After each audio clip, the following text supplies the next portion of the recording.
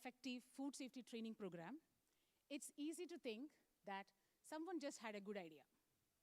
The truth is, those engaging and effective tools are usually the result of a solid design process. Dr. Matthews Cesaretto and Barbara Chamberlain are here today to walk you through the process they use in developing food safety games, animations, and interactive programs. They are with the Learning Games Lab in New Mexico State University. Get really think through to discuss your own ideas as they design together. We thank both speakers for joining us today. Please join me in welcoming Dr. Matthews Cesaretto and Dr. Barbara Chamberlain to the stage. Let's begin our masterclass.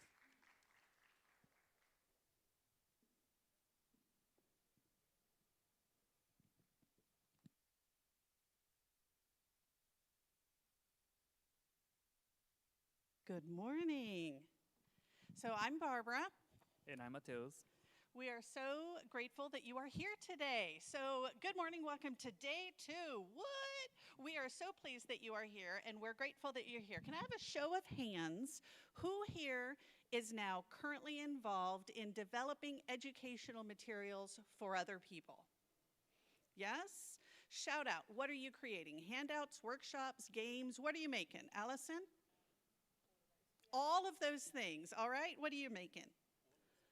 All except games, all right? How about back there? What are y'all making? What's that? Games, yes, great. Anybody else have something? Okay, well, we're gonna be ready for you to make something when we leave today, because that's what we do, is we develop educational games and videos and animations, and I wanna start by one of my very favorite quotes by John Dewey, who is a learning theorist, and he says, "We do not learn from experience. We learn from reflecting on experience." So that is going to be what we do today. There is going to be a lot of reflecting. So the very first thing you need to do, Mateus? Oh, me? Yeah. Is to make a friend. So Yes. today, sorry, I was distracted.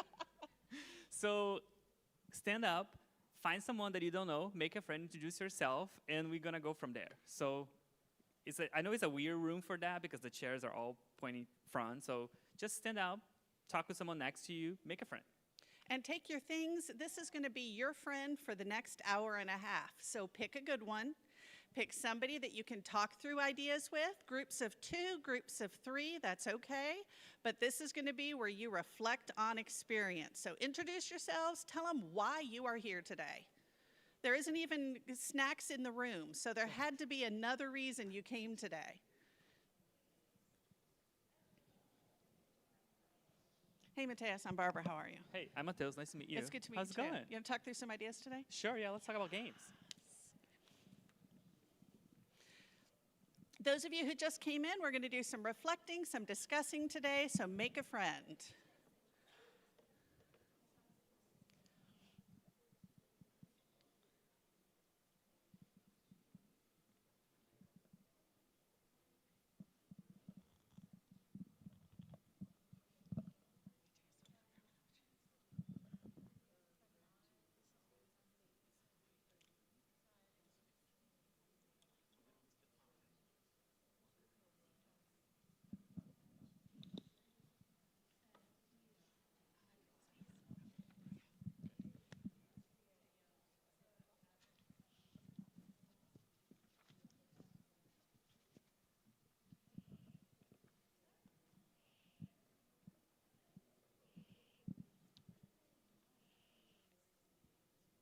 All right, does everybody who wants a friend have a friend? Yes, I see some introductions going there. If at any point during today you did not get a friend and then you start thinking, I want a friend, just pick up your chair and go find a couple of people and join in with them. All right, so we asked you to introduce yourselves, so do you want to introduce us? Sure, yeah. So we are from New Mexico State University from the US. We are from the Learning Games Lab. So we do a lot of educational material development. We have games, animations, virtual lab, and we have a lot, but I mean, a lot of materials on food safety, from games, animations. I have some bookmarks I can share with you later. But basically, we do research and development of educational media. And one of our, main content areas for us is food safety. Absolutely right. And we have a QR code at the end where we can share a website that has all of our food safety animations. We have food safety things for kids. We have them for adults. We have them for produce processors. So we'll share a QR code with you later. So the development process we're going to go through today has been many years in the works. And we know when we get ready to make a tool, we're going to put a workshop together, we're going to put an animation together or a game. We start with preparation, we get everything ready, we get our team, we figure out how long we have to make it, and then we kind of design it real quick, and then we go to production. This is one of the things we see a lot. You start making the thing, and then you go into the phase of release, where you release the thing, you deploy it, right? But this is kind of the problem, because what happens is this little teeny tiny design section there usually doesn't get enough attention, because someone thinks I have a great idea and they say I'm going to do it this way, and then they move into producing. But the design, that's the most important part.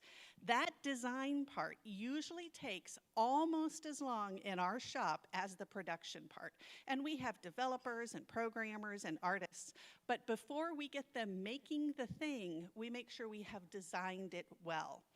Often what we do is we work with our content partners, and we get together and we have a wonderful design summit, and we spend 2 days, sometimes 2.5 days, and we work through these 5 steps that we're going to go through with you today. But to be honest with you, this is our 2nd year at the Dubai International Food Safety Conference, and we're seeing what you're capable of. So we're not going to take 2 days, we're going to do it in 2 hours. Are you ready? Okay, let's get started. There's 5 steps, but I suspect you might already have 2 things in mind, because step 1 is an idea. What is the problem? What is it that you care about? Helping people recognize the risks of allergens in food and preparing people to do allergens. Or thinking about water quality when we're putting water on our produce before we do that. Or maybe helping people in the kitchen make sure that they are not cross-contaminating their surfaces. So there is a problem you already care about. Some of you might also have an idea for the game already. Or I'm going to use the phrase game, but it could be animation, it could be a class, it could be a workshop. You might have an idea about how you want to do it. And if you do, awesome, just hold on to that, because we're going to go through the other 5 steps as a group, okay? So what are those steps? We're going to start by defining the problem. Then we're going to figure out how the people we're reaching change. They are different now than they will be once you work with them. What are those changes going to be? We're going to think about transformational actions. What do they have to do to create that change? Then we're going to find ways to encourage and enable, and then we're going to turn it into a game or an animation or a class. That's a lot. We're going to go through it a bit at a time. Are you ready? Step 1 is to get the worksheet. No. Yeah, if someone can help us distribute the worksheet, we have a 1-page worksheet that summarizes the steps we're going through. So some people are going to give you some of this worksheet right now so we can start working on. In today's modern age, you may not recognize this. It's a piece of paper and a pen, a surprisingly great way to work through things. We try so hard when we travel to not waste paper, but we just think it's useful to work through some ideas, to write it down. And we know the research is behind that, right? The activity of writing with a pen actually helps cement it.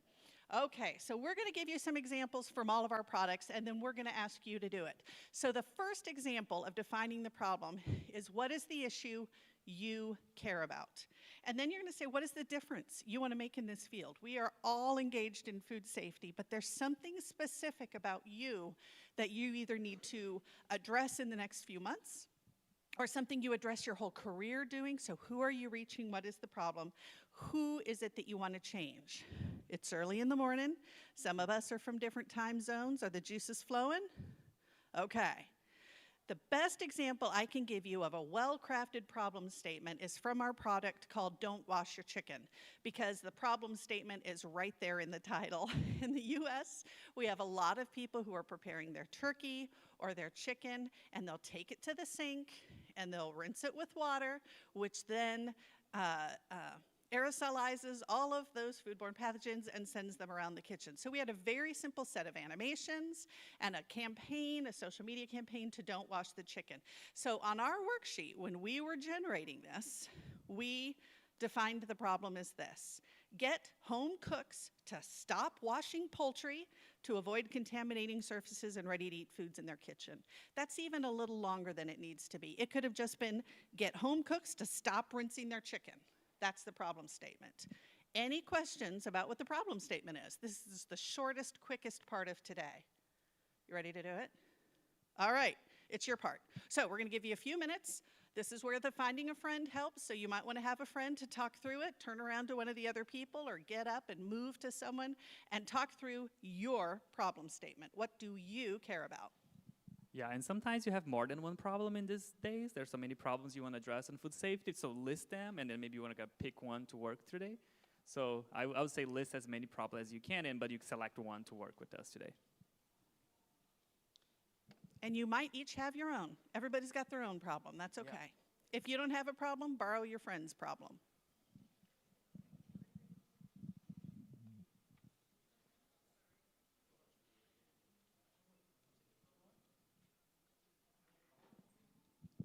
And if you don't have a pen, we have some pens. Did everyone get a pen? Pen, piece of paper? It's a full service workshop today. Yeah.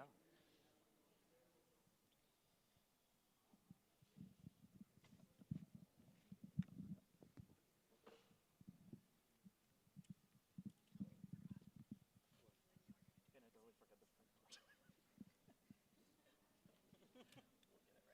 You can take it.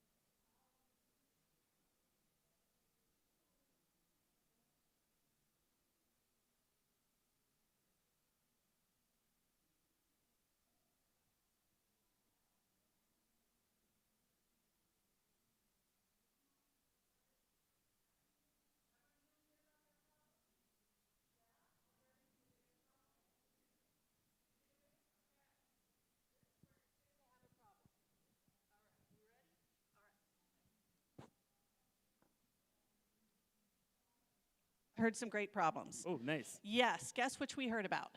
Hand washing? Yes. Ah! because hand washing is, who here has the problem of hand washing? Not you.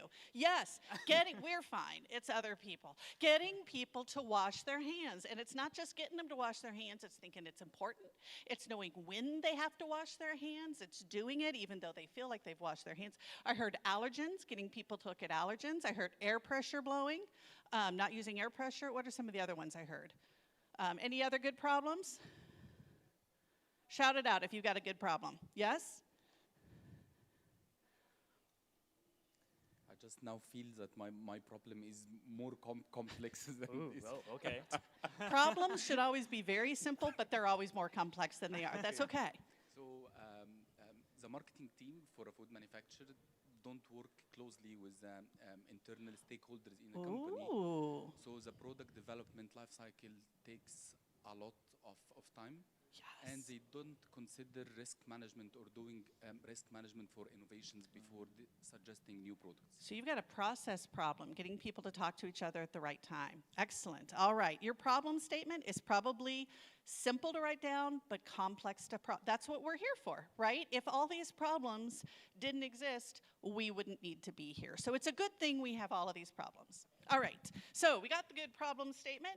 The thing about this 5-step process is you're going to go back and edit a lot. You're going to be on step 3, and then you're going to be like, hold up, maybe I need to change something in step 1. Yes, we call that iterative design. We encourage you to do that. So feel free to edit. All right, let's talk about your player.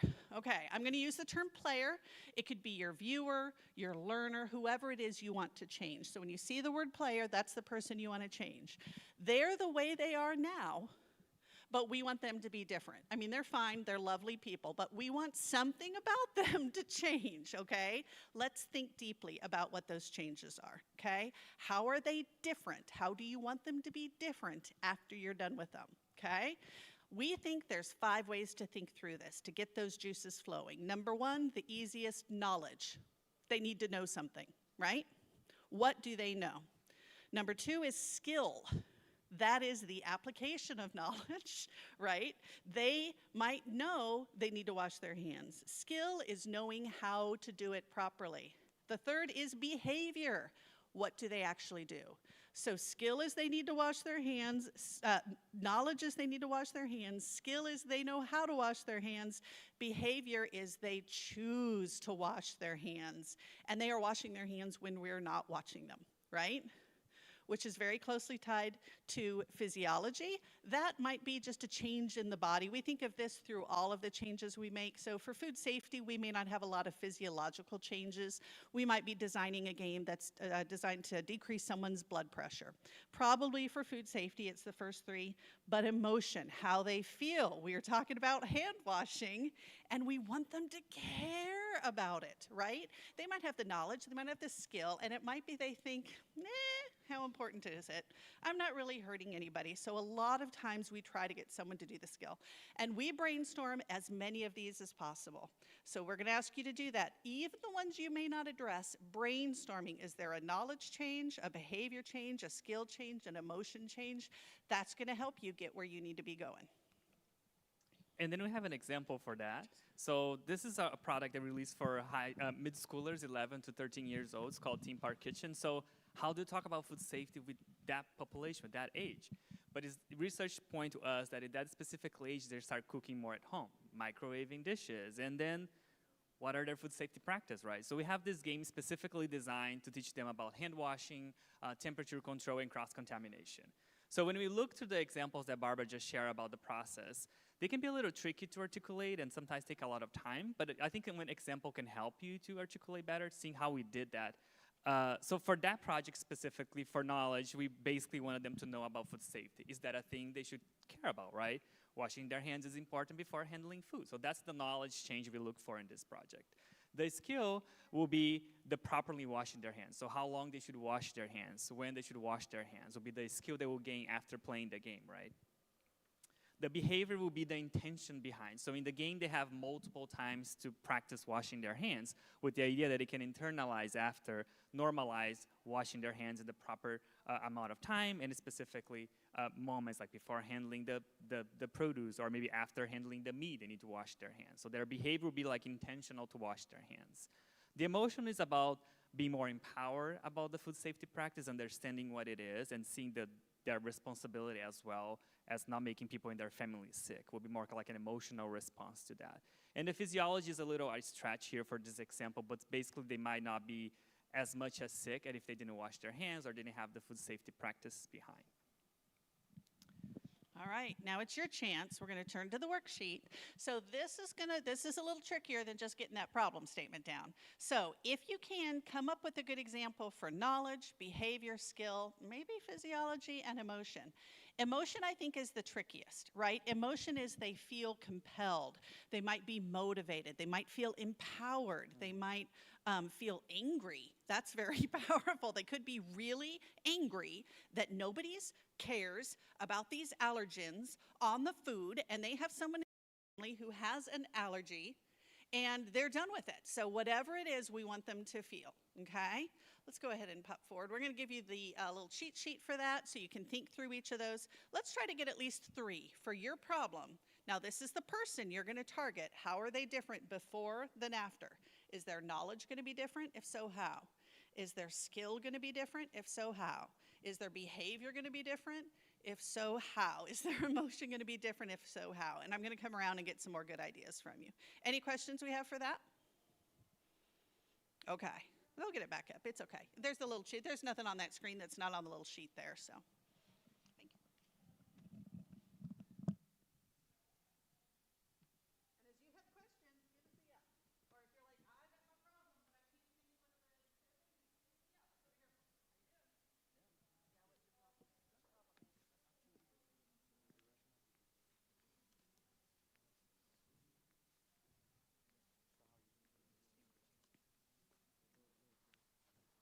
Okay, yeah. For the skill, Mm-hmm. the critical thinking, communication, and conflict Right, resolution. yeah, because they're the process, yeah. And for the behavior, empathy. Right, yeah, understanding other roles, Yes. yeah, for sure. Yes. And for the emotion, being confident and motivated. Yeah, nice. And I think Every also for the party. emotion, be like part of the team, right? I think it's connected to empathy, right? Yes. Understanding that their actions will impact. I'm disconnected with the physiology. Oh, that one is a little hard. I don't think you don't need to have all of them. Oh. You can pick like 2 or 3 for the problem you have. I don't think you need the physiology for your problem Okay. specifically.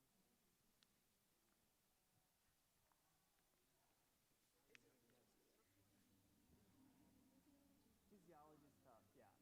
Yeah. And then for projects, we usually have like 2 or 3, not you don't necessarily need all the 5. And the physiology is a little hard to connect for specific things.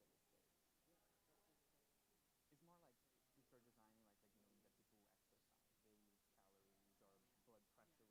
So that can be more like changes in their body, right? So I think for food safety they need to be less sick, but it's a stretch to say that. Yeah, but you don't need to have all the 5. So pick like 1 or 2 that, and it also changes people's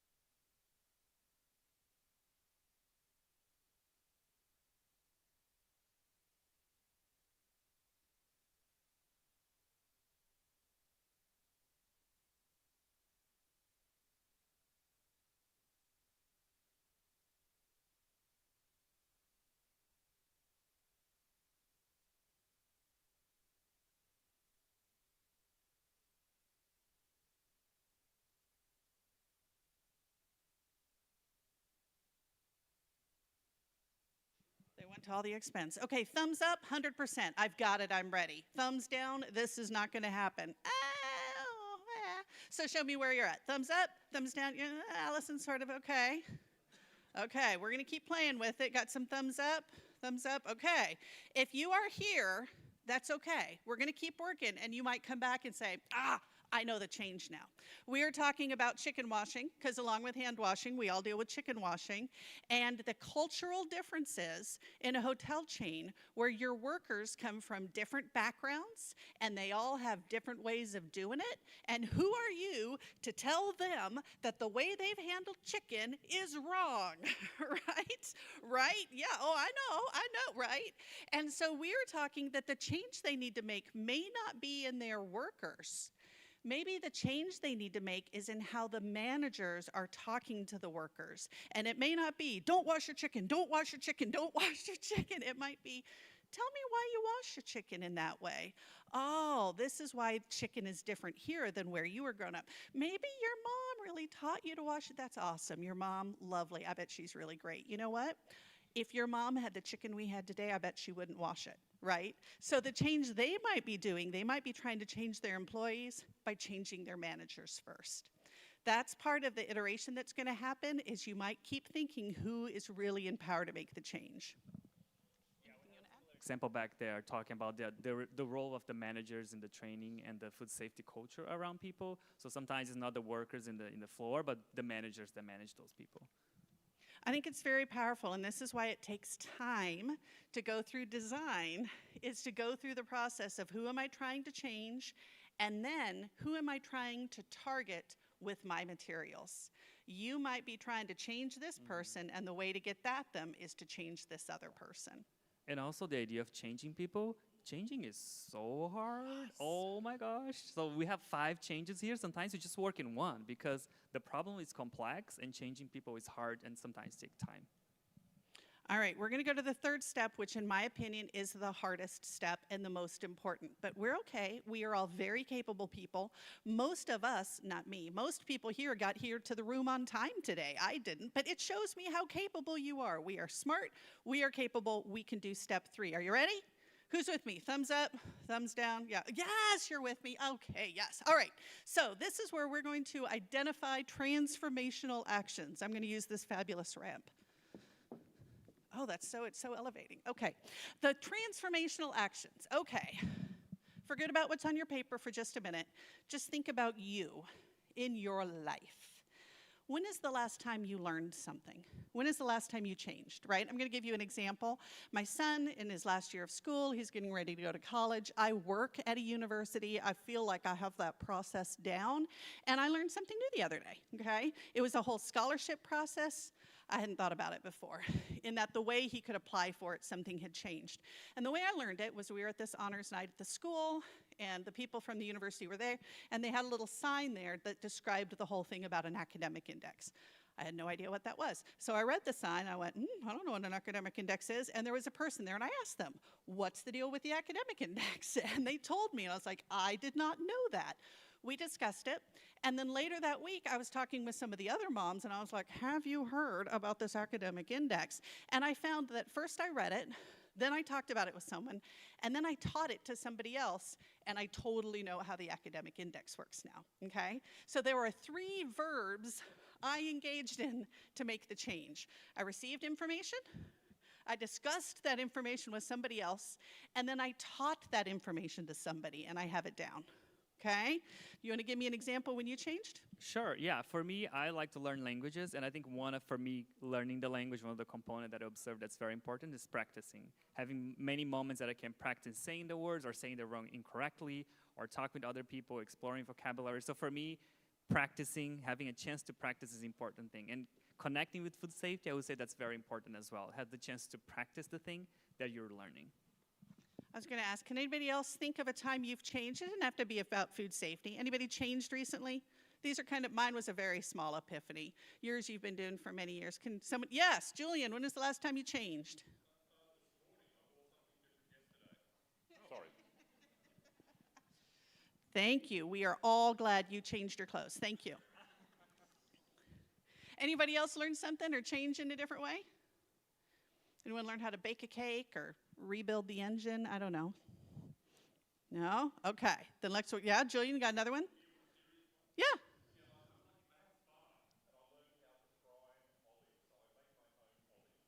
Awesome. How did you learn that? Okay. So did you read? Did you watch? Yeah. Oh, do I need it? Sure. Okay, so you read, you watched some YouTube Hello. videos. Did you talk to anyone, an extension agent or anybody who came and helped you brine olives? No, that's a very good point. Well, actually, at least one of the websites was what a Department of Primary Industry site. Okay. So yeah. you got to do some interacting. You got to do some autonomous decision making. You got to decide what was important to you, right? I mean, how many people here have watched a YouTube video and a third of the way in you turn it in because you're like, not good enough, right? You got to make some decisions. Yeah, do you have a good change?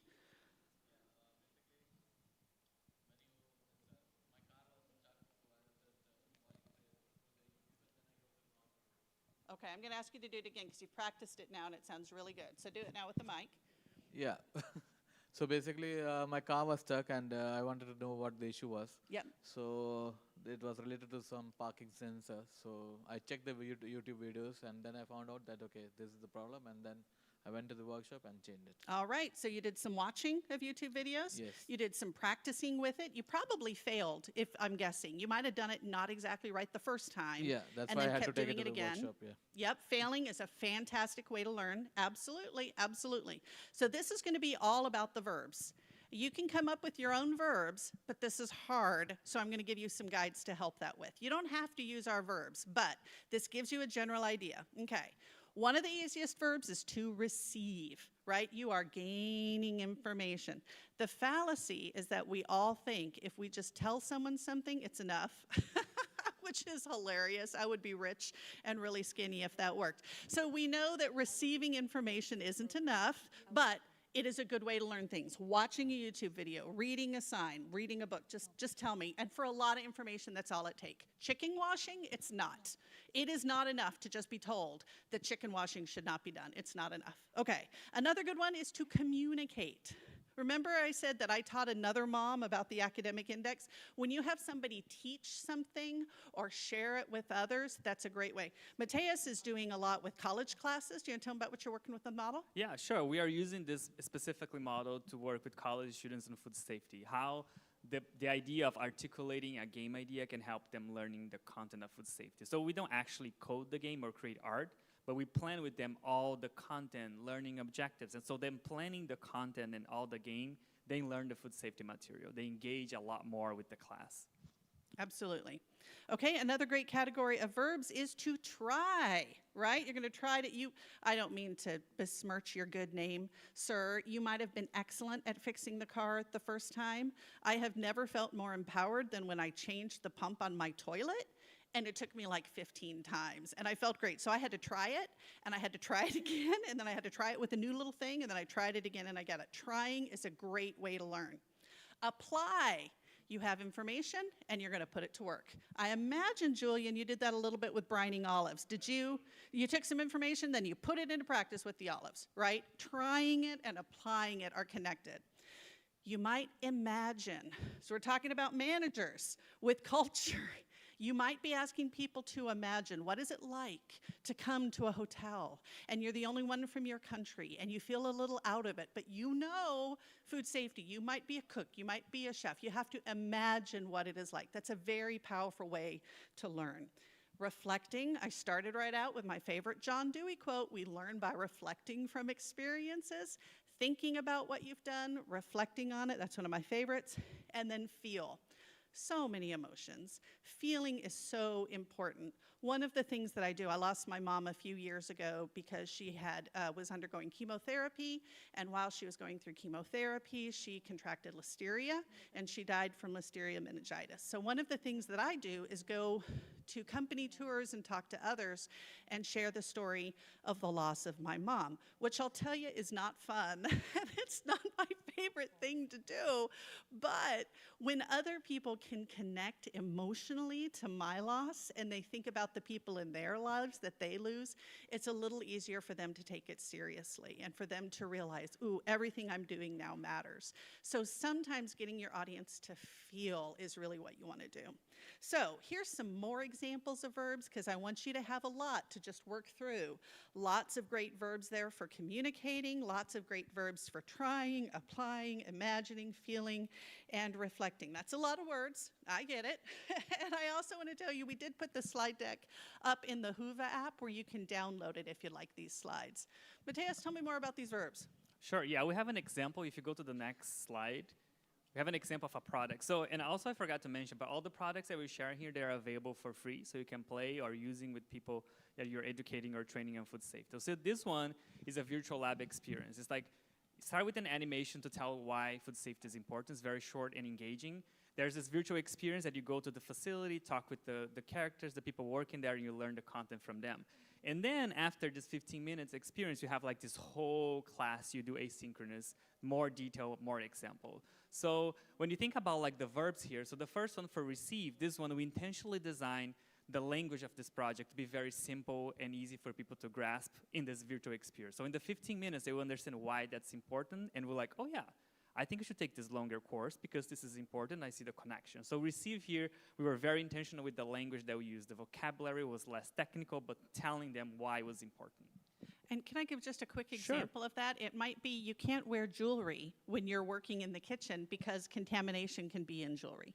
Very small nuggets. Yeah, and there's a lot of visual as well. And then specifically in the region that we have, the characters were designed for that region. The name of the characters were intentionally selected for that region so people can connect with those characters and see themselves in that position. So the next one is the communication. So it also can be used for managers to educate the people that they work with so they can share and communicate about that module with other people. So that's also another way that people can learn from this module. The try, so they have different exploration in this virtual lab, so they can choose the areas they want to explore. So there's some agency there, so we don't tell them, go to this room first. We give them, explore this room, choose the characters you want to interact with. So give them this possibility of try and finding the path they want to learn. The apply, so we have their own facility so they can see, they can connect with the examples that we're going to give to them. And again, the characters, the name, the positions that the characters are, give this apply situation. They see their reality in this virtual lab. So the imagine is how they see themselves in that kitchen. So the idea to create this connection is for them to see the products they're creating and connect. So we have a variety of examples because we know that people have different products, different produce that they work with. So give them this range of variety of products for them to identify with. Reflect, so after each room that they interact, there's like a very short quiz, very visual, so they can apply the knowledge that they just learned. So it's a simple way for them to engage with that content and reflect about the things that they learned. And finally, the feel, so they can care and connect about. So the whole project has this why behind, showing why that's important, why they should care about. Now on this one, you cannot cheat and say the verb your audience is going to do is to come to my workshop or to view my animation. That's cheating. What you need to think about is how are they, this could be a year-long process your subject audience is going through. It could be a day. What are the verbs they have to go through to create the changes you wanted to make to solve the problem you identified, okay? So, I-tips. These are the changes you had. Some of those, just rephrasing them, was receiving. They had 4 specific areas in the factory, the processing room, the warehouse. They could just receive that information.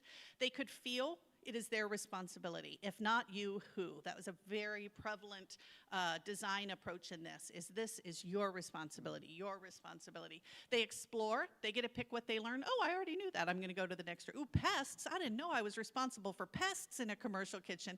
They really get to choose what they want. And then that quiz and identifying gaps, we're not collecting data on the quiz, we're not giving them an award for first place. It's so that they can quiz themselves and say, oh, I thought I knew that, I guess I didn't. I want to go back and learn more. And then there's the whole class. Okay, so you don't have to use our verbs, you can use your own, but your audience, what do they need to do to go through that change? you're probably going to want to pull a few verbs, right? You're probably going to have 5, 10, 15 of these verbs, and we're going to come talk to you about them. So think about your audience and what they need to do. Yeah, and here we're not even think about the game yet. So think about activities people need to do to learn that content or to learn that skill. So that's why the verbs come on place to help you think about those things. Any questions for the group before we turn you loose on this one? We're going to turn you loose on this one. All There we go. righty.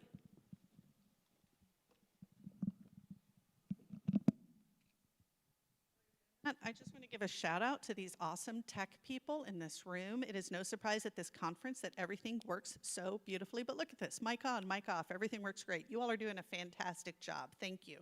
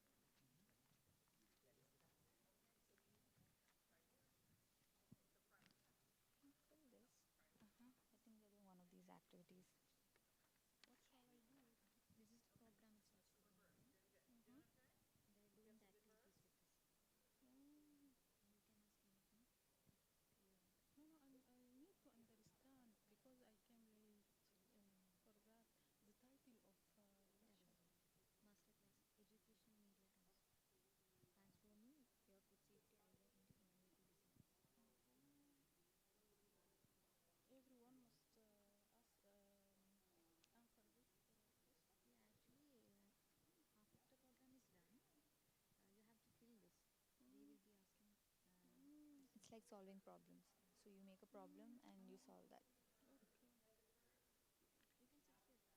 Do you have a pen?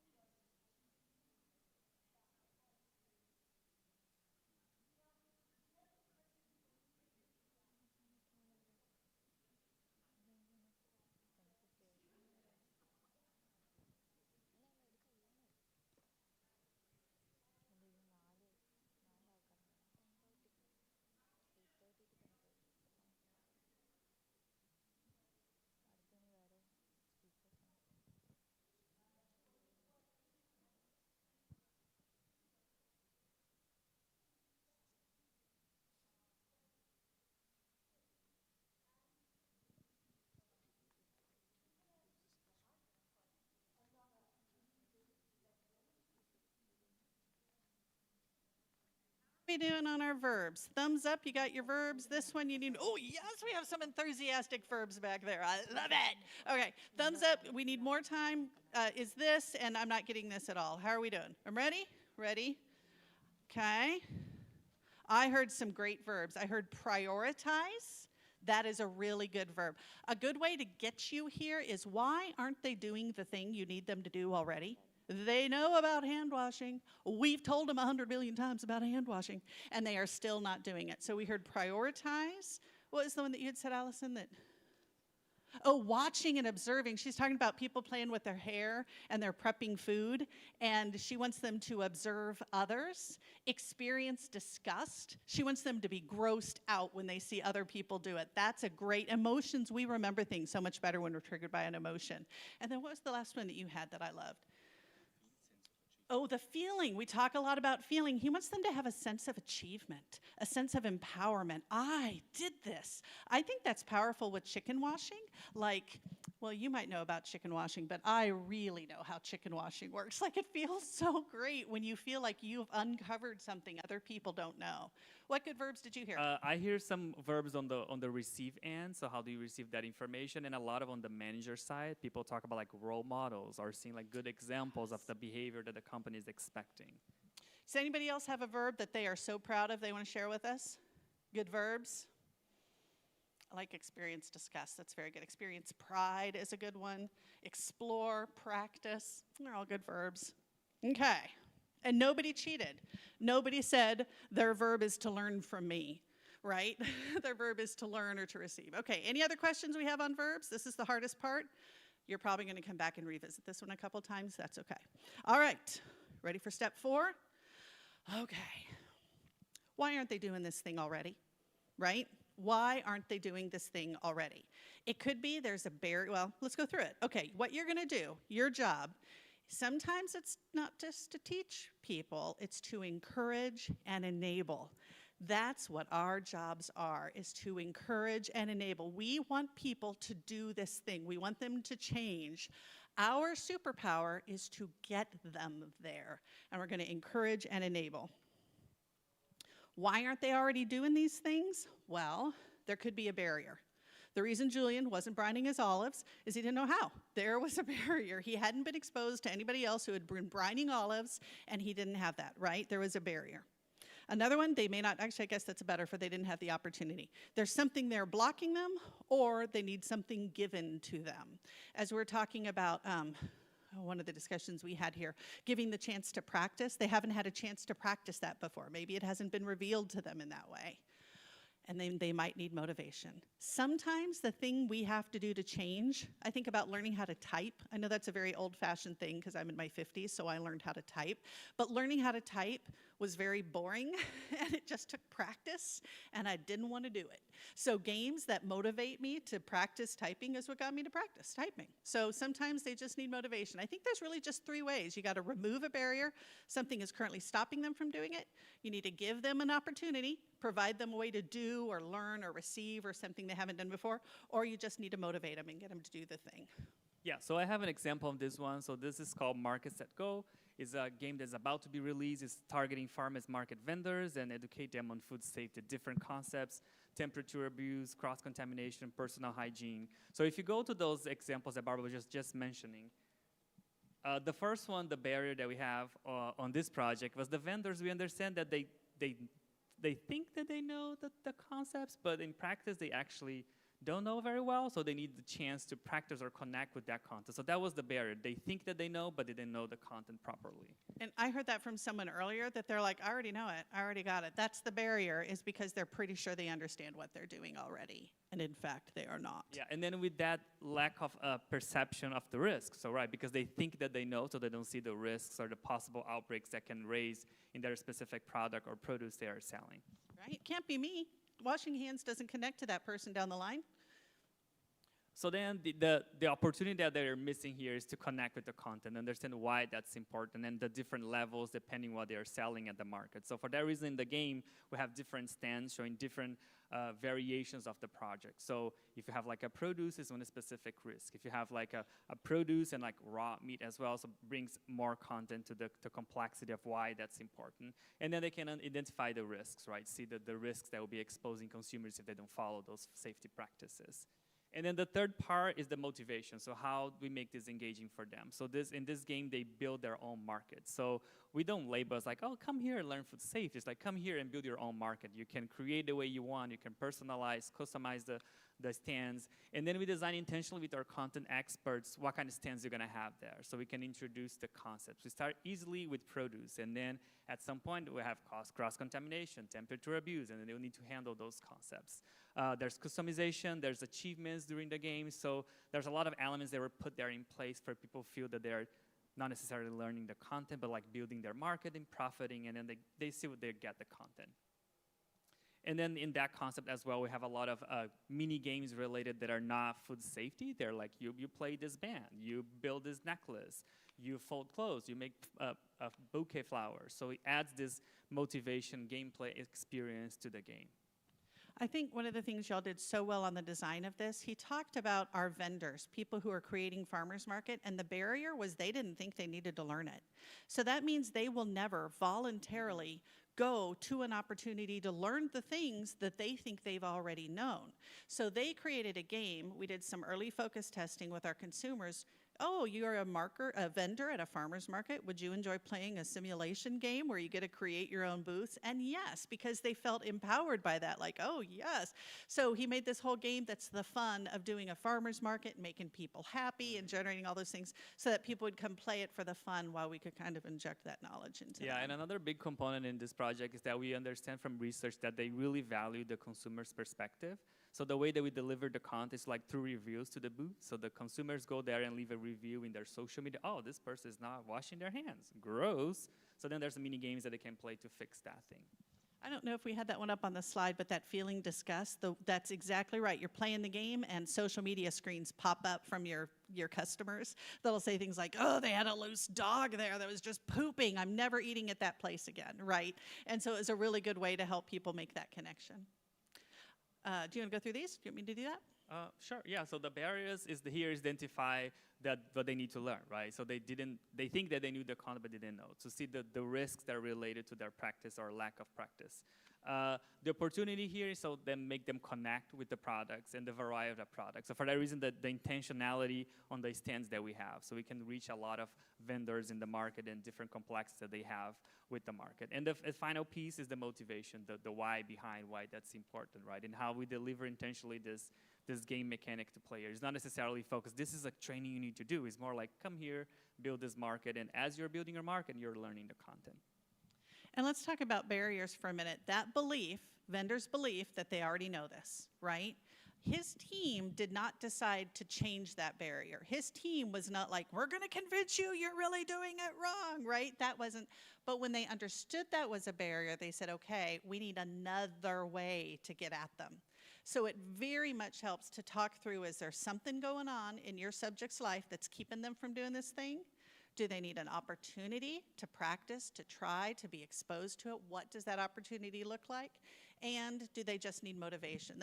Games aren't the answer to everything, but games are a great way to kind of provide some of that motivation in some settings. All right, so you know the drill by now. Now you get to, I made a little clicky noise unintentionally. Now you get to do your own. So think about, how are you going to encourage and enable your player? Is there a barrier they have that you're going to need to remove for them? They didn't have an opportunity, they need motivation. A friend of mine, Jesse Schell, he and I came up with the framework. He did a whole game targeting middle school learners in the US that's about 12 to 14 years old to try to get them to read, because that's when they stop reading. And so their game did a whole bunch of things, but they realized for a lot of kids, they just didn't have exposure to the books that they loved. So they went and got the licenses and included 1,000 books in their game where you could go in and people would point you to that. I think that's the best example of meeting a barrier that I've seen. Okay, talk to your friend, work through it on your own, but figure out how are you going to enable this. Ties to those verbs. So you're going to look at your verb list again. What do they need to do? How are you getting to do the thing? We doing good? Have at it. Y'all didn't know we were going to put you to so much work today. Early in the morning.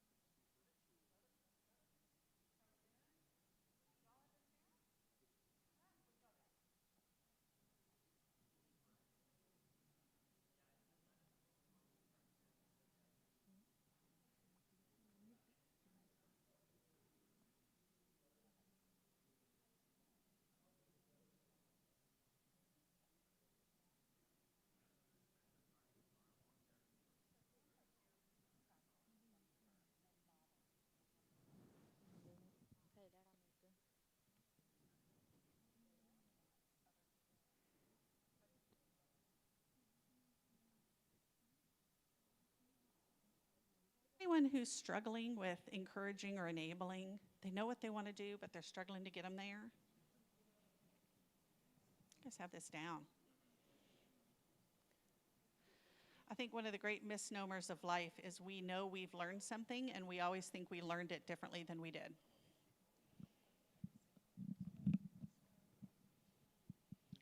Okay, I know we're still working a little bit, but I want to get some really good examples from people. Does anybody feel like they have killed it on the enable? Let's start with the barrier. Does anyone have a barrier that they need to remove for somebody?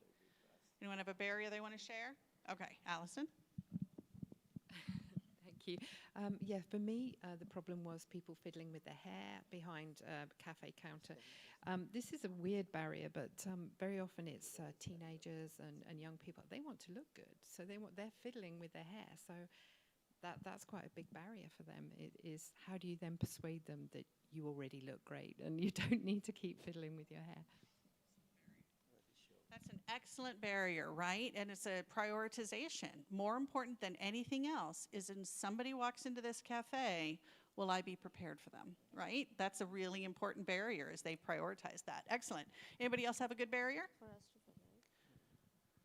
follow it. Okay, how about an opportunity? Who needed an opportunity to do things in a different way? They've never had the chance to do it this way. Anyone got a good opportunity to share? Y'all are very clever. I heard some good things. I understand if you don't want to share it with the mic, but I got a mic. It's just waiting for you. Opportunities? Yeah? Okay, give us a good opportunity. This is again for new products innovation, is to have less time to market your new products.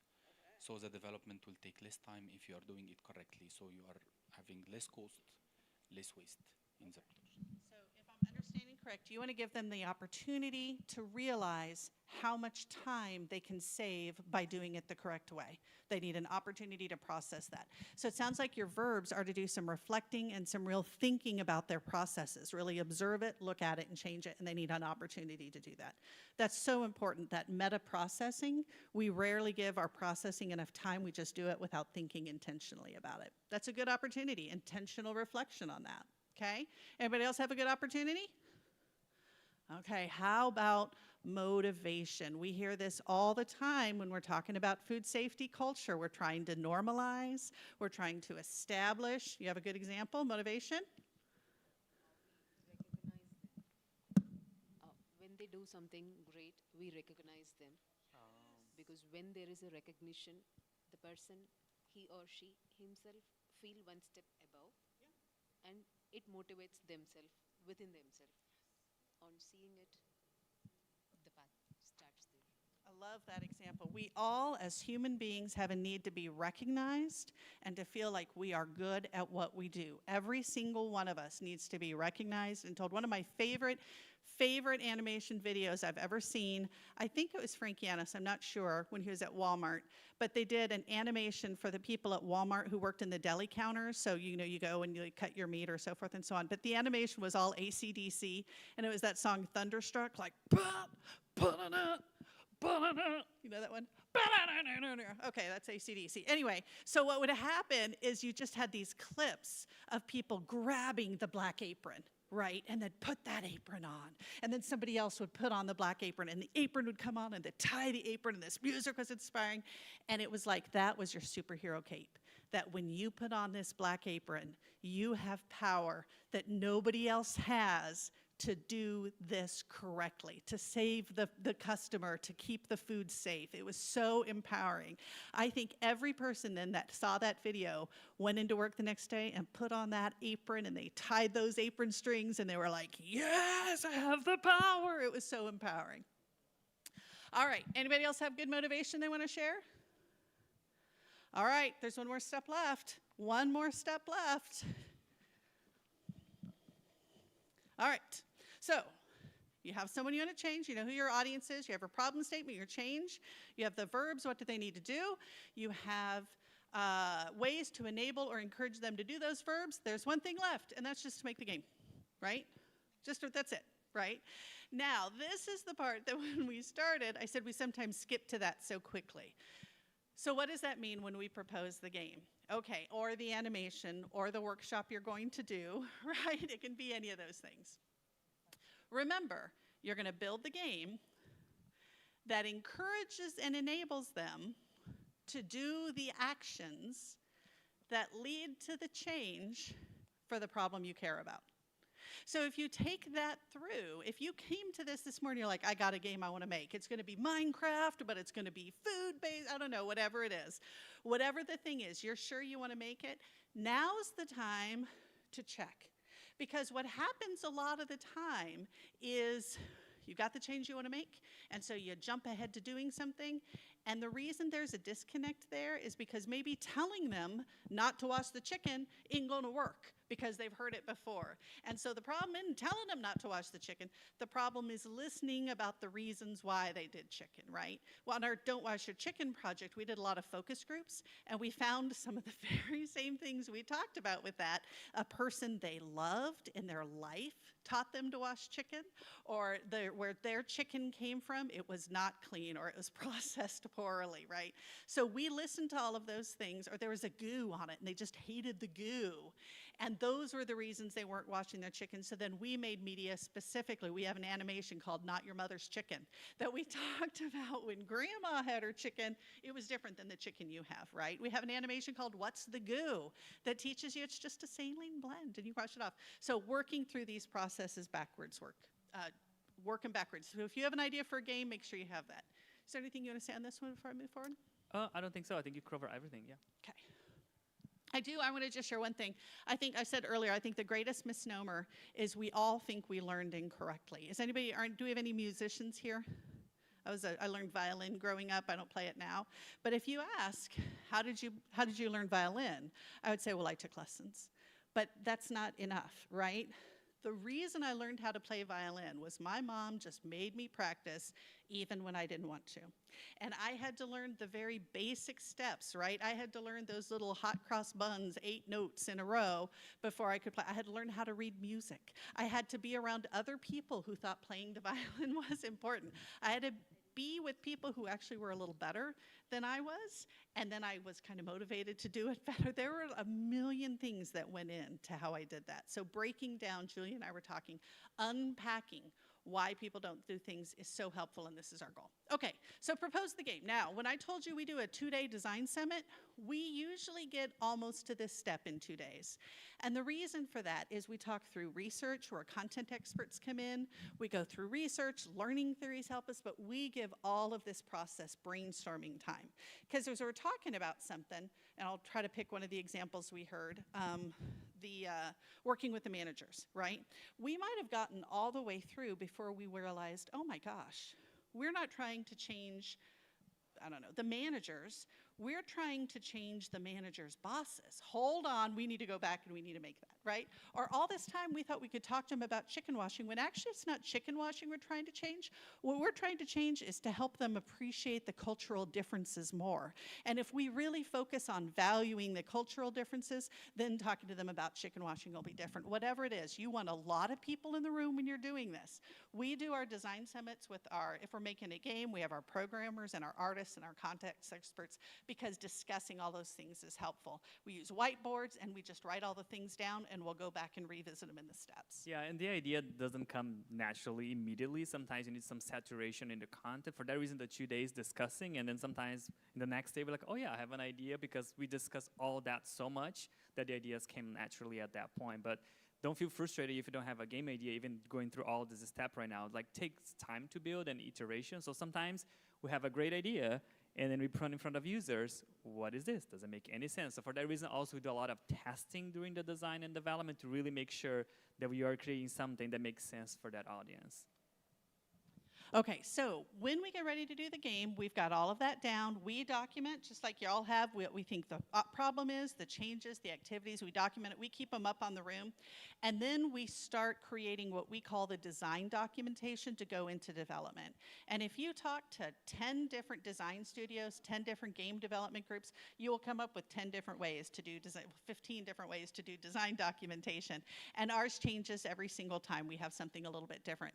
But generally speaking, we try to make sure that everyone who's going to build the thing, whether it's just you and another person or a team of developers, a team of programmers, everybody understands why we're trying to make the changes stages and what those are. The more expertise you have in the room, it's better it is.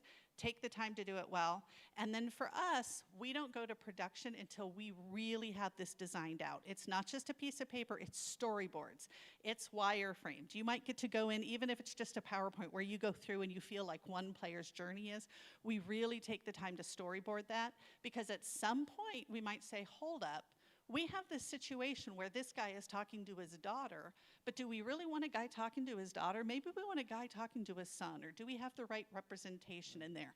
So we go through lots of drafts in it before we go through to final production.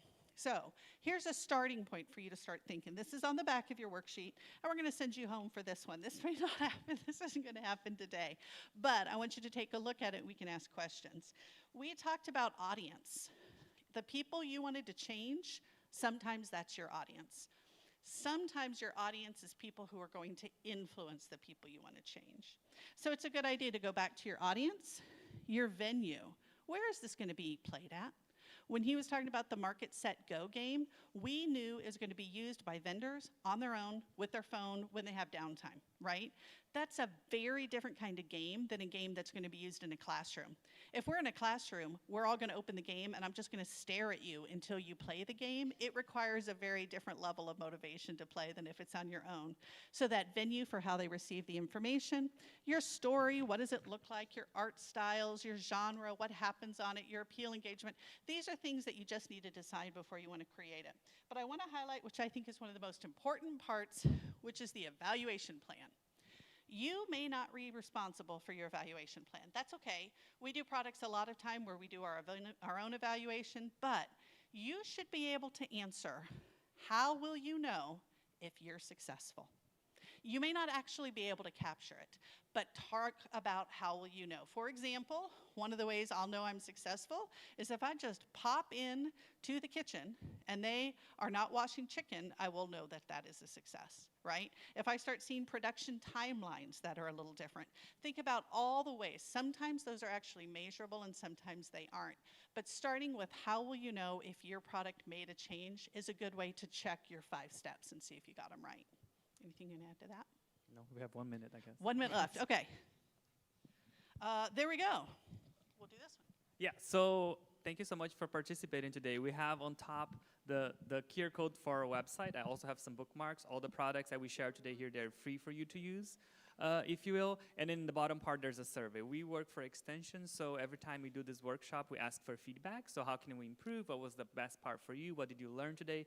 Very short, simple survey. If you can give us feedback, we really, really appreciate it. And I think we have, the session goes till 10:30, right? So I think Judy's going to join us back for some reflection. Okay. Yes, I have the time right? That's correct. Oh, good, okay. Thank you, yes, so while we're doing some reflection, yeah, take a look at all the materials and then the survey if you want to. Okay, sorry, Judy, come on out. Oh, no need to apologize. A round of applause for Barbara and Matthews, everyone. That was super insightful, and I appreciate how you also incorporated gamification without the need to be high-tech all the time, right? And we're talking about cultural differences as well, and working between not just value systems, but belief systems as well, because a lot of it is honed in on belief systems. So my question to the audience, and I have our lovely volunteer here to support us today, is what are some wins that you have experienced when you're driving behavior change by using a simple game? What have you noticed change amongst your employees because of using a game in the education space? And a lot of your educators in the room, I recognize some of you.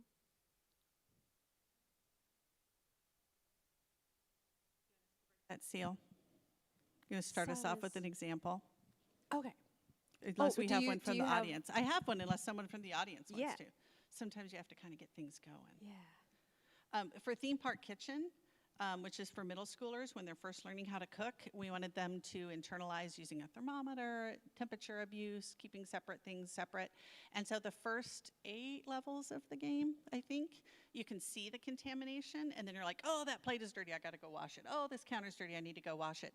But then at the very last levels, the levels at the end, you don't see the contamination, and kids pick up on that very quickly. And then they're like, oh, but they've already internalized when to wash or separate. And so you can see when they're playing the game how good they are. And it's really kind of fun. They notice it, and then we get a very quick way to be like, they've got it down. Oh, wow. I think that's a good example of, we didn't quiz them on that, although we have study materials on the rest of it, but within the game, it doesn't quiz them on that. That's more behavioral. Yeah. Yeah. But that's Absolutely. a game. I know there's some good examples of workshops that have worked or animations that people have done or videos that y'all have done that work. Right, right. Thank you for sharing. And folks, how do you work with groups where you have different languages in the room? That's a good one, right? And maybe English is not a common language. How do you connect with them? What have you experienced? Do you have a story you'd like to share? Can we have a mic here, please? And feel free to introduce yourself to the audience as well. Thank you, Mohammed. Mohammed Mohammadi. I'm doing training and consulting for the last 21 years. Mainly, the challenge in having different languages, people coming from different areas, is to how to tailor your message to suit everyone. And another challenge, some delegates, they shy to tell you that they don't understand you. You are doing it very quickly, especially if no one else in the room is speaking. So what I try to do, even to start it as early, even before the training start. So maybe a little ice-breaking, one-to-one discussions before the training to encourage everyone. Getting feedback from smaller groups at break times. Sometimes I need to repeat the message in both languages directly, so it's a real-time translation, for example, Arabic and English, mainly in very specific parts. Encourage people to share their ideas in their own language. They don't need to stick to the official training language being delivered in the training room. Wonderful, and thank you for taking us on a journey, Mohammed, with, it's not just about the language, but it's also about how we engage with that language and connect with them, right? So how many of you are trainers in the room? Let's see a show of hands. Trainers in the room. Okay, how many of you both train and audit facilities? Okay, because in that space, now that's different. That's, training or teaching on the job, right? So what are some examples where you've noticed something happen right on the job, and it was a teaching moment at the same time you were performing an audit, right? So this is where things get interesting, because our role is to make compliance not seem overwhelming. At the same time, we got to report it as well. So what's the balance there, auditors? What advice do you have when we think about using education, making it accessible, putting in a little bit of play involved, and being compliant? Mohammed, I feel like you have quite a few stories there.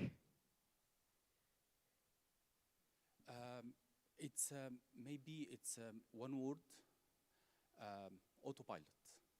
What I mean by autopilot, if you are doing auditing and training, I usually tell auditors in training, we used to do a lot of things as a second habit, so we don't think consciously about everything we are doing. So what I encourage people to do is please turn off the autopilot mode when you are doing auditing, because you need to be aware about yourself. It's self-awareness and context awareness. Try to spot every single behavior, every act, the body language when you ask questions, because all of these, and try to take as much as you can examples which you are going to use back in the training room if you are going to deliver a training. So it will not be a theoretical, it will be more practical and based on the culture of the site, especially if you are doing audit for the site and consult or train them later on. So it will be a tailored stories different from one place to another one. I love that analogy, and I love how you also use your body language, which is turn off the autopilot. And you actually implied it with a little button, which I thought was really cool because there's a visual like, oh yes, I have the switch that I can turn off.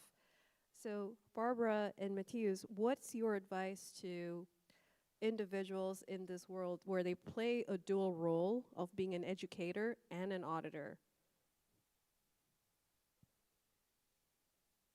Yeah, I would say that can apply for many questions, but for me, the secret will be know your audience, know the people you're working on or training or doing the audit. I think once you know your audience, everything will be intentional, right? Because you tailor to that specific audience, not something general. You understand that people, their beliefs or their culture, and how can you accommodate that or the training be more relatable for that specific audience. So I would say know your audience, and then everything you do will be intentional to that group. I have a question about that very interesting intersection between your auditing and your training. We know that our emotions trigger our ability to remember, right? And when you feel a strong emotion, you will remember, but it's not always a good thing. And I think an example of that is shame, that when you're doing an audit and somebody is experiencing shame, it's a spectrum. Because at one point, oh, I can't believe I got it wrong, and the auditor was here, and they saw me, and I'm a little embarrassed about that, and you will never make that mistake again. However, if the shame is too strong, you shut down, and you can't process. And so I think it's I'm curious if anybody here has found a situation where you find somebody's doing something wrong. How do you handle that so there's enough of a motivator, they will listen to you, but they don't shut down because they're so ashamed? Do you all have experiences with that? Shame is very powerful. You have to wield it carefully.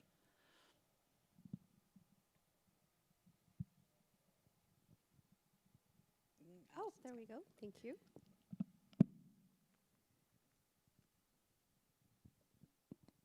Thank you. Yeah, I have, and it was when I was teaching, actually. So I'm not an auditor.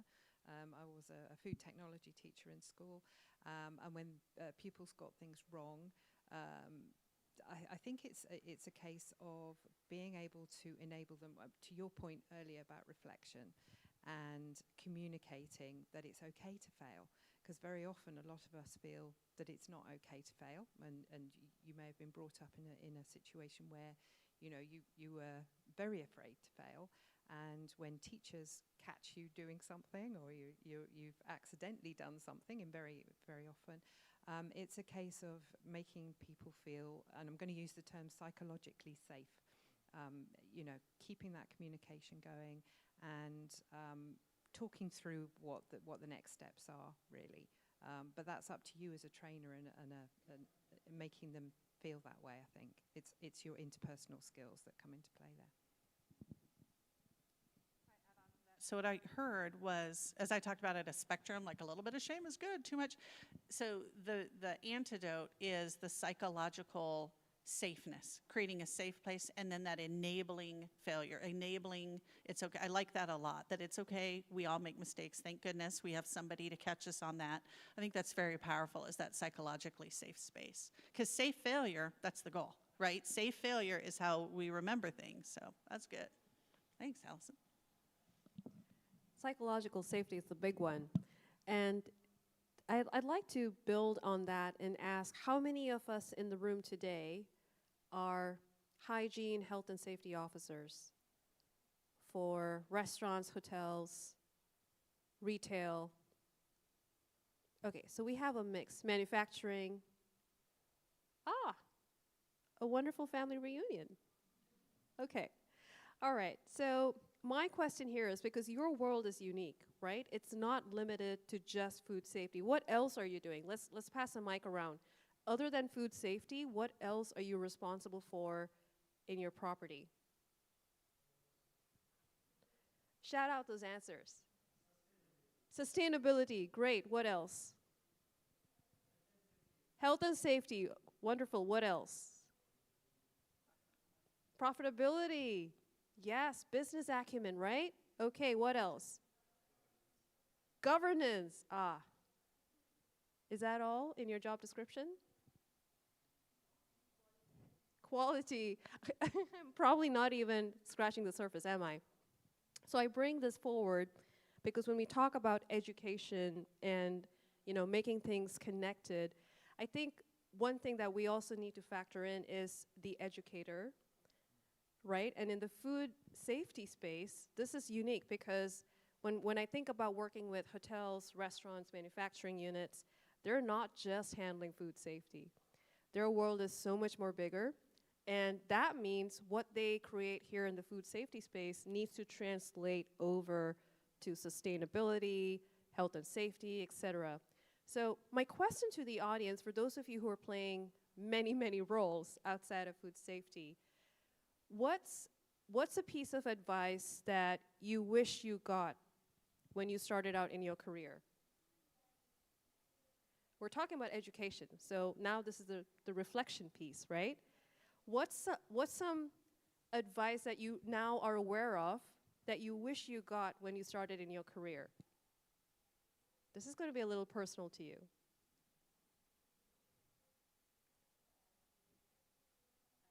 Things to say because they're laughing. They are. And they are laughing at their younger selves. Yes.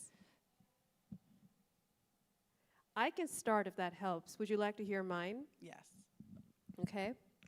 Mine was, it's okay to eat lunch.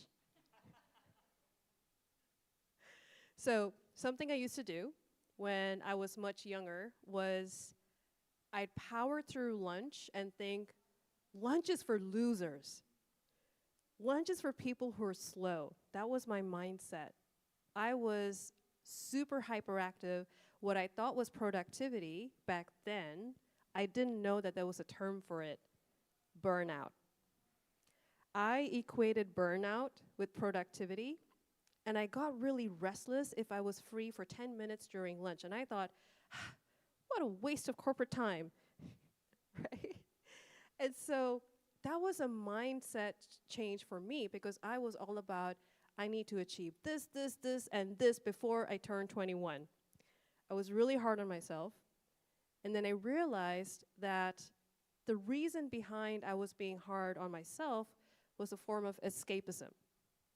I was trying to create a reality that I could escape from, not run toward. And so that's me being vulnerable right now with why I was so focused on achieving so much with so little. So I turn it over to you. What's something that you've learned today that you wish you heard when you started off? Thank you.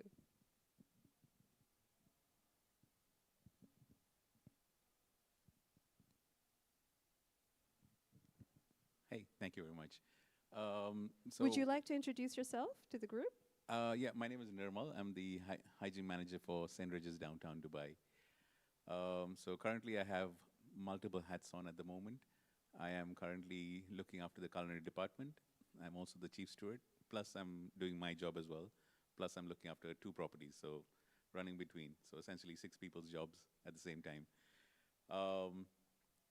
But what I figured out was, just to piggyback on your story as well, is just because you are there from 8 a.m. in the morning till 6, till 7, till 10, doesn't mean that, oh, I'm there, that means everything's okay.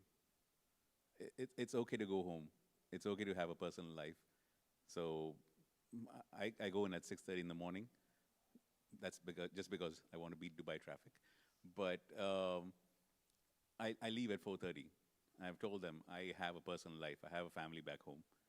So it's okay to go home. You don't have to live in the hotel.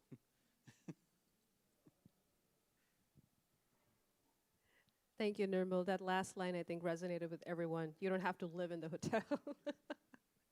That was a good one. Members of the audience, do we have any questions for our speakers here today? from an educational standpoint, or even some tips with how to make your training better.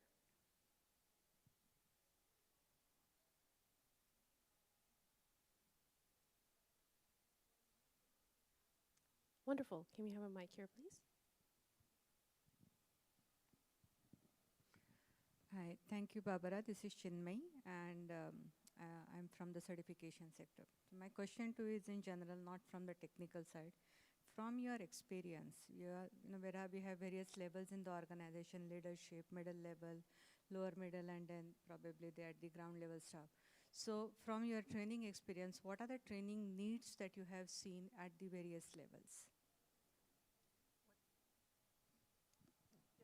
Okay, what does training look like at the different levels? Yeah, the training look like, or what are the training needs, of, let's say, middle management, of senior management, or of ground level? What is it that you have seen from your experience?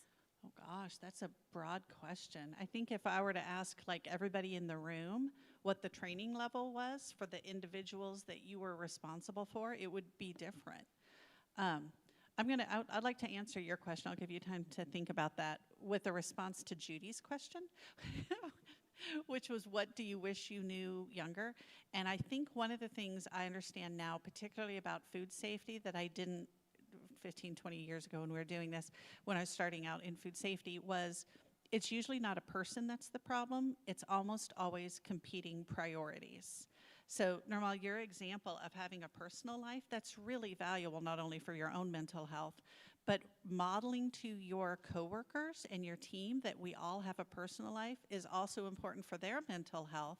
And it opens the door to understanding when you are on your worst day at work, when you make a mistake, when you do one of those things, it's because you have a competing priority in your head. It's profitability, or you've got to do something by the end of the day, or you're trying to fix that one thing, or you've got to get to your kid's piano lesson, whatever it is. It's not because you're an idiot. It's not because you're not capable. It's not because you don't know better. It's because you have a competing priority. And I think helping people understand and accommodate and recognize those priorities opens the door for feeling psychologically safe. Yes, I will connect the dots. Being psychologically safe to fail and to go through those. So I know I didn't answer your question well on that, but to me it's recognizing there's things everybody at every level has, and it's because they're trying to get a lot done. It's competing priorities. Did you have a thought on that? Sure, yeah, thank you for your question. I would say, and I will go back to the audience because I think it's all understanding the audience. And sometimes we come with content experts, they come to us with a very specific problem to a very specific audience, and they have some data supporting that why people are not doing that practice or that behavior. But sometimes you don't have the answer for that. Sometimes you need to do some research or focus group to understand the beliefs behind it, or why people are not doing that, or why they don't see the importance of that.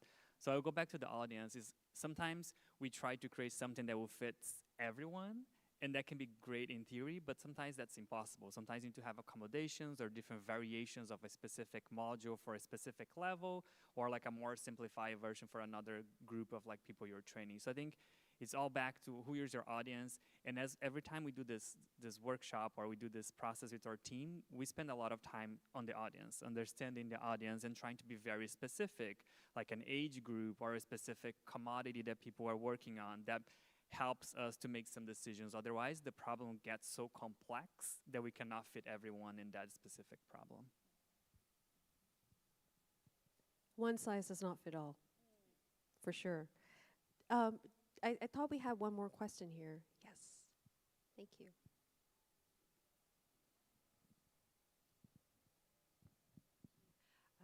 Just a question for both of you, because you had some amazing products up on the screen, and you've talked about some fantastic projects that you've been working on.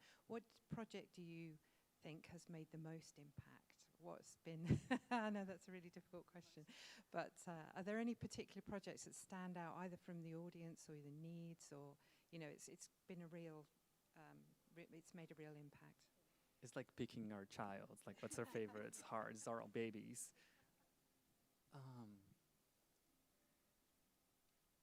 You might have a better answer for that. It is like picking between your children because each of them is kind of a different and the unique. Can I not answer that and tell you something else we did that completely did not move the needle at all? We've done 2 rounds of Don't Wash Your Chicken materials. the very first round of Don't Wash Your Chicken materials, we targeted specific cultures with food they made, and there were infographics and recipes, and then we had videos like, oh, Mom, I can't believe we're making your lemon chicken. I love that. Oh, yes, mija, it's my favorite. But this is how I wash my chicken. So we had to model that loved ones are teaching you how to do this correctly. And the videos were beautiful, and the recipe guides were video, and we did not move the needle at all. Like, we showed it to our audience, and there was no intention change to behave, because that belief to wash the chicken was so strongly held that there was nothing we could say that would convince them to go against their grandmother who taught them how to wash chicken. And having something that we worked so hard with the best intent that did not work was equal parts discouraging and invigorating, because then we went back to the research again, and then we were able to really delve in. And then we looked at it, I think it was 4 audiences. One audience was they are never going to change. They will wash that chicken no matter what, and we're not even gonna try to reach them. And so it was good to be like, okay, they're dead to us. We can't help that. Then there was an audience which was, all we have to say was, don't wash your chicken. And they'll be like, don't wash your chicken. Okay, fine, I won't wash my chicken. That was easy. Okay, we didn't reach that audience. And then there were the 2 audiences in between that were either it was there and they were open to it, but they needed to see proof, or it was there and they were skeptical of people who would tell. And so once we could delve into those 2 audiences, we did the second round of Don't Wash Your Chicken, really honing in on those reasons why. And I believe we haven't seen data on that one yet, but I think that was more effective anecdotally when we showed it to audiences. So I don't know that had the biggest change for me, but it was a big aha moment for me, in that it's okay to fail if then you take that failure and try again, because we're not going to get it right all the time. And I think just to add to that, I would say that we show the games, but the game is never enough, right? I think another big role I want to emphasize is the educator role, how people are going to use that game or that product. So if you go to most of our projects, you can see that we have like a teaching guide tab. So there's like, how can you teach using this game? What kind of reflecting questions you can ask after people play? What kind of dynamic can you use? So we work very directly with people educating using those materials, so we can have a good sense how people can educate others using the tool. So I would say the game is never enough, and the educator plays a very important role in that, setting up that environment where people can explore the game, play the game for 15 minutes, and then discuss. So sometimes they don't learn from the game directly, but the game gives them a chance to reflect and practice about something. I have another answer too. Sorry, I had a chance to think about something more. And this is not yet food safety related, but we were working with some dietitians, training student nutritionists in how to work with patients. And one of the problems they had is these students would go to the hospital, and they had trained, and they knew nutrition, and they knew how to counsel people, and they would be smacked in the face with the emotional circumstances of their patient, and they were not prepared for it. So we created a VR program that you can put your VR helmet on, and you interact with there's 4 patients, you interact with them, and you can ask them to do different things, and maybe that conversation will run off the rails, and Craig will get really angry at you, so there's different experiences you have. And one of my takeaways from that was a lot of the VR programs you have go for photorealism. And so you can see a lot of the VR programs. You have people who are doing things, and we call it the uncanny valley. It might be photorealistic, but it doesn't feel really. And so we started doing that, and we had Dolores, for example, who has diabetes, and Dolores is just done pricking her finger. She doesn't even want to deal with it anymore.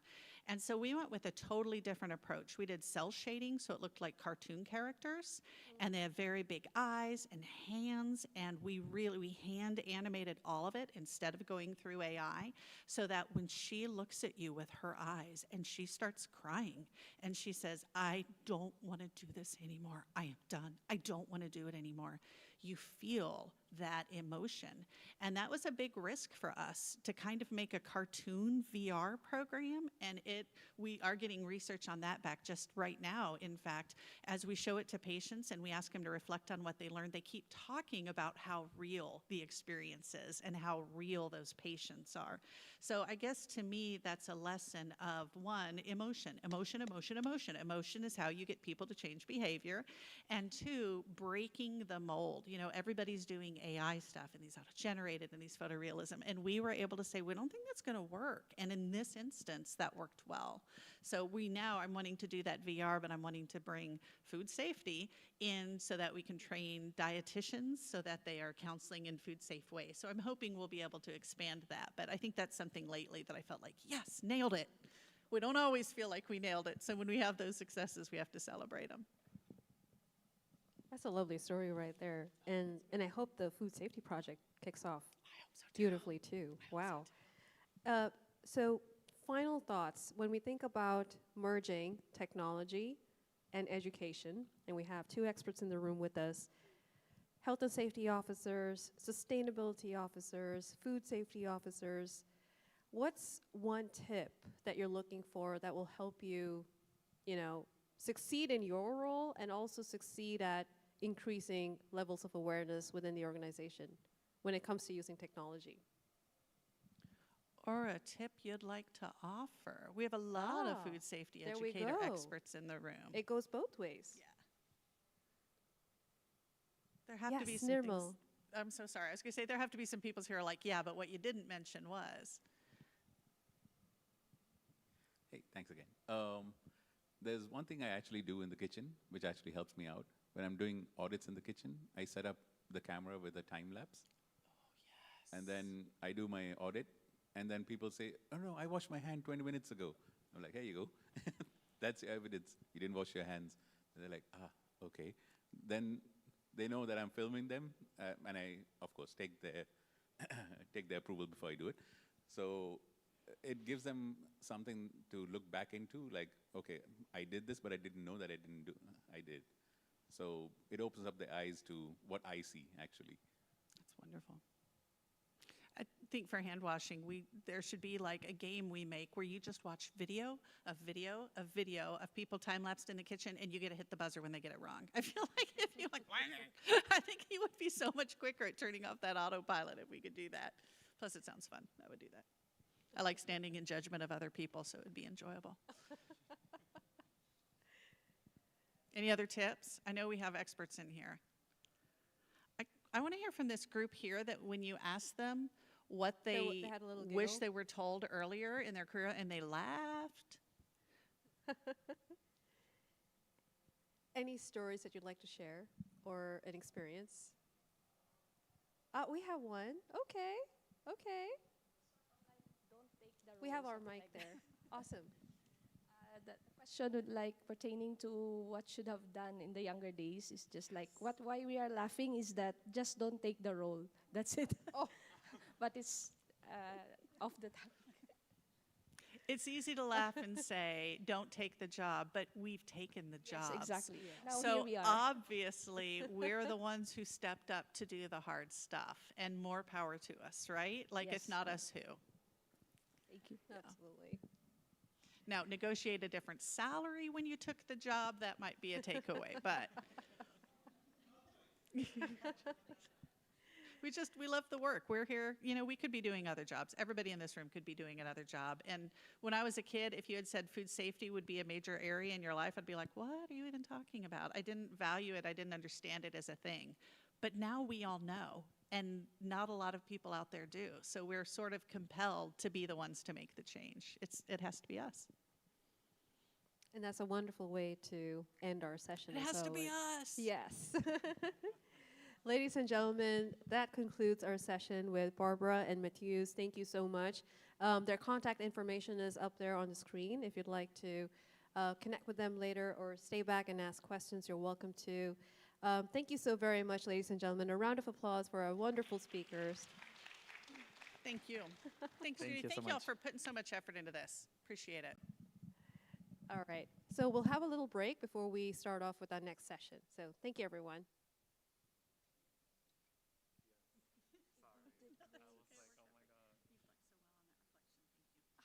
No worries. Are you both okay? Jet lag free? Yeah. Kinda? Yeah. It was a beautiful presentation.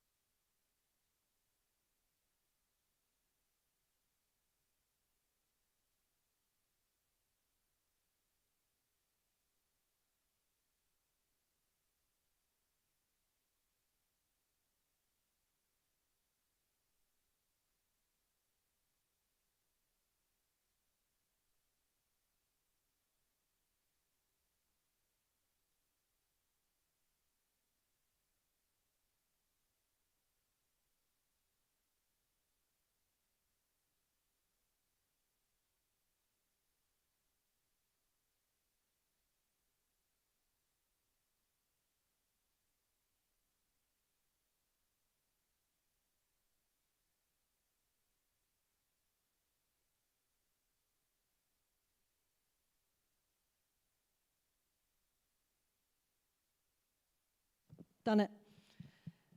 I'm too used for being in these things where people give me my mic all turned on, and I'm suddenly, well, I've got to turn my mic on myself. How on earth do I do that? Welcome, everybody. It's absolutely brilliant to have such a packed room before lunch. Now, in this session, we're going to be looking at AI, once again, in food safety from every angle.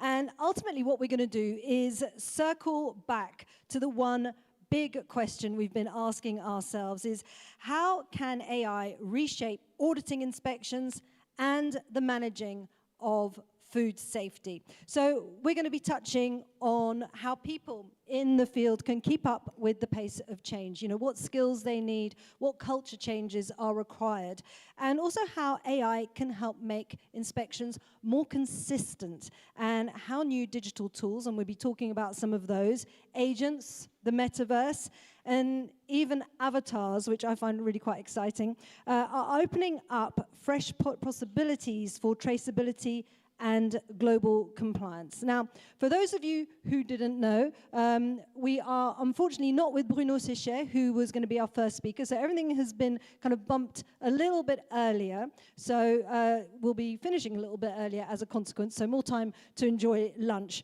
So our first presentation now is with Dr. Andrew Matheson, and that's going to explore some of the challenges of inspection and audit consistency, and the AI tools that can support both inspectors and business owners. So a big hand of applause, please, for Dr. Andrew Matheson, who is the director of the International Federation of Environmental Health and also a senior lecturer at the Australian National University. Over to you, Andrew.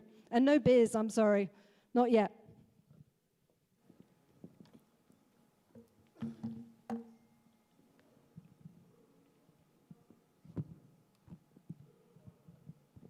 We need the technology to start.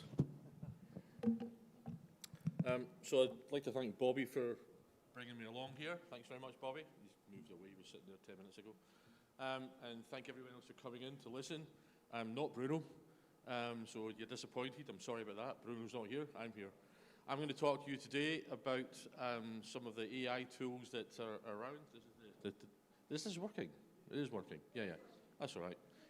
You can't hear yourself, that's the problem, so you're never sure if it's actually working. I'm Andrew Matheson. I'm one of the directors of the International Federation of Environmental Health. We're the peak body representing about 40,000 members around the world in environmental health, which obviously includes food safety, food inspectors, etc. And we're always sort of thinking these challenges through, working through these problems with our members and running conferences to try and sort of discuss how we use technology to enhance the inspection, to work with businesses, this partnership construct that we keep talking about, and working with industry and working with manufacturers and working with independent third-party auditors to actually enhance food safety, and that's partly the inspection side of stuff. From my point of view at the university, we're always looking at AI. We're afraid of AI, we love AI, we hate AI. Students seem to embrace it quicker than we can, so they're usually one step ahead of us, which in itself is quite challenging. In the olden days, literally a year ago, we would use Turnitin to check students for plagiarism. Plagiarism doesn't, Turnitin doesn't catch AI plagiarism. So how do we sort of get students to sort of behave and learn facts nowadays? We're wrestling with those questions. And I think that's an example of where we are with technology. We're wrestling with a lot of these questions. What's the benefits of it? What's the threats of it? And how can we work with it where possible? We don't regulate it just now. That's another question we'll talk about. We'll talk about the ethics of it further down the line and the challenges of the data management. Who owns the data? Where does it sit, etc. So I'll cover some of these points as we actually sort of go through the presentation. I got to stand the front because I can't see if the screen's too far away. I don't really want to turn around. I'm also at stand R11, so if you want to ask some questions afterwards, just come along, have a chat. We're very open to sort of different ideas, and sort of we want to really talk through sort of the challenges that you see, and maybe we can actually sort of help sort of respond to some of these challenges as well. So let's look at AI from an opportunistic point of view. In the ideal world, AI will help and enhance the inspector. It will work with businesses. It will give us both data sets that we could actually manage together. Now, that's quite a novel construct. Usually the inspector goes in and inspects and takes away the records and looks at the records. But maybe we should actually have the opportunity to have these records sent to us automatically. Now, from a regulatory point of view, in my earlier days, we used to write to good businesses to say, send me a temperature chart. And a good business would send you the temperature chart. And then you had, well, that's a good business. The bad business won't send it to you because they're otherwise distracted. What that does is gives you a hit list, and that's a pretty derogatory term, but that's how we looked at it. We were looking for people to prosecute. We were looking for people to inspect aggressively. So it wasn't a partnership. It wasn't set in a constructive way. We've moved on from there. We're much more looking to actually work with businesses. So imagine if I'm an inspector sitting at my desk and I get a daily temperature record sent to me. If I trust it, we build trust over time, but if I trust it, I can glance at it and go, yeah, everything's okay. We could also set alarms for those temperature records and actually sort of have the point of saying, phone the business up to say, hey, number 7's failed. What are you going to do about it? Go, yeah, we're on the case, we've worked it out, we've changed, the door's not working, the seal's broken, the compressor's down, etc. You go, that's fine, carry on. We're building trust. So some of those opportunities are there just now, but we need to see how AI can help us. Because I don't need to watch the chart if the AI is doing it for me. I don't need to be sort of watching that stuff dynamically. I just need to be responding to when AI triggers it for me. So this is a bit of glitz. So I think it's useful to do some of the definitions first. That's pretty clear. So we're going to look at inspection, we're going to look at audit, we're going to look at consistency and try and get some different ideas about that. Because it does depend which country you're in, it does depend what these definitions are. They're not always the same. But in general terms, inspection is done by a regulatory body. And audits are done either internal or third party by independent agencies. And what we really want to try and do is to draw together in a consistent way that we're all looking at the same thing in the same sort of way. So when I see a hazard, you see a hazard, the third party auditor sees a hazard. Because that develops the trust, and this is what I really want to focus on. AI is one of the tools that will give us that opportunity to develop that trust. Build trust in each other, build trust in the businesses we're working with. So I hope you can read that okay. If not, I'm happy to send a copy of the slides to anyone. So we're looking at inspections primarily as a regulatory function. But regulatory doesn't mean prosecution. It means that there's a statutory duty to inspect businesses. That's where the inspection sort of regime comes in. Whereas auditing tends to be, as I say, that third party or internal, where you're actually looking at QC, QA, and safety as well. So it's not just the sort of what the inspector's looking for. Inspectors tend to be looking for compliance, not looking at QC, QA in the same sort of way. So we see these two things as separately. Consistency is the biggest challenge. From an inspector's point of view, and that's one of the problems we have. If you put 4 inspectors into a business, you get 4 different reports. Now that doesn't help the business, that frustrates the business, but businesses being kind and compliant don't tend to argue, and that in itself creates a problem. We're not then getting dialogue, we're not then getting sort of that openness and transparency that we really need within this operation. So we want to encourage businesses to talk to the regulators. We want to encourage openness and transparency so that consistency can then be part of what we're looking at. So let's think about a moment about how do you gain consistency from 4 different inspectors looking at the same premises? Anyone get the answer for that? No, not yet. But AI could help with that. We're looking at the sort of the artificial inspectors, artificial inspections, where we can actually put down a series of photographs or videos and ask the inspector to say, work together to work out what the regulatory compliance are, work together to see what your key questions are, work together to actually see where the consistency can come in so that we end up with a more aligned report system. So we can start to build on that using the AI tools. It's not perfect, but it is certainly improving that consistency we're looking for. That improves the trust. Businesses then start to say, 4 inspectors, 4 different inspections, similar answers at the end of the day. Equally, it's about data management and data feedback. So when we're doing the audits, or you're doing your audits internal and external and third party, why don't you send us a copy of the report? Unheard of. But why not? If you want to build trust and transparency, then we should be part of that information. It doesn't mean we're going to immediately come out and prosecute. That's again, part of the trust thing. If you give us positive information, you give us information and recognize problems that you've got in the business, we can work with you as regulators. We're not there just to prosecute. We're not there to penalise. We're not there to find fault. We're there to work constructively within the bounds of the regulations, within the bounds of the legislation. So it does become quite challenging at some times, but consistency moves towards that trust component. Evidence base, and this is the point about looking for consistency. If you can generate a number of scenarios, which is the Federation is one of the things we're looking to do, generate scenarios that we can pass around to different inspectors and say, can you come up with a report based on this? Can you come up with a report that we see as the model answer in that respect? And if you can actually do that, now we can start about competency. Now, this is a scary word for inspectors. What is a competent food safety inspector? I've got my degree. Actually, I got my degree in 1988. Am I competent? I'm qualified, but I'm not competent. I'm a chartered environmental health officer from the UK. Am I competent to work in Australia? No, because they don't recognise chartered status. It's a UK-centric thing. I'm a member of Australian Environmental Health. Am I competent? Yet again, no. So how do you generate competency in that inspection regime? And again, in consistency and some form of CPD, not just attendance. Like, we're all attending here, but are we learning? Hopefully a little bit. But are we actually learning by being here? But you can all claim 1 hour CPD for this, but it doesn't demonstrate any form of competence or learning. So we have to reflect a lot of these things through to actually generate a competent inspection force team, a competent auditing team, and consistency within those two frameworks. Quite a lot to do in about 20 minutes. I think it's worth a little bit to recognize what AI is. We know it's a button we can press, we know it's an app we can download, but we need to some extent, understand the functionality of AI.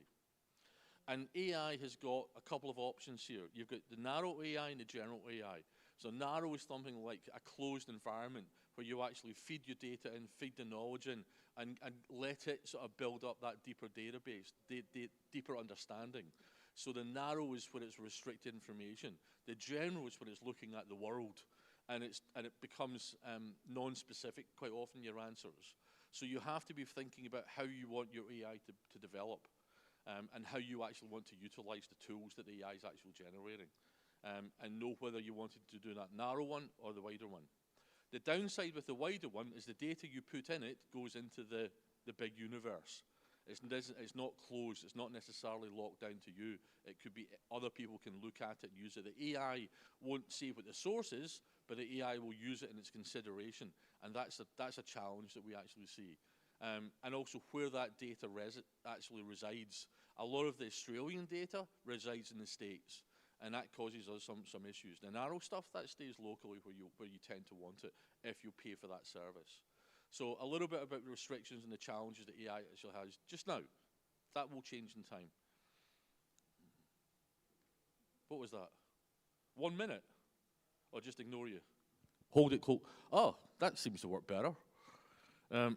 Maybe I should just stand in front of the microphone. I've got a bit loud voice, I can speak louder as well. So ChatGTP, this is one of the tools that we're familiar with and what it actually does. And it's kind of fun to use. And it can answer a lot of questions to some degree of accuracy. But it's not perfect. It's an imperfect tool.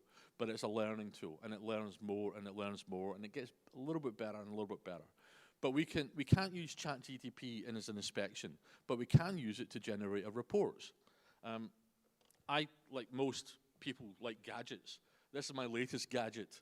It clips in the back of my phone, records all the conversations I have, transposes it straight into text, and then it goes into the smart AI to generate a one-page summary, an action list, and anything else that I want to do.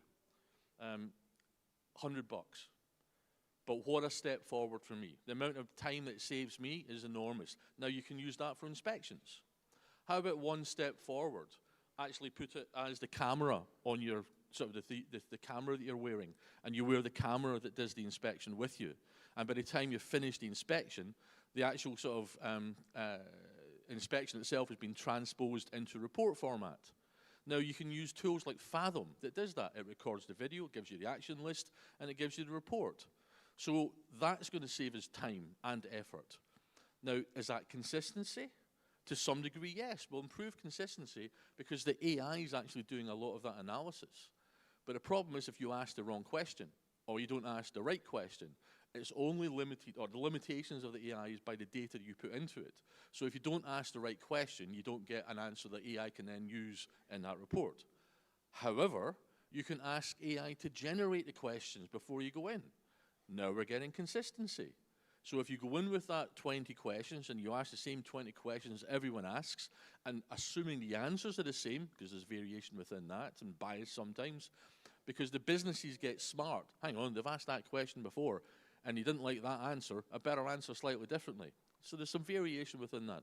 But the AI likes that sort of a thing. It'll listen to the dialogue, create the actual, the linear lost the word, doesn't matter. It'll create, what's it called? When it takes the voice into text. Transcribes, thank you, somebody was listening. All of you rest were not listening. So it transcribes the text. You've got the record of the inspection. You've got the video of the inspection. Your manager can now look at it and say, hey, that was a great inspection. Let's share it to the team. That was a terrible inspection. We're going to share that one as well. And then people can start to learn. The inspectors can learn. How about we share that inspection with the audit team, the third-party one? Oh, we can't do that. Why not? If you're trying to generate trust and consistency, you have to be transparent. You have to share these tools. You have to share the resources that are there and actually give people the opportunity to comment and say, hey, you never asked this question. You didn't look in this fridge. You didn't look up here. Whatever it is, it's communication. And that, again, helps with that trust. So that video record can be digitally sent, can be, as I say, summarized or clipped and sent, because that's the beauty of these tools, that it's much more efficient to do these things.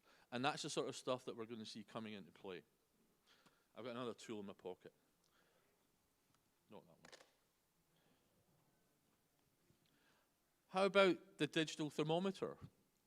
How about placing 50 of them? How about the municipality buys 50 and puts them into the food premise to say, we're working together. This is our toy, our tool. We're going to share the data with you. But we own that data. But we'll give you the data to help you do your business better. Is that not collaboration? Is that not a positive step forward? Is that building the trust that we actually need? So we don't tell people you must use these. We say, here's the tool, here's the software, we're working together on this. This will improve food safety. Businesses start to gain trust. Businesses start to be open and ask questions. And that's what we're looking for. So we can use the AI to play the game. I thought I had a time marker. Oh, I do. Couldn't see that. There's a clock at the bottom as well for those that aren't watching properly, like me. So chat's got its root in something that's useful. Chat can be used to help us move forward, but on its own, it's not sufficient. But we're learning smarter ways of using it. We're learning new ways of using it, and that's what we have to share, both within the industry and within the inspection sort of regime, through our federation potentially. However, the route to the end result is still somebody walking around the premises. We're not quite at the point of sending a drone instead of an inspector. That could happen at some point. You could have the robot turns up and starts talking to them. I don't like that idea. Does me out of a job as well, which is not a positive thing. But you could end up with that sort of thing. But you can actually start to saying self-audit. You say, here's a list of questions I want you to answer, and we're going to record the video of what you actually do. How about we send the business the camera and say, I want you to wear the camera, and I want you to do the inspection for me. Here are the questions. Record your answers and send them back. Then I don't have to go there. Now, how's that for radical? Not a big step. The software does the analysis. The software writes the report for them. It's still not doing us out a job, but it's starting to make things more efficient, more effective. So we can start to use that technology smartly. And smart is one of the challenges for the future. Does it expose us to hazards and risks? No, because there's other mechanisms we have to actually regulate that premises. But what it is doing is actually working with that business a bit more. So I did ask ChatGPT to do my slides for me. I thought that would be interesting. They're garbage, so I didn't use them. But it started to put some interesting points down, because just chat was starting to think along the same sort of lines. Look at the data set, look at the management of it, look at how we actually sort of integrate that into our inspection regime. Look at how we can save time. Because if you ask an inspector, how busy are you? They go, oh my goodness, I'm so busy. I've got hundreds of inspections to do. So if we can make that consistency improved, if we can actually get those inspections completed in a more efficient way, consistently as well, we're helping the inspector, we're helping the business as well. So these are all positive things that we start to absorb into our new way of thinking. Now, this is all stuff that's happened in the last year or so. Imagine what's going to happen in the next year. And hopefully Bobby will bring me back and I'll have another opportunity to talk to you. But this is the challenge. The technology is changing so quickly. We have to be on our front foot, watching, listening, engaging, so that we actually are the true experts in that sort of system. I'm going to bounce through these because they were just a bit of a joke. But this is the AI presentation for me. It's not too bad, but it's not perfect. And it did all the movement as well. It was quite clever that way as well. But I've only got 5 minutes left, so I don't want to dwell too much on it. So where are we? I think in reality, the inspector's still got a fundamental role in it. But our role's got the opportunity to change. And that's important. As I say, if you send a camera to a business you trust and you give them the 20 questions and they go round and do a 30, 40-minute inspection and you use software like Fathom or one of those other ones to actually condense that inspection to one page, keep the video still available, is that not an enhancement to our service? If you want 100 inspections done that way, all you have to do is read the actual reports that are there. The challenge just now, with the technologies letting us down, is it cannot truly calibrate how good or bad a premises that was. It can only give indications based on the information that's put into it. So information, garbage in, garbage out, good information in, good information out. But it's a step forward. So as an academic, I can't use AI, I wish I could, to actually mark student work. It's inconsistent and it makes things up. So I cannot use it for marking. It cannot grade work. So it cannot grade an inspection because that's vagary. But it can be consistent. Ask the same 10 questions, 20 questions, 30 questions, and get the information recorded. You've got consistency.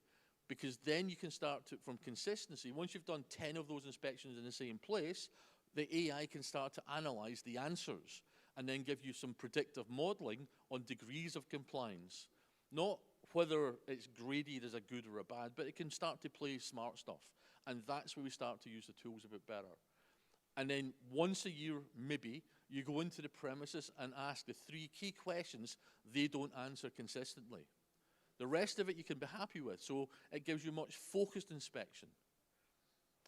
Why can't you phone them up and say, I want you to look in the fridge, number 3, because that seems to be the one that the thermometer's always got a problem with. I want you to look at cross-contamination in fridge number 4. So we can start to do that and we save the travel time. Traveling, how long does it take to drive around Dubai? It's horrendous. So let's not drive around. Let's send something in the post and actually have the tool help us do it forward. Is that possible? Nod, shake, not listening? It's possible. That's what we want to see. And we've got to embrace these tools to start to see what's possible for next year. We've already seen businesses are using a lot of AI, and there was a presentation from a colleague in the previous hall on biomarkers, on sampling, and AI is helping in that space as well.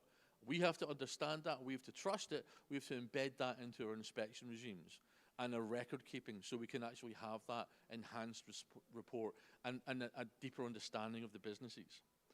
But as I say, you can't get away from that person on the ground doing the inspection, doing the audit. But the tools can be smarter, and that's the key. And I'll stop there. Any questions? We have a question. You need to be loud.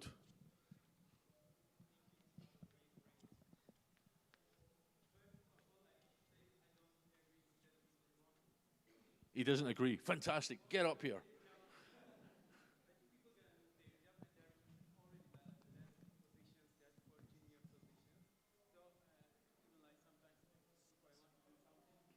Instead of asking someone else, I'm just doing it by myself or using Gemini or ChatGPT. But here, the thing about this, I think we need to talk about the input, like to train those specific AIs. So how do you like thinking that to train those tools? Because like every factory is specific and every product, every scope is totally different. And also we need to think about data protection. No factories will let you to take the video, everything. And once you use this, like asking the same question, the different scopes, different products, it will not be cause inconsistency because everything is totally specific. And auditor is totally different. And you need so many data. You need so many inputs, but it's not going to be in like near future. So how about these challenges then? My crystal ball's not working. But you're talking about the complexity of the challenges. And we need another year, 10 years. And then but we have to ask those questions. We have to actually be recognizing that we don't have the answer yet. What we've got is a glimpse of a future that may work. And a glimpse of things that from a regulator point of view, I can see enhancements and things working. From the technical point of view, as businesses are very technical, you have to then develop your trust with your inspector. There's another way of looking at it. Keep the inspector as just an inspector. Don't let them inside, because they don't need to understand the complexity of your business. They need to understand the markers, the indicators of failure. And that's the bit you need to tell them, to say, we've been sampling, we've got 1,000 samples, we've got 4 failures.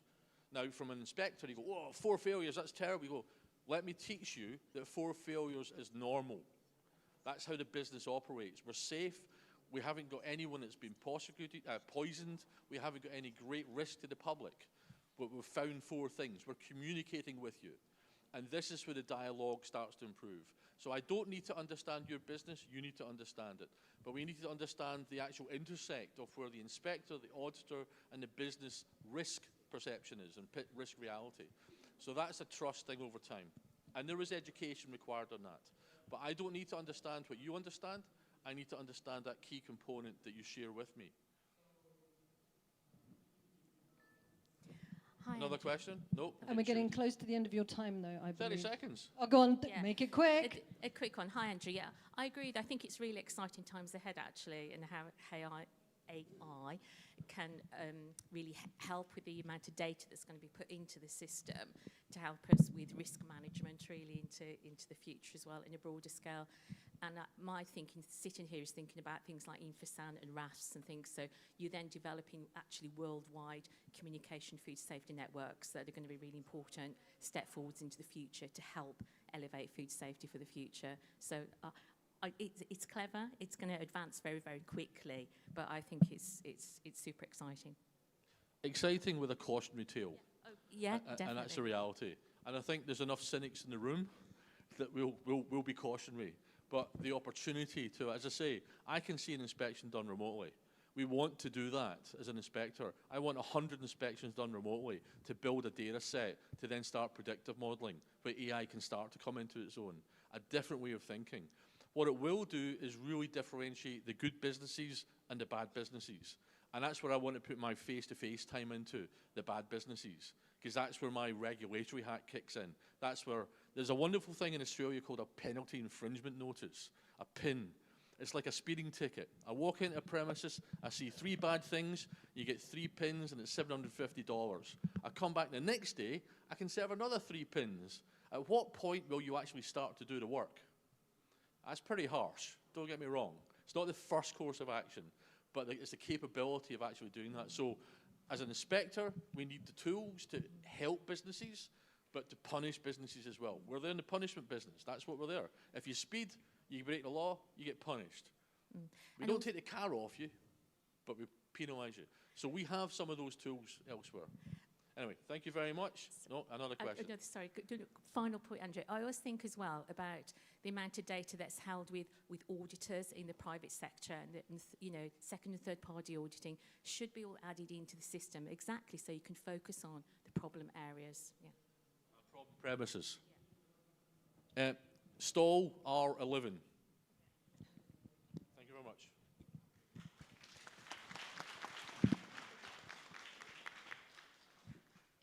And I really think it does show the value of a conference like this, particularly at this pivotal moment for AI, where everybody's really sharing their use cases. And in many ways, I think it reflects how we're using AI at home on a personal basis. It's all about experimentation and seeing how it works and putting in the right data, as you're saying, to get the right answers. But human oversight is still absolutely necessary. We're not at that stage where you can just leave the AI to kind of get along with everything on its own.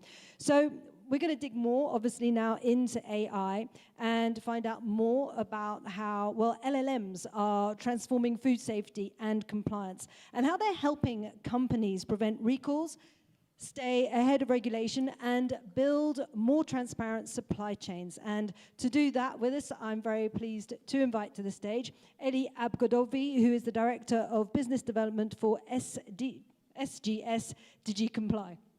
Thank you very much, Eli.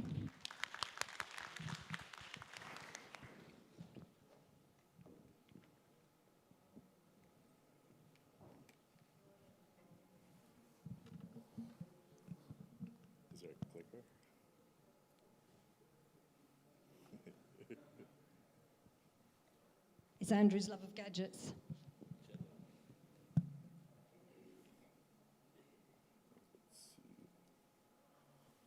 All right. Good morning, everyone. My name is Eli Agbodovi, and I'm a Director of Business Development at SGS DigiComply. It's great to be here in Dubai. Thank you, Bobby. One of the few places on Earth where the technology, the buildings look more futuristic than the technology we're talking about today. So today's session is simple. I'm here to show you how AI and LLMs can help you detect risk easier, keep products safe, and make global compliance far easier than it is today. And more importantly, how organizations like yours can turn overwhelming information into clarity, confidence, and action. So we all know the food industry, it's complex, but these numbers really tell the story. Food safety incidents grew 13% from 2023 to 2024, and by October this year, we're already 17% above last year. In other words, the world is speeding up, but manual compliance workflows haven't. And that's exactly where AI can make immediate difference today. When we break down these incidents, 63.5% are control actions, 26.5% are recalls, and 4.8% are outbreaks. Now, outbreaks are small in percentage, but in an impact, we all know the damage it can really do. A single outbreak or mislabeled product can cost millions, delayed market entry, or in the age of social media, make the wrong kind of headlines really, really fast. So prevention isn't just a technical issue, it's a business issue. So next important insight here, so risk is highly concentrated. Just 3 countries account for 28% of global incidents, and the top 10 countries account for more than 53%. This tells us something very powerful. Risk is predictable, it clusters, it repeats, and with the right tools, we can spot it early.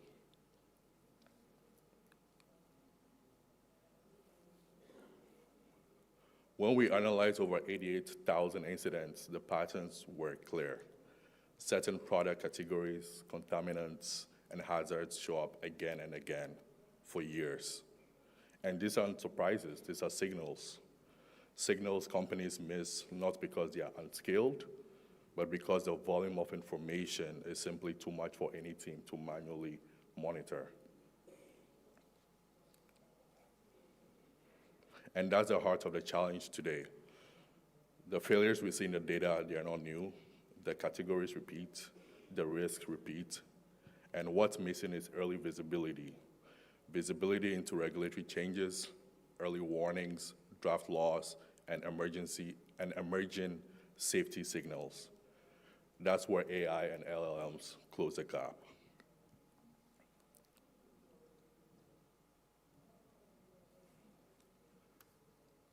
Our industry faces 4 major challenges. So too much information, too many sources, too many markets changing all at once, and not enough time to process it all. Everyone is working hard, but the workload keeps multiplying. If your team has ever said, there's no way we can read all this, congratulations, you're normal. The root cause is also very simple. Global information now moves faster than human capacity. Regulations don't warn you, they change, sometimes overnight, sometimes in languages none of us speak. And companies are expected to catch everything. It's impossible, at least, without AI.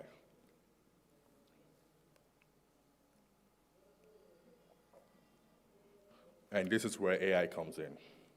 Where humans struggle with volume, AI thrives. Where humans struggle with speed, AI accelerates. And where humans struggle to connect scattered data, AI links it instantly. LLMs don't replace experts, they empower experts. They give them superpowers. So what are LLMs? A large language model is an AI system trained on enormous amounts of text. It can read, interpret, summarize, compare, classify, and answer questions instantly, like ChatGPT earlier. Think of it like a colleague who actually reads every regulatory update, but also summarizes it clearly and never takes a day off. Here's a process in simple terms. So the AI ingests raw data, regulations, incidents, scientific documents, and alerts. It structures that information. It analyzes patterns and relationships. It delivers clear insights, summaries, comparisons, and answers. This is what transforms compliance teams from reactive to proactive. And the difference is night and day. Traditional compliance is manual, fragmented, slow, dependent on chance. And AI compliance is continuous, centralized, predictive, and scalable. It allows our team to focus on decisions and not data collection. And when companies adopt in AI compliance, the impact is immediate. It's immediate. Research time drops dramatically. Early risks are detected sooner. Labeling mistakes and reformulation surprises decrease. Teams collaborate better. Market expansions become smoother.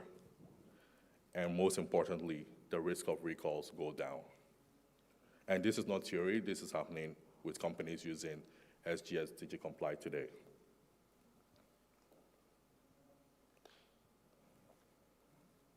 AI in compliance is it's not something coming in 2030. It's something that's already here.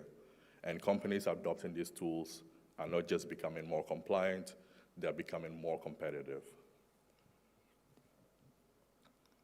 So at SGS DigiComply, we bring all these capabilities together in one platform. A single system that monitors global regulations, detects risk early, interprets legal documents instantly, and gives teams clarity and confidence. This is the foundation leading global companies use to stay ahead. So what does it really do? We scan millions of global sources across 115 different markets in 90 plus languages.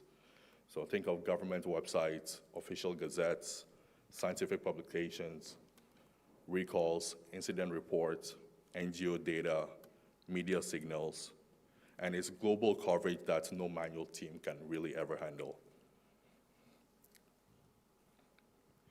All of that data becomes structured, searchable, and usable.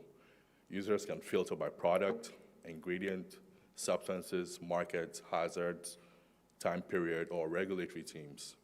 This turns all the confusion and chaos into control. And the AI Copilot is where the LLM magic becomes real. Users can ask, Is this ingredient allowed in GCC markets? What's the latest update on labeling rules for dairy in the UAE? Or did anything change in this additive in Asia? The system answers instantly with also source links to verify. This alone saves hours of work every single week. And yeah, before I wrap up, here's something I'm really proud of. Today, 50 of the top 100 food companies trust SGS DigiComply. They use it because the complexity is too high to manage manually, and they wanted a faster, clearer, and more reliable way to stay ahead. So if you're facing any similar regulatory challenges, you're in good company, and we're here to support you. So to close, compliance isn't about chasing data. It's about making confident decisions quickly, and AI finally gives us the tools to do that. If anything you see today resonates, if you want to reduce manual work, you want early visibility into risks, or if you simply want to move faster in global markets, I'd love to share how we're doing that at SGS DigiComply today. Thank you all.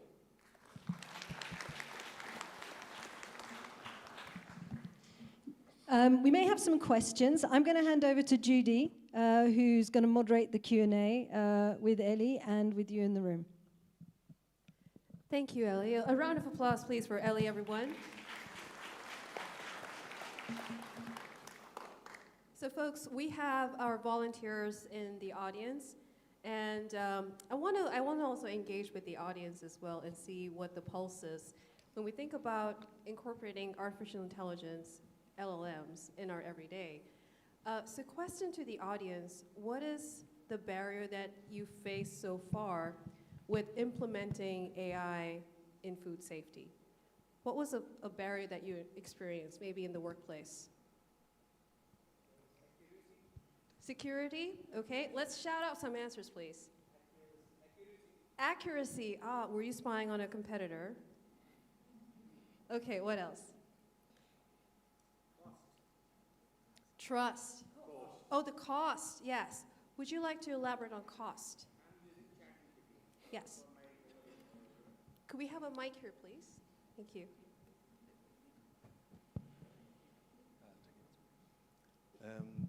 I just have a question related to that. So how do you deal with hallucinations? Because when I use ChatGPT to test out some things, I sometimes test it with what I already know, and then sometimes it makes up a lot of things. So I'd just be interested to know, from SGS's point of view, how do you tackle that, and how do you advise customers that this is a risk? Thank you. So to clarify, DigiComply is nowhere like ChatGPT. So we collect all the data, regulations across government bodies, NGOs, and we have this data stored in our system. And our AI co-pilot is just our AI that's trained on the data. So you're not looking at ChatGPT or any other AI tools that are just searching terms on the internet. This is data that is regulated, regulatory data our AI is trained on. And we had thank you, Ellie. And we had a question on cost. If we could have the mic back here, please. It was really interesting that we had two questions at the same time. I'm using ChatGPT quite often to analyze my data, and various platforms are there, and various mode of getting that data with us. So data is there. Now when I analyze it, then after a few moments, ChatGPT starts asking money. It says, now your quota is over, and you'll have to take that subscription for us to give you more information about it. So cost definitely is there. That factor is there. Thank you. I don't believe that's in your control, though, is it? Hello. Excuse me. Excuse me. Hello. Hi. Okay. Oh. In terms of I got it the first try. Hi. So in terms of challenges of embracing AI, what I see from my 20 years of experience is that nobody is providing one solution, one solution. So like you have DZ Digi which is comply. mainly on regulatory, right? So AI can be used on many things. Just before we had on inspection and audit. So if there is something like one company giving you, because right now, if anybody wants to embrace AI, it's in parts. Like, okay, so I want a solution for artwork verification or artwork check. So I have to buy a separate solution. I probably, if I want to do an audit, maybe like Google Eyes or Google Lens and all that, it'll be a separate solution. So the biggest challenge for industries right now is that there is no one-shop stop for all the AI solutions, and so it just confuses the hell out of us. Okay, so that I believe is one of the biggest challenges. So if there is one big company who gives all the solutions at one for a food industry, I think that will surely help. But unless and until, like, buying small licenses here and there, it's gonna be a big challenge. And to kind of justify to the management will be another challenge. Okay, so I don't think it's mainly about trust or hallucinations or anything. It's just that it's still so complex, for industries to embrace it. Thank you. Thank you for that valuable insight. Would you like to share your name with our audience? I'm Pankaj Chhetri. Pankaj Chhetri. Thank you so much, Thanks. Pankaj Chhetri. Ellie, what are your thoughts on a one-stop shop? Try saying that fast. Solution. Yes. Actually, to answer your question, we're currently working on AI label verification. So that's something we already offer right now. But to answer your question on the AI one-stop shop, so DigiComply started as a tool for regulatory teams, and then we expanded into food safety. And we understand that different teams have different priorities, and that's how our tool is structured. If, let's say, teams, most food teams currently, a lot of departments have different priorities, and that's what we're currently at right now. So if, let's say, a lot of the teams are working together in the future where everybody needs a software, we will look into maybe a one-stop approach in solving these problems. Right now, we're tackling it team by team. Regulatory, food safety, and so on. Thank you very much, Ellie. I'm not sure if the audience picked up on this, but we're seeing an interesting transfer or transaction of energy. Now, on one hand, we're seeing questions around, hey, do we have a one-stop shop solution? And as the provider, right, it's an ambitious goal, wouldn't you say? It's a really ambitious goal. And if anything, it indicates the overload of information that's out there. Wouldn't you agree, folks? When it comes to AI, how many of you are using at least 2 tools today? At least 2. Okay, how many of you are using AI tools in the double digits, 10 plus? Yeah, it's getting there. It's getting there, isn't it? And let's see a show of hands if you feel that the AI tools that you're using also compete with each other. Do you feel that, right? So there you go. What's happening here is as we're trying to integrate AI into our everyday and figure out what is the quote-unquote best tool out there, it's also competing with our priorities. And so when you mentioned the word priority over there, Ellie, I thought it was so applicable because what might be the government's priority may not be the end user in the retail space's priority, right? And so to have a solution that addresses all of them is going to take a while, I would say. Yeah.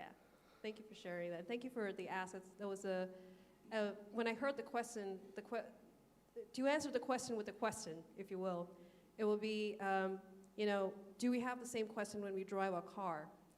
Because a car comes with various components that we don't even think about. I didn't realize that if the passenger side, the airbag was not functional, legally I wasn't supposed to drive the car in the US, and so I had to get that fixed, and it was a hefty bill. And I started finding the parts that related to the bag, and I came across parts I never heard of before. And I thought, geez, where is that one-stop shop solution?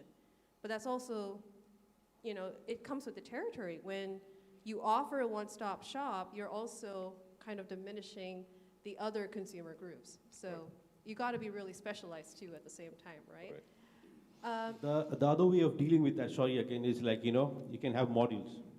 So like for retail, obviously food safety for a retail is completely different from a food safety for a manufacturing. So a big companies like, like even if they are selling some kind of a QMS software solution, they sell in modules. So obviously, yeah, the bigger you make, it's gonna cost you more. So the smart way, again, marketing, a bit of marketing, is that you sell in modules. Like you have different modules catering to different needs, and as per what the consumer wants, they can purchase those licenses, right? So other way of looking to things. The option to choose, right? Exactly. Yep, yep, empowering them. Ellie, any final thoughts to our audience? If there's some sage advice that you would like to provide them with incorporating AI into their everyday, what would that be?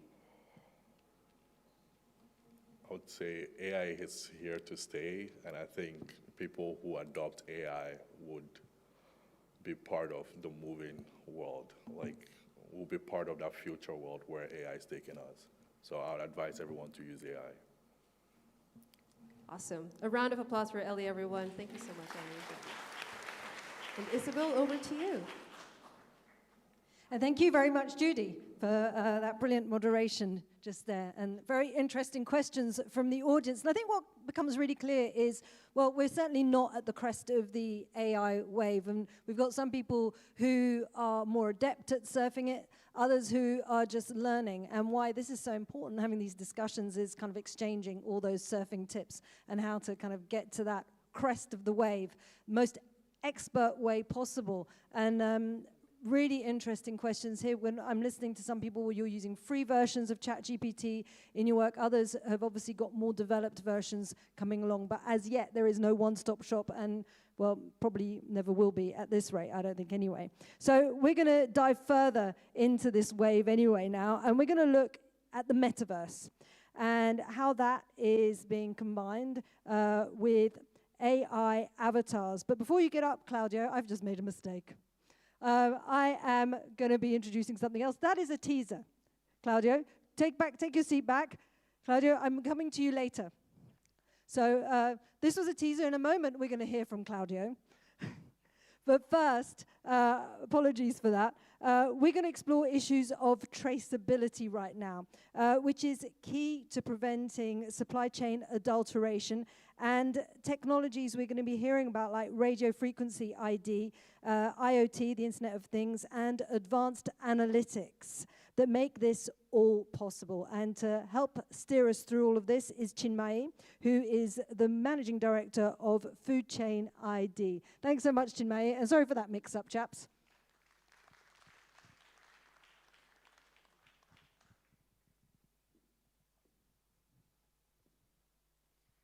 Good afternoon. No, we need coffee. Good afternoon. Oh my God, we need double shot. Good afternoon. Yes, that's the shot that we need probably. We have been sitting here for a long time. Can I request you to get up and stretch yourself, please? It's been 45 minutes. Please stretch yourself. Let's shake our hands. And let's charge up. Settle down there. Because that's what we need for traceability. Right? We need to be on our toes. We need to be on our shoes, because traceability is actually a pain point if you are responsible for implementing it, but it is also a blessing if you are into auditing. Agree?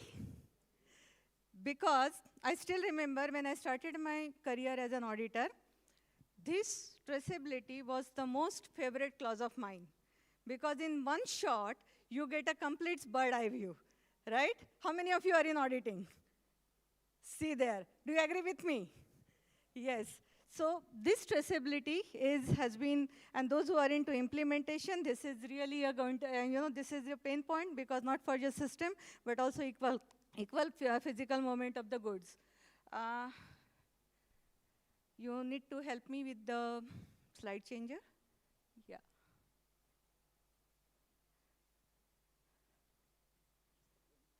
The green button. Okay, thank you.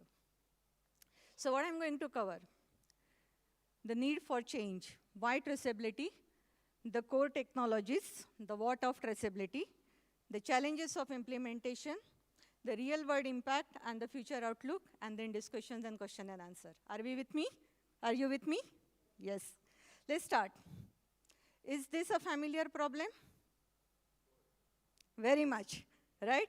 Every time you see the recalls and everything, it's always about pesticide. And the challenge is which farmer, where is it, and the supply chain, it is always a challenging issue, right? But now, apart from this, there is another challenge that is coming up. This guy, okay? Let's call him Jack for the moment. He's into fruit pulp business, okay? His fruit pulp is acting as a raw material to big companies, for example, like Unilever, PepsiCo, Coca-Cola, etc., okay, who are into the actual final beverage preparation. Now, he wants to sell his product to these companies. This thing, he has state-of-the-art plant, excellent food safety measures, but these companies are saying, thank you so much, but still we are not able to take product from you because we need sustainable footprints of the raw material, okay? And this guy is actually procuring raw material from the wholesale market, from the open farmer cooperative organizations, right? He doesn't have head and tail clue from where his raw material is coming because he is in the open market. And unless he has connectivity with the farmers to show the sustainable footprint at the ground level, he is unable to become a supplier to these big giants. Is this a familiar problem? Yes? This is an emerging one. And that's where the traceability has become all the more important than just the food safety part. Right? So let's see what this, the biggest, so we call that as farm to fork, we call it as seed to shelf, and all these big terminologies over here are basically leading not just to food safety issues, but also to sustainability issues, okay?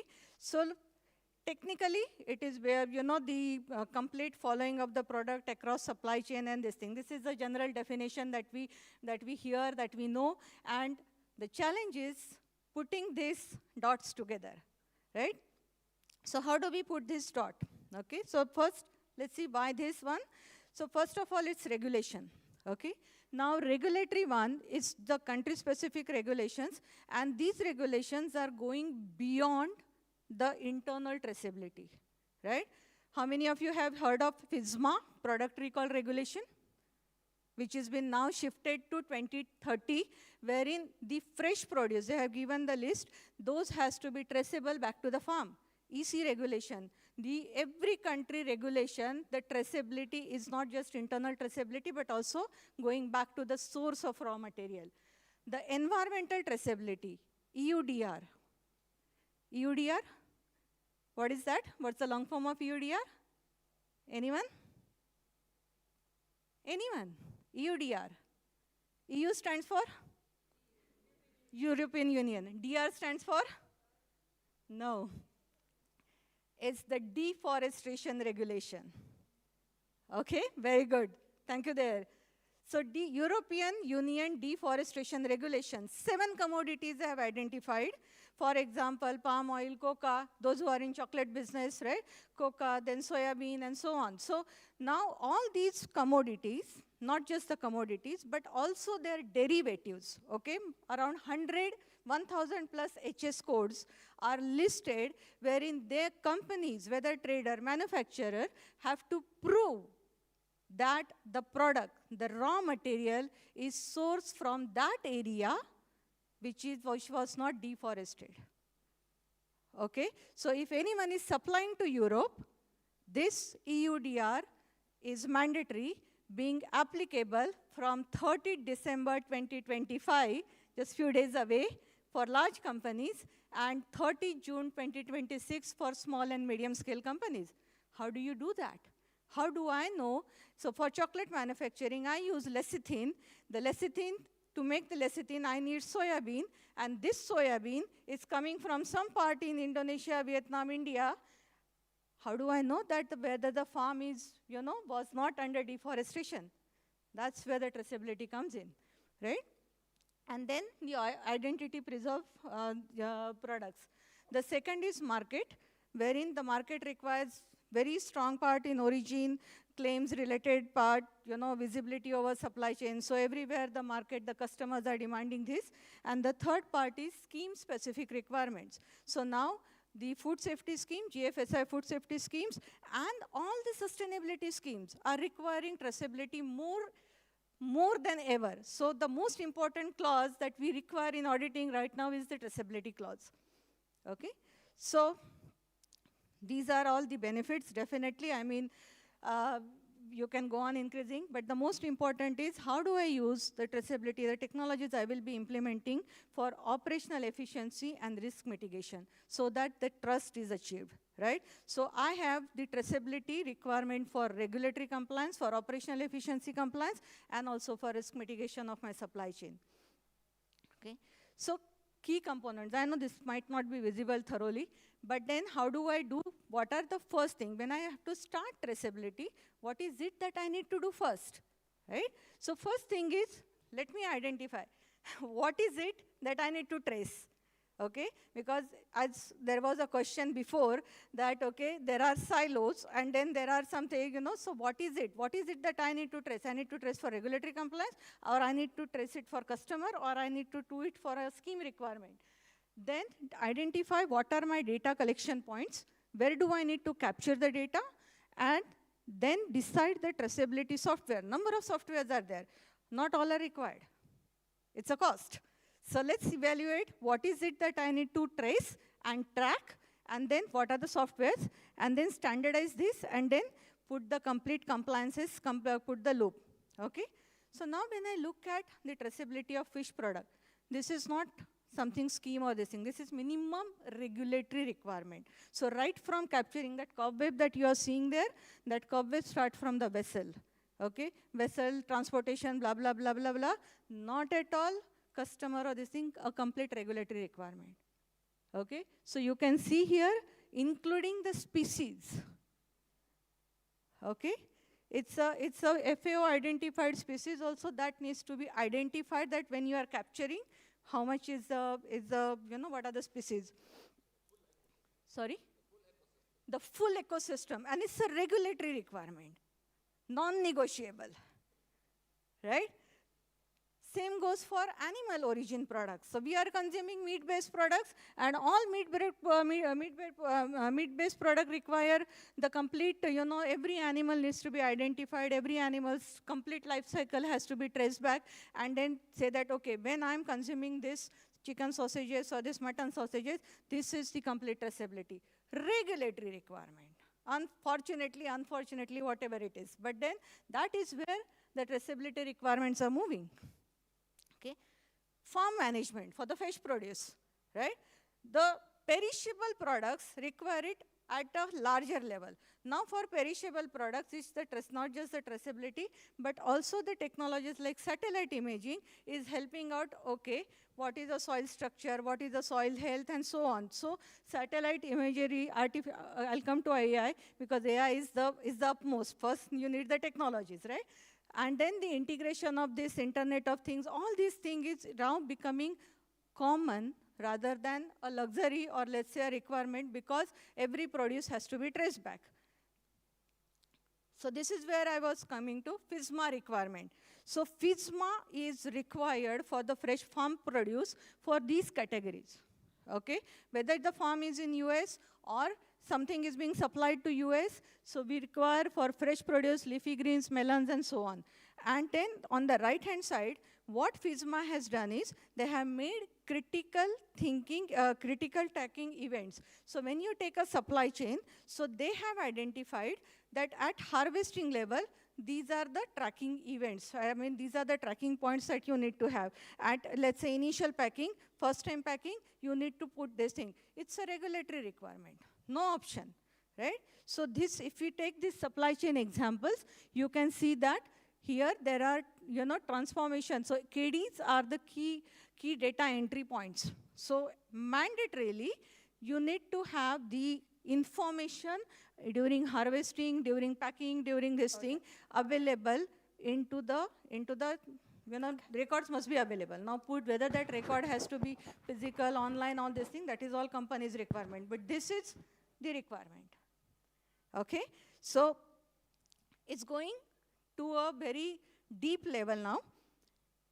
So if you have seen ISO 22005 standard, which is the ISO's first document on, guidance document on traceability, it was published in 2007, and it gives a complete guideline on how do you define the traceability system, right?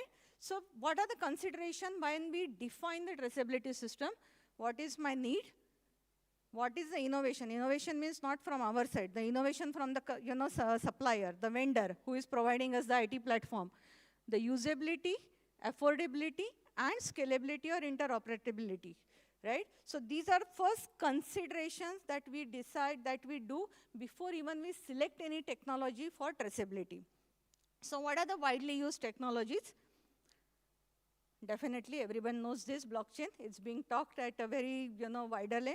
So nowadays, I think Hedera is also in place, wherein it's like it handles 20 billion transactions, in a day. The IoTs, okay. Digital twins. Have you heard of this, digital twins? Have you heard of this? Blockchain you have heard, IoT you have heard. Have you heard of digital twins? Yes? Where are they used? And how does it help? And how does it help? How is it useful?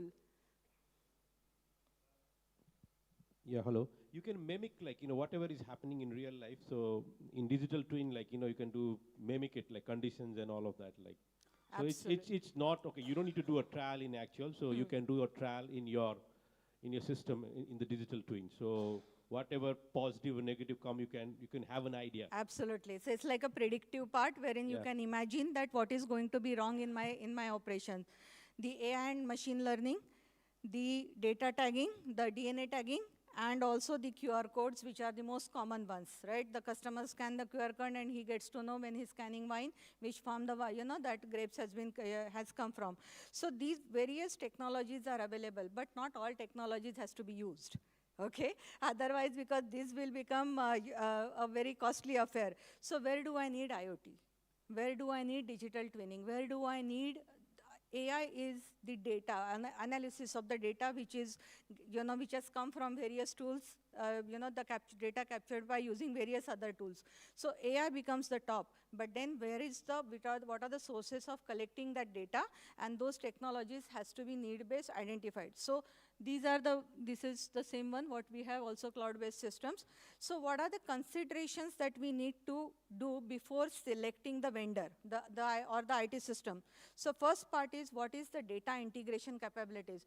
The one that Pankaj was saying, that there are so many software, so many things, everyone is acting in silos. And every time we have to go with API and integrate those two software. So first part is data integration capabilities, if we have to integrate that data. So for the, let's say regulatory part, or for the new product development to the tracking part. Real-time tracking, then the scalability, compliances and standards, the user experience and accessibility, security and data privacy, which is also governed by the regulation, and then the cost and the ROI, okay? And the vendors, support mechanism. But that's not all. That's not all. That's the cost of the software. But the maintenance cost is further higher. And this maintenance cost, you can see that, imagine this, the license fee, the updation fee, the data storage fee, the installation fee. So what would come to you as $25,000 will actually turn into $100,000 with all the support mechanism, right? So these are all the examples, these are all the points that needs to be considered. Now coming to the traceability from the sustainability scheme, okay? So in that sustainability model, there are these three parts, okay? In food safety one, it's a direct one. But when we talk about sustainability schemes, these are the three types of traceability that we need. Because every product, there is either mass quantity, product segregation, mass quantity, or book and claim. And in the product segregation, have you heard of this? Have you heard of these traceability modules when it comes to sustainability scheme? Mass quantity balance, yes, because that's what we do internally. But product segregation, and then the identity preserve and bulk commodities. So these are various rules, ways in which the products are separately identified. And the most toughest one is the identity preserved, sustainability certification, because these claims could be varietal, could be origin-based, or could be assurance-based, or it could be product-related, product-based. And more the claim, because marketing loves to give claims, number of claims, more the claims, more tougher is the traceability mechanism, not from the software side, but also from physical handling of the product, right? So various schemes, there are approximately 564 schemes, private schemes, voluntary schemes per, within the commodities. And imagine the kind of the popularity of the scheme. It becomes like, okay, we need to go with mass quantity balance approach, or we need to go with product segregation approach, right? So these are, these are just the examples of various schemes which are, which are available per commodity. So if you just take cocoa, within cocoa, 4 different schemes. Within soybean, 4 different schemes, right? So every scheme has got its own requirement, and what is a tracking mechanism at every stage, that is also, very clearly mentioned in the sustainability scheme. And as you know, sustainability scheme will talk about labor practices, product preservation, pesticide, fertilizers, and so on, right? So in conclusion, the businesses must first overcome the barriers of information silos. In any company, there are so many information silos, and traceability, for traceability, this is the first most important thing, right? The second one is that there has to be integration, not just with food safety, but also environmental part, because sustainability, without sustainability schemes nowadays, the business cannot flourish further. And then it's all about how accurate, verifiable supply chain data is, right? So in order to say how sustainability collaborative approach is important, may I request you to raise your left hand? All of you, please raise your left hand. May I request you, ma'am? Raise your left hand. Now raise your right hand. Okay. Right hand, only right hand. Okay. Now hold each other's hand. Can you hold the hand of the person sitting next to you? Yeah? Try that, no worries. Right? Now raise your left hand.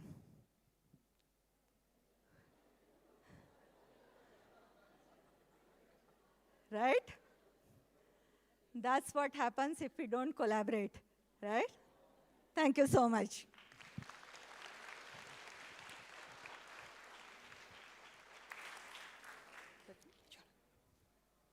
Hi, Chinmay. Not just yet. I'll be joining you on stage.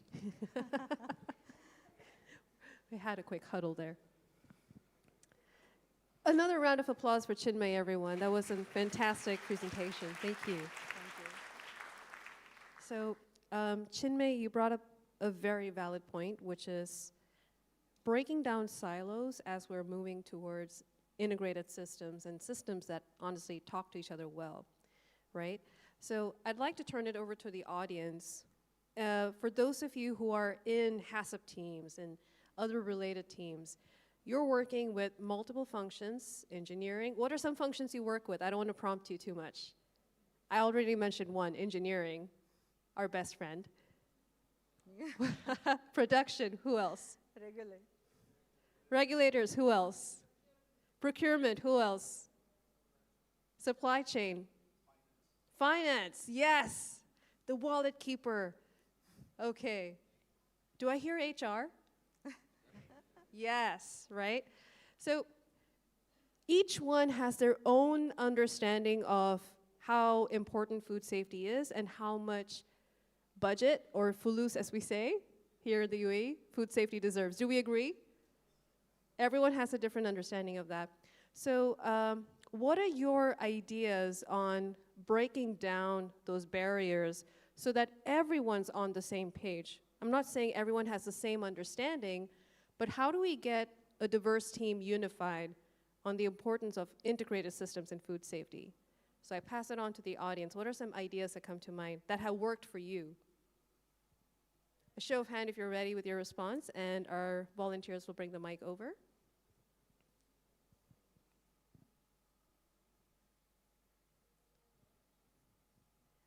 yep, I see a hand go up. Would you like to introduce yourself to the audience, please?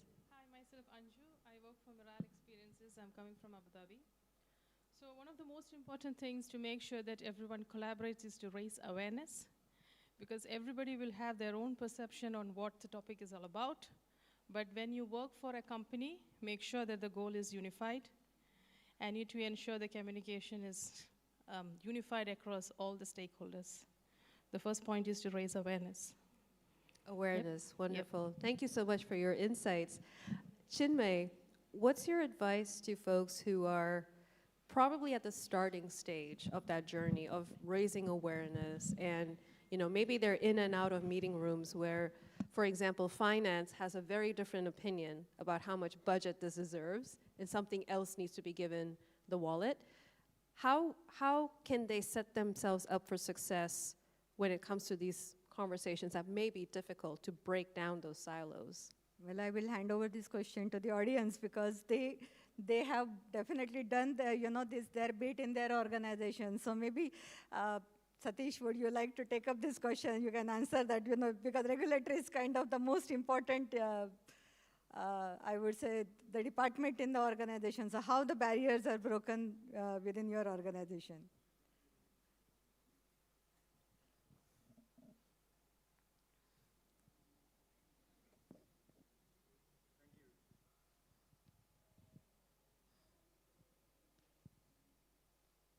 Chinmay, for putting me on spot. See, finance, you rightly mentioned, they are the wallet keeper. And so I think, if you see within any organization, though we are working in different functions, but final goal, every function is aligned. So it's, it's just making them aware, why we are doing, what is objective, and what are the outcomes, and why it is important for the organization. I think that is something, I do see the key. And then if they are not aware, they're not touched to topic, we have to do the training part for them. I mean, that is easy way for me. Just collaborate with them and make them aware about your topic. That's my advice. Yes. So it's all Thank about you. hard and soft. So everything that is required, what is it that I need to achieve? What is it that I need tools? And what is it that I need from my resources? So everything's a combination. Every time it's always a combination of both the techniques. Thank you. Thank you for sharing that, Chinmay. I want to see a show of hands if, in some time in your career, you implemented a system that you thought was, oh, this is going to be great. And as you were implementing it, not only did it start feeling a little challenging, but it also started getting expensive. Has anyone experienced that? I have. Really, am I the only one? Ah, there we go. The hands come up. Yes, the moment of truth. The moment of truth, yes. Running two systems parallelly so that we don't miss on anything. Right? And something interesting happened as I asked that question. I'm not sure if everyone caught on that. The question seemed straightforward, which is, have you faced a challenge? And did you find it to be an expensive problem, right? But did you notice the hesitancy to first say, yep, I did? Now, that's an interesting observation from a cultural standpoint, which is how are we co-creating a culture where we're able to say, you know what, I messed up, and here's how. How do we fix this, right? So Chinmay, what would your advice be to, and you see a variety of teams every day going in and out of organizations. What is one simple thing someone in a leadership position could do to transform those conversations and make it more positive? Okay. I'll first start from the culture point and this thing, and we have been talking a lot about AI, and yesterday I said that AI is not artificial, it is assisted intelligence, right? That's how I look at the AI part. And one of the classic example, if you would have seen that Australian government had slapped a penalty of $400,000 to one of the big four for use of AI to give the report for in which 50% of the data was fake data. So and this is publicly available, I'm not giving you any insider information. So one part is for sure that artificial or let's say it is assisted intelligence, it will never replace human intelligence, because AI don't understand the context in which we are doing the evaluation. He will understand A plus B, he will just follow the guidelines, but it is the human intelligence which will never.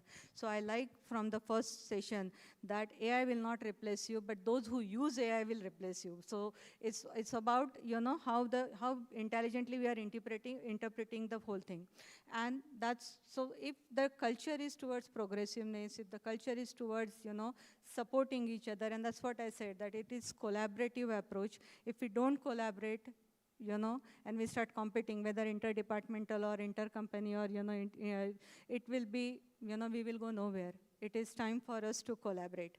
That's how it works in today's world. Thank you so much. Thank you very much, Chinmay. A round of applause, everyone. Thank you. And with that, I'd like to welcome back Isabel. Thank you. Thank you. Thank you very much, everybody. And I think those words that are cutting through so much are collaboration, trust, but also, really importantly, change. So we're going to be looking a bit more at some of that change. I teased it by mistake a bit earlier, because now when we wrap up, we're going to be looking at the metaverse powered by AI-powered avatars that are going to help us explore practical case studies on streamlining global food safety compliance and training. Now, to begin with, and we're going to have a few speakers joining us in just a second, and this session is going to be moderated once again by Judy, but I would like first to invite Claudio Galatini up here with me to explain what this session's about, because it seems rather mysterious to me. So do join me, and thank you. We've had a practice rehearsal. You're coming up. So what's this all about, Claudio? Yes, we have heard a lot of things today. I think the most challenging choice for us today is understand that AI is a tool. It's a strong tool for us, but at the end, I agree with your statement that you released after your previous conference that only 1/3 of the world is connected right now. And so we must be very clear. Humans are still now the only way to develop a very strong food safety culture. And so humans with their empathy are able to speak each other, understand different culture, and then introduce a strong food safety culture. AI is a tool. It's a strong tool. We only need to understand how to use it, how to correctly manage it. I think this is a very strong starting point. And then I agree with the first speaker, consistency. Consistency is the real challenge that we have right now.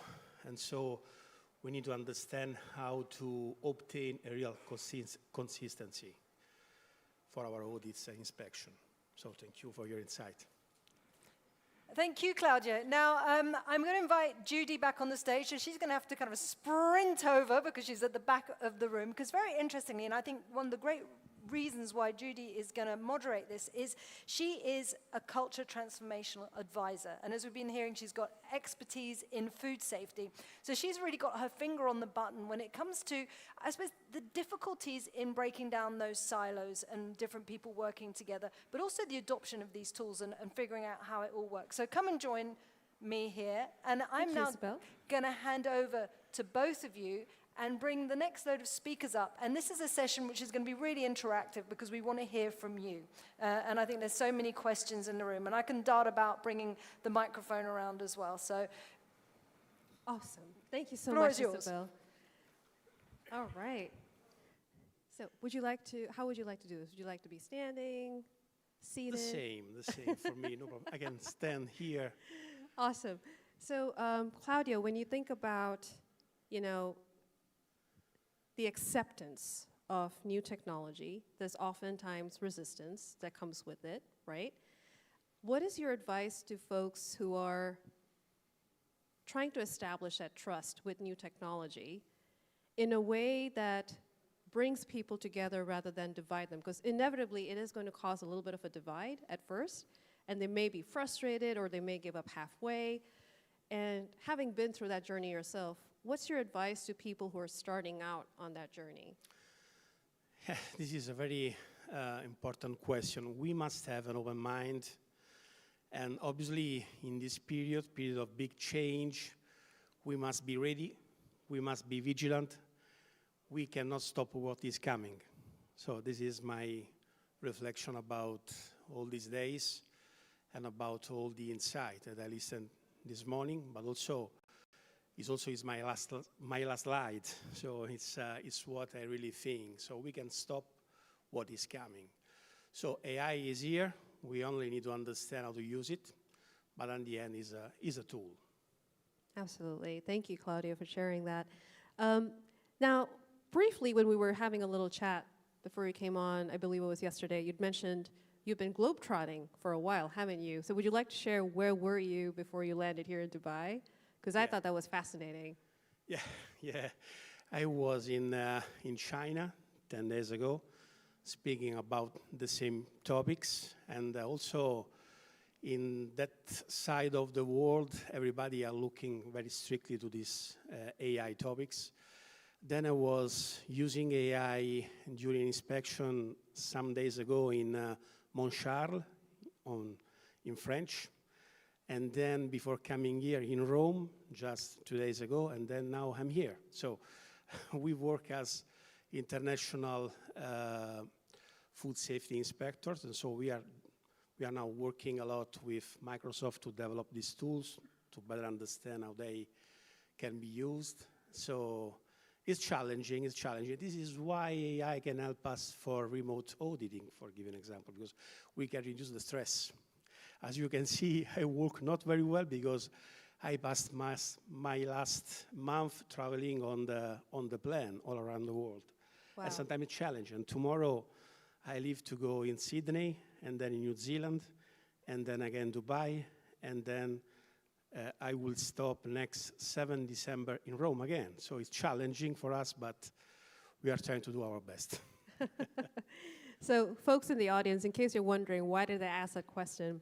It's not to have a deeper insight into what's your preferred mileage program, although I will be asking you that later on.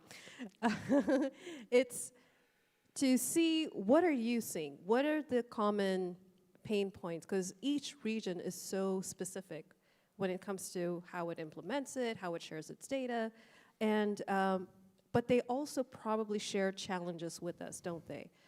And what are some common challenges that you notice as you engage each region? Yes, the main one is the availability of the new technologies in some place in the world. Because obviously we are speaking in a rich place. I come from the Western countries, but there is a big part of the world where technology is not available. And so this is one of the biggest challenges. So sometimes we speak about big argument, but then real people around the world need something more real for them, okay? And so it's so normal that for someone AI is something strange, but at the end we need to feed the people. And so if it's a good tools, we need to understand how it works. Thank you for sharing. Audience, do we have any questions for Claudio? Yes, can we have a mic up front, please?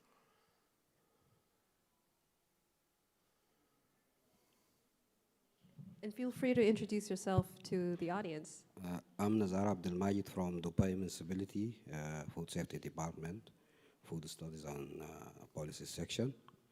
Last 2 years, I'm concerned about the food identity technology, which it will be, I will see here, many contributions for the same issue. Academia from Andreo, and also Claudio, take about all this effort regarding for how to build the system and also the regulatory. And with AI also we can find the company, technologies providers, which how to enhance and develop and protect our food supply chain by using AI tools, and also that's mentioned by the technology like blockchain and also IoT, and how it will be put this puzzle regarding for all the contribution of the academia, regulatory and authorized bodies, private sectors, technology providers, to make this revolution in the reality with the building system related for the food identity technology. Okay, actually, the tools that we are using are in compliance with ISO 42001. That it's an international standard to manage AI system and so on. And also are in compliance with the European and Chinese AI Act. So all these regulation means that the available tools, for giving an example, XR Copilot, made by Microsoft, just now are able to respect privacy concern and cybersecurity and so on. So trust is the first goal that we have to achieve after what my colleague said before. And if we have no trust in the collection of data, it's not useful. So it's a big challenge right now, but we are not at beginning, but we are a little bit ahead from beginning. So in the future, all this stuff will be cleared. So it's something that will happen shortly. But right now, what we are using, for giving an example, we are using smart glasses like this one, okay? This is right now a Google Glass that can interact with my personal AI agent. So I can go in a plant, take a video, picture, speak with a remote office, probably as happened in Australia and New Zealand with the officials, no, in their offices. We can conduct together the inspection, and then my AI can save all the videos, can save all my speech, and then deliver a final report. But all these data are strongly protected for biosecurity purpose and also for privacy purpose. So only who use the glasses, only who receive the report are able to use it. So, and I repeat, trust is one of the major goals that we have. Okay, thank you. Claudio, those glasses look great on you, by the way. Thank you. Well, question around trust. Yep. What in your line of work have you noticed works best to earn trust? Because this is a huge transition, right? From what was traditionally done to what could be and currently is in many places.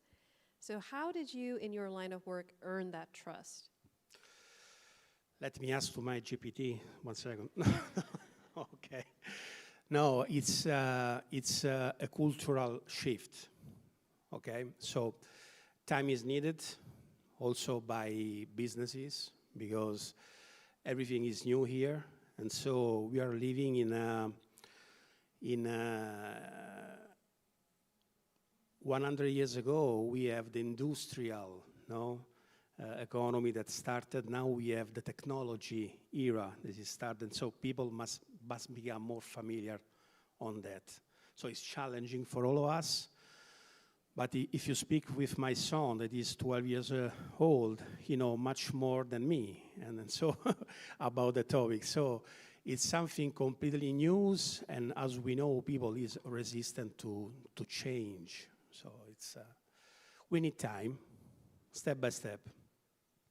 Absolutely. You make an interesting point about your son using a lot of these tools, and I want to ask the audience, how many of your kids are already talking about, if not already using AI? Oh, I see some broad smiles with that. Okay, slightly off topic, but not unrelated. What are they saying generally? What are your kids saying about AI? Let's have the mic pass around with the audience, please. Any proud parent? Or you could shout out the answers if that's easier. For projects? Okay. So is it making their projects easier for them? The AI. So normally, like basically, like students gets some projects from the schools, and Okay. so they get some insights from the AI. Okay. So they use it their own way. Okay. So instead of copy paste. Oh, okay. So, are you saying it's basically doing their homework? Yes, for sure, for sure. Homework Not is the homework. best one. A little bit. A little bit. Okay, so that leads me to my next question, which is, have their schools given them instructions on how to use AI? Like, what are the guidelines? Any hands where the school has given them guidelines on, okay, this is permitted, this is not? Anyone? Hi. Hello. Hello, would you like to introduce yourself? Hi, I'm Claire. I'm from ISS in the UK. My children are young adults, and one of them had an issue at university, which was a couple of years ago. So when I was researching what are the rules on use of AI, I found it varied completely across the universities in the UK. So some of them had really good, very definite policies, and others had absolutely nothing at all, which I thought was rather unfair. Oh, wow. Okay. Yes. And Andrew has, if you could have a mic up front, please. Thank you for sharing. A mic up front.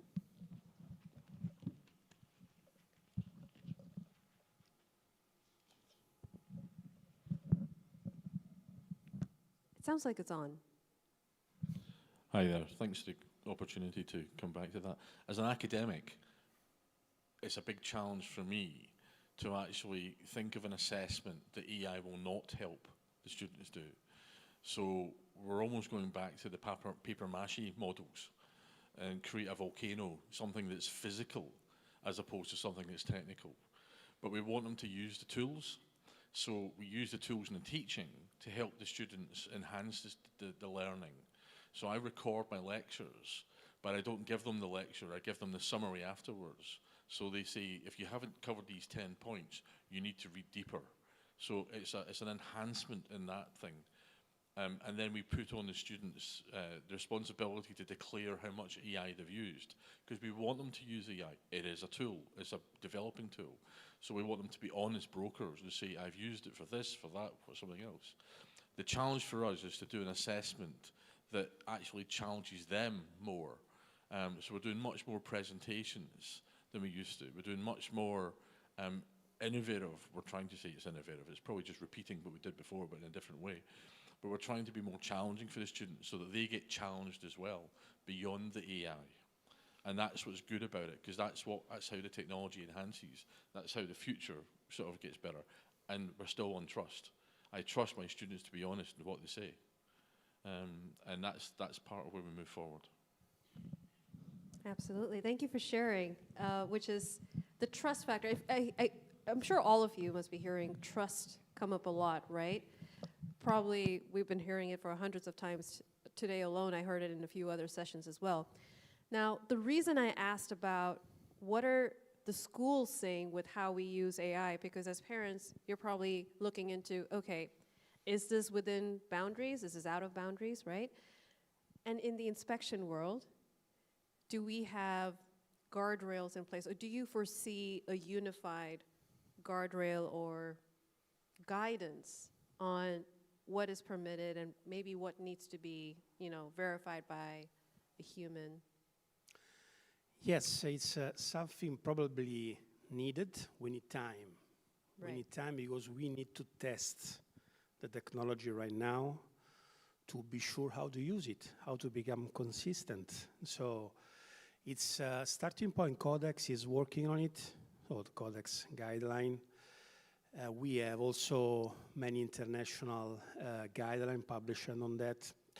We need to try and test day by day to be sure about the outcome, no? And then for sure in a short near future we will have safeguard and so on. The most challenging choice right now is to train auditors to use it, because they need to know how to use it. They need to know they need to have the skill to use it, because if you have strong skills, you can use it, you can correct it. If you haven't, it's a big trouble for the outcome and for food safety, obviously. The time factor, definitely, right? Yeah. Trial and error, Yeah. learning by experience, it all makes sense. All right, audience members, do we have any questions for Claudio?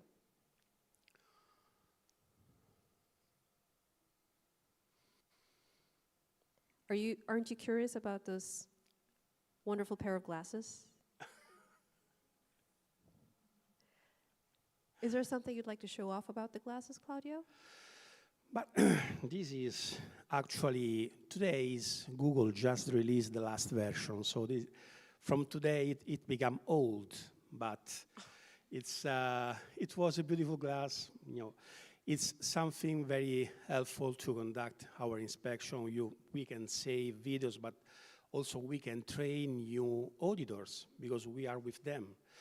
And usually, last year, I presented here the metaverse as a virtual space, a digital twin, that we are also using to train inspector, going inside the metaverse with other type of glasses, smart glasses. And so glasses, the metaverse, and all the smart tools that also my colleague presented before are interesting tools for training, for growth skills, for growth experience, to then define a real guidance, So that's it. Thank you very much, Claudio. I felt a little sadness when you put that back in and said, oh, it's old now. Yeah. All right. Everyone, a round of applause for Claudio, everyone, and thank you so much. Isabel, over to you. Thank you. Thank you, thank you. And thank you for that brilliant session. And I love the glasses. I tried some Google glasses on about 10 years ago. And everyone's going, this is going to be the next best thing. And it took them 10 years, really, to get the tech up to scratch and be really useful. So thank you so much, Claudio, for showing us those. We're taking a break now. But there are presentations taking place during the lunch break. So do make sure there's a poster presentation in the exhibition hall. And really importantly, there's some student presentations taking place in SRHD. The main sessions start back at 2 p.m. Have a good lunch and see you later.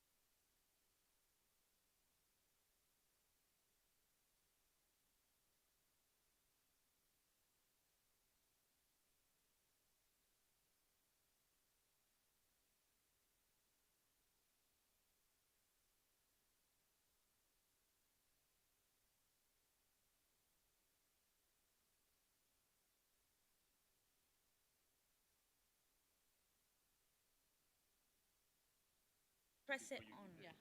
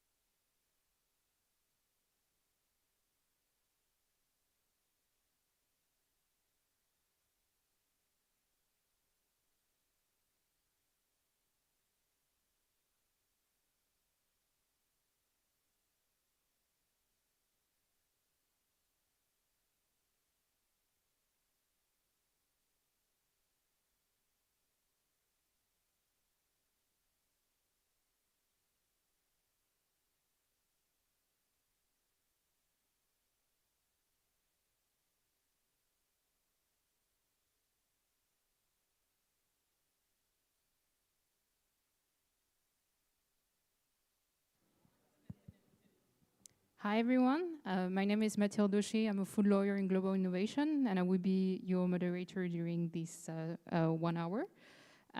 So this session is about evolving landscape of food regulatory science in the context of scientific and technology advancement. And the first session will be about the taste of tomorrow, best practices to navigate the intersection of safety, regulation, sustainability, and innovation. And for that, I would like to introduce the first speaker, Jin Ye, on stage.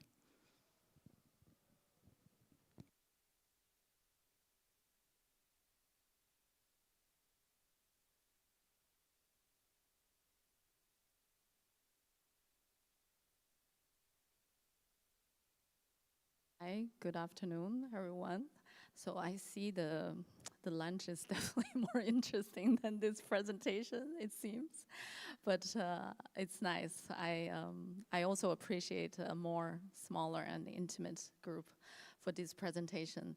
So I got only 20 minutes, if I understand correctly, and I think I got a little bit too ambitious when I designed my title. So there are a lot of things I try to pack in this presentation. Let's see, I will try to go through them as much as possible, and more than welcome if you have any questions and interest in further conversations. I'm happy to connect via email, LinkedIn, etc. So this is basically just 20 minutes of a little taste of the flavor industry and what we do. So that's what I'm representing for. So on the next slide, let me just pick up the clicker. Yeah. So obviously, I'm here representing the International Organization of the Flavor Industry. So I will just use a couple of minutes to introduce my organization. It's the first time we are here in Dubai for the Dubai International Food Safety Conference. So we would like to increase our footprint in the region. And just a few facts and figures. We are non-for-profit, established more than 50 years ago with a hybrid mode of membership, association and companies, so flavor houses. And we actually represent 85% global market share of flavor companies. And a big part, so 60% at least of our budget goes to science program, meaning that we evaluate the safety of the flavoring substances. Last but not least, very importantly, IOV were also observer of Codex Alimentarius. So this means we participate on behalf of our industry, all the important international discussions to come up with flavoring food additive related standards, which may be integrated into local regulations related to flavorings and additives. So, so as mentioned earlier, this is our membership coverage. We are a small international organization, but we are actually having a pretty broad global outreach. So as you can see, we have member associations all over the world. And most recently, we had also the Indian Flavor and Fragrance Association joining us, FAFAI, and before that is Thailand. So as you can see, we still have a bit of a blind spot in this region, and this is also what we have been working on. And on the right-hand side, you see the 11 direct member companies, flavor houses, that are our members, which are very important in supplying all those ingredients that you see on the labels and behind many of the food that you enjoy on a daily basis. So to start with my presentation on what is the flavoring, because I don't know if flavoring has been presented in the past at the Dubai conference in the past. So I thought maybe I start with these. So there are many ways to explain what is a flavoring, right? And so this is my personal preferred way because I come from the industry, I represent the industry. So this is actually more or less describing how a flavor house creating a strawberry flavor, which is one of the most commonly produced, used, sold flavoring in the world. So one way to do this is, so flavoring is composed by a bunch of ingredients with flavoring characteristics. So what does it mean if you analyze a real strawberry fruit, and then you see GCMS, some of you might be familiar with that analytical tool, and then you get that composition. And apart from a lot of water, obviously, in a strawberry, you also have a bunch of flavoring ingredients and organic acids, etc. And then these will be further analyzed by our flavor house scientists into all those red boxed flavoring substances, individual ones that you can see. So we call them molecules. And then you see a flavorist, they will recompose, mimicking a natural flavor, strawberry fruit flavor, by using these ingredients on the flavor house shelf. So basically, if you think about this as if it's composing a music, then all those flavoring molecules, these are music notes, and then our flavorists in the flavor houses, they are the composers, so they make use of all these basic notes, and they come up with a harmonious taste sensation, taste and aroma. And eventually, they can be added into a final food or beverage. So for example, this strawberry flavoring goes into the strawberry flavored soda, as you can see on the screen. So with that, talking also a little bit about safety aspects. So as mentioned, I'm trying to pack a lot of things into this presentation, so I will not go into the details, and especially for those of you who are familiar with, let's say, food ingredients evaluations, this is nothing too strange to you, right? It's quite basic. Earlier, I also heard the presentation on sweeteners, so there's a lot of similarities. And basically, we have these 4 major steps, and then one main principle at the bottom, the use of chemical grouping. So characterization, we have to make sure the expert panel, whatever they are evaluating, that molecule is actually that molecule. It's that simple. And then exposure, so we need to know, in order to evaluate the safety, we all know the dose make the poison, right? So we need to know how much is actually potentially consumed by the consumers.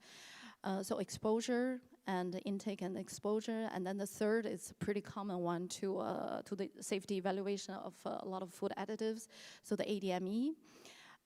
What happens to that flavoring when you eat it, and then eventually toxicity data, so what happens in terms of genotoxicity, etc., when your body reacts to a flavoring being eaten. So lastly, as mentioned earlier, the very important approach we use in the flavoring safety evaluation is the chemical group approach, because as you can imagine, there are so many, like thousands of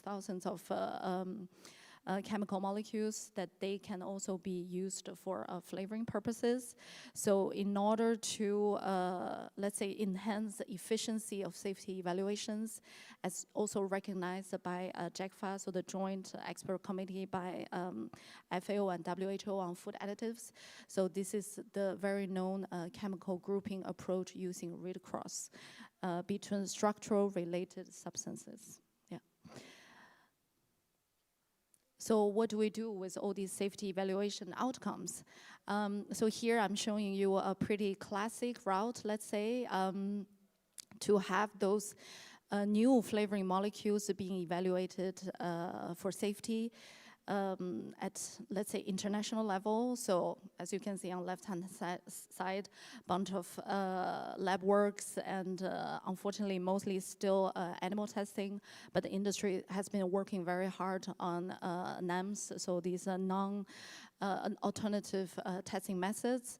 And then these will be evaluated by the FEMA GRASS evaluation program. So this is a group of independent expert panel scientists based in the US, and then their evaluation outcomes will also be taken into consideration by the European Food Safety Authority. And moving forward, all these outcomes could be published into the FEMA GRAS list, which is publicly available, and eventually taken over by, as mentioned earlier, the WHO FAO expert panel on food additives.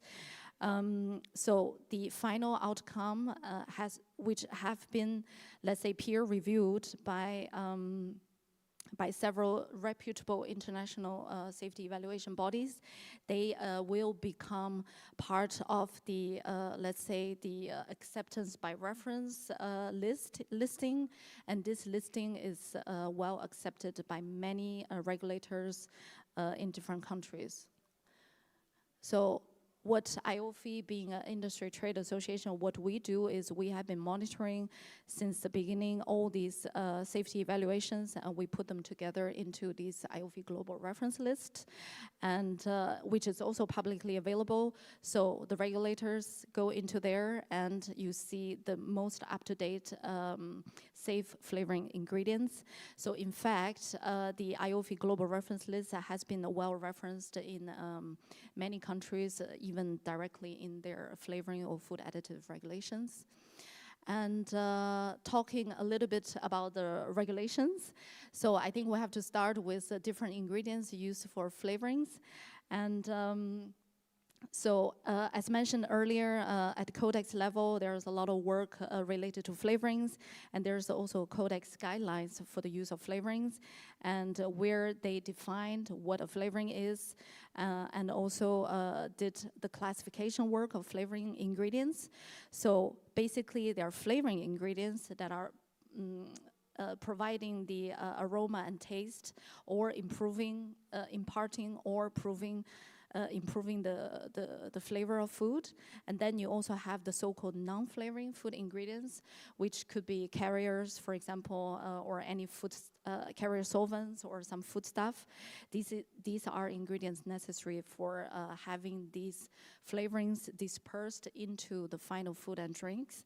So just think about even at home in the kitchen, when you process your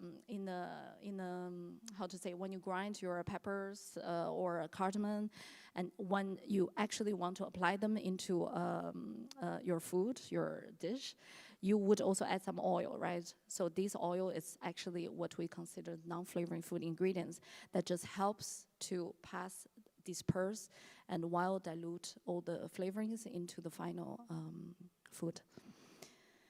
And using this slide, I want to share with you a little bit how we see at the flavor industry the regulatory frameworks. So using an example of a flavor formula. So as you can see on the left-hand side, this is a classic flavor formula. There are some different flavoring substances, but also some natural extracts, compounds, and other foodstuffs, and the so-called carrier solvents, etc. And then there are different regulations that are guiding the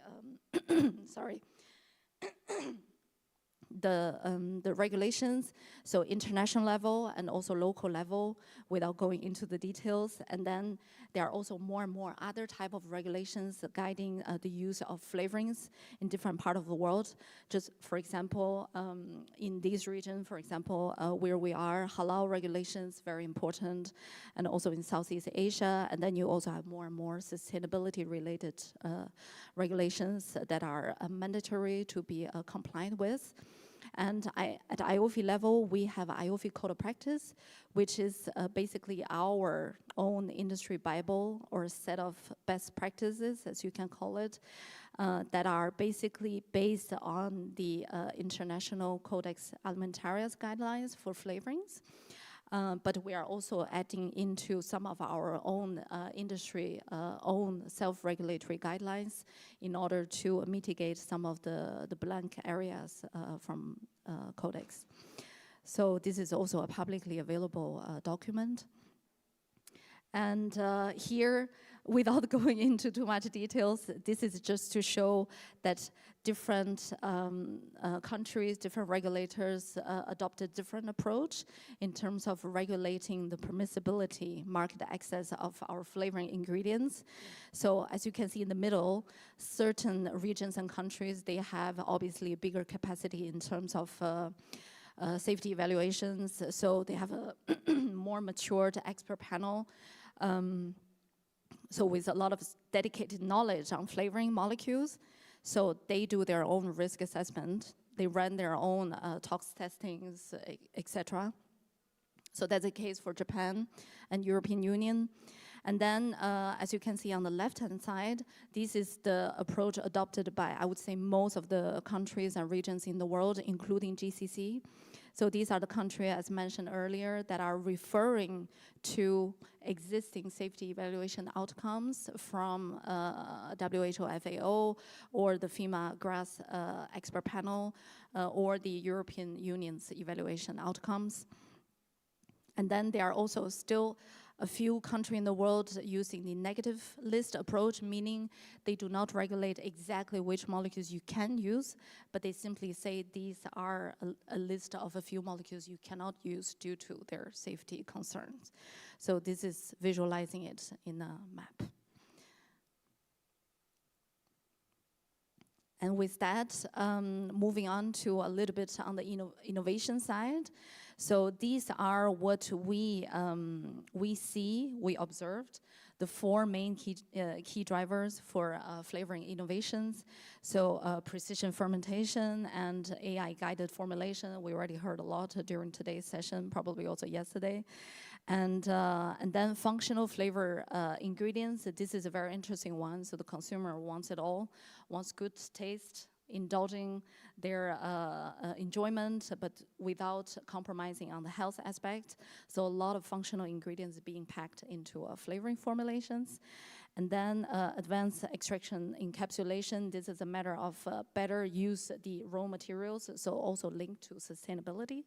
And then last but not least, I think we can all imagine that one day, with one click, you can have exactly the type of flavor you want as individual. So this is what, we didn't invent this. This is just our observations and also extracted from a few different industry reports that I thought, since I'm here in the Gulf region, so we can share with you this little, I would say, wheel chart. And as mentioned earlier, so sustainability, definitely a big trend. And then there's also a global fusion. So I think here in the Gulf region, I see that people can be quite adventurous. So for example, this nice matcha yuzu lemonade, I imagine this could be a very welcomed trend in the future, and probably already is now. And we also see some innovations related to natural, because believe it or not, or let's say even though being somebody as a food scientist and from the flavor industry, that we thought maybe in a way that chemically synthesized molecules could even be better for sustainability reason. However, the consumers are still chasing for the naturals, so this is going to continue to be a huge trend. And however, innovation is not always so easy, because you can innovate as much as you want being the business. However, you do still need it to be safe and to be in the framework of regulations in different parts of the world on top of that. So we obviously see opportunities in terms of innovation for both the industry and also the regulators, because what we could do, for example, some of our compounds can help reducing sugars, and this is very much important in terms of a health trend, right? And so you reduce your sugar intake, but you still have the good taste as you had before. However, all of these needs to meet a certain regulatory framework, right? So this means we are somehow in the need to find a good balance between over-regulating, which we somehow observe in the EU, for example, over the past years, versus giving sufficient space for the industry to innovate, and in order to benefit both the industry and the regulators in terms of public health, sustainability, etc. So what is the solution path? And I mean, being a trade association representative, what we always advocate for is public-private collaboration. So this is what just a few examples of what IOFI has been doing around different part of the world. A lot of in Asia Pacific, and we're starting to do more and more in this region. So we had a meeting with Saudi FDA and GSO back in May this year, and also quite a bit in Latin America. So all these growing regions, as you can see. And so I think my time is up. So I would just, if I may, to take a couple minutes, seconds more to just mention that in terms of sustainability, we're also doing a lot at IOFI level. And this is our sustainability charter. I believe you will have the copy of the slides, so you have the link. You can have a look into the details. And yeah, we have been having this charter being signed by our industry members in different parts of the world, and only 23 more, several more already this year.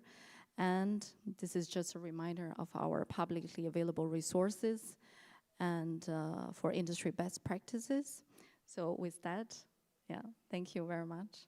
I'm happy to engage further if needed. Thank you very much, Jean. Do we have time for questions or not really? Maybe one or two?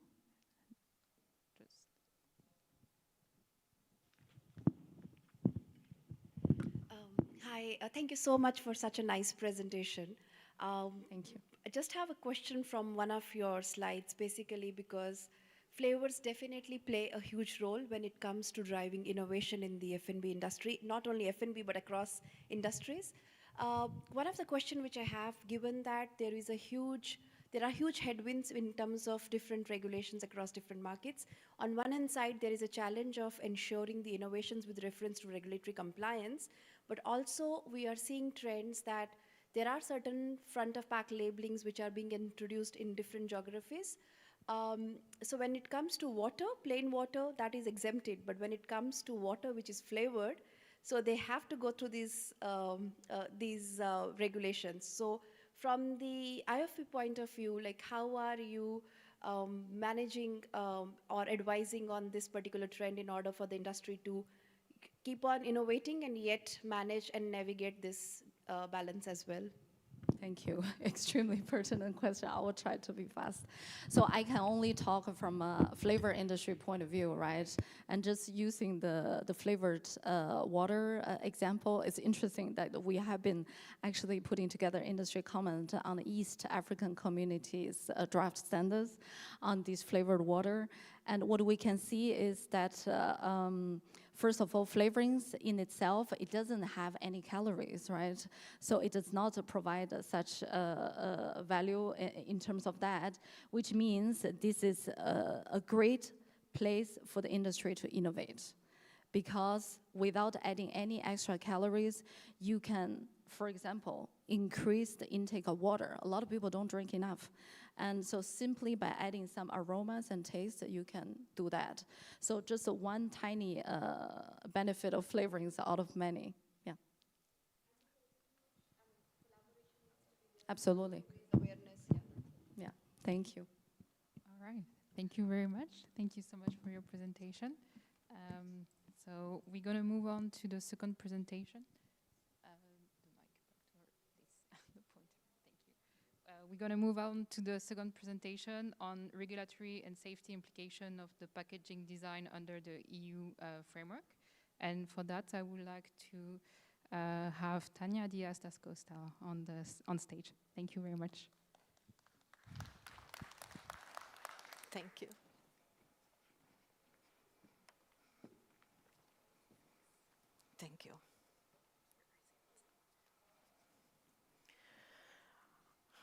Okay.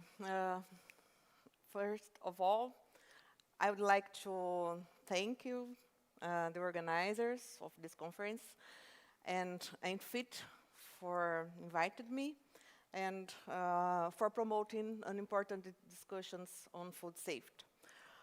Our topic today is the regulatory and safety implications of packaging design under the EU PPWR framework. I am here representing ENFIT.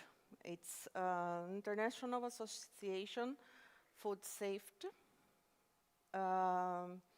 And before we talking about PPWR, that's a new regulation in Europe, we need to talk about this system that ENFIT developed from single use to reuse. What's our mission? Okay, defining the international quality framework for circular economy, reusable packaging.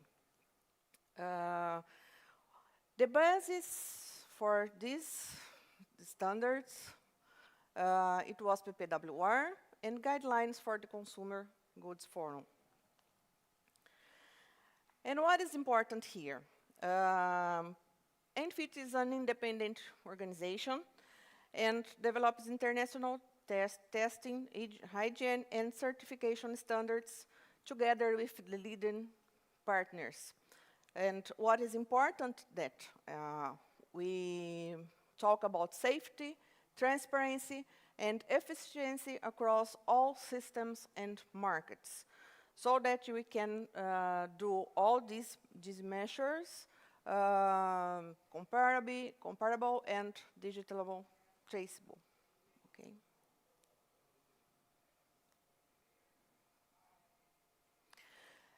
And here is our team. We are strong partners and we have shared visions. And we have here Hans-Dieter Filipovsk, our president. Vladimir is here, and 3 more partners. And Peter Deselets, it's a CEO from Prakun. It's a German company who works with sustainable packaging. And we have here some important points that we use in these systems. Okay, intelligent design, that's our topic today here, and efficient cleaning, safe inspection, and digital traceability. Okay, talking about functions of packaging, we all know that packaging is used to optimize logistics, spaces, and information to consumer about the products or about the companies, yeah. And it's important to protect the product also. But now we have requirements of the PPWR. And what is this? What is PPWR? Packaging and Packaging Waste Regulation. It's a new regulation in Europe. It means all packagings in Europe must be complying with these requirements. And I will show you something. It is part of the European Green Deal strategy. And the most important goal of PPWR is minimize the use of packaging in Europe. It's a very complex regulation. It has 71 articles, more than 100 pages of legal acts and rules. And we have also a growing number of ongoing delegated that comes in the next year. The most important deadlines for PPWR compliance. We have here some dates, and the major challenge, it will be in 2030, where we have new standards for reuse, for empty space ratio, recycled content, and recyclability. But the next year, we have new regulations for labeling and substances of concern. Okay. And we have defined 6 special points, special requirements under PPWR. Recyclability, minimization, reporting, labeling, but 2 of them is the major challenge. Use of recycled materials and reusable packaging. That's the major challenge of this requirement. In terms of recyclability, all packagings must be recyclable from 2035. And in terms of recycled content, we have here some targets to be achieved in the next years. And we have identified by reading and understanding the regulation, we have identified 4 categories of packaging, and one of them has specific requirements that must be achieved. And we have here sales packaging that are packagings at the point of sales. And we have here transport packaging, the major challenge under PPWR. Sales packaging, and we have here some exceptions for wine and milk. And we have here also packaging for sector, hotels, restaurants, and catering. One of them have specific requirements. And what do we do? Thinking about the challenges, we have developed a guideline for your packaging that I can send you for free of charge. Just send us an email to ppwr@pacum.de. We can send it to you. What it contains. It's an overview about PPWR and some requirements, but it's important to companies understand what we're talking about. For example, in this case, we have a primary packaging, that's a bottle, but we need to think about all the transport packaging also. All of them is under PPWR requirements. But transport packaging, it's a major challenge for supply chain safety. And why? Because transport packaging, you need to think about reuse, recyclable, recyclable content, empty spatial ratio, and we have also limit values for substances of concern.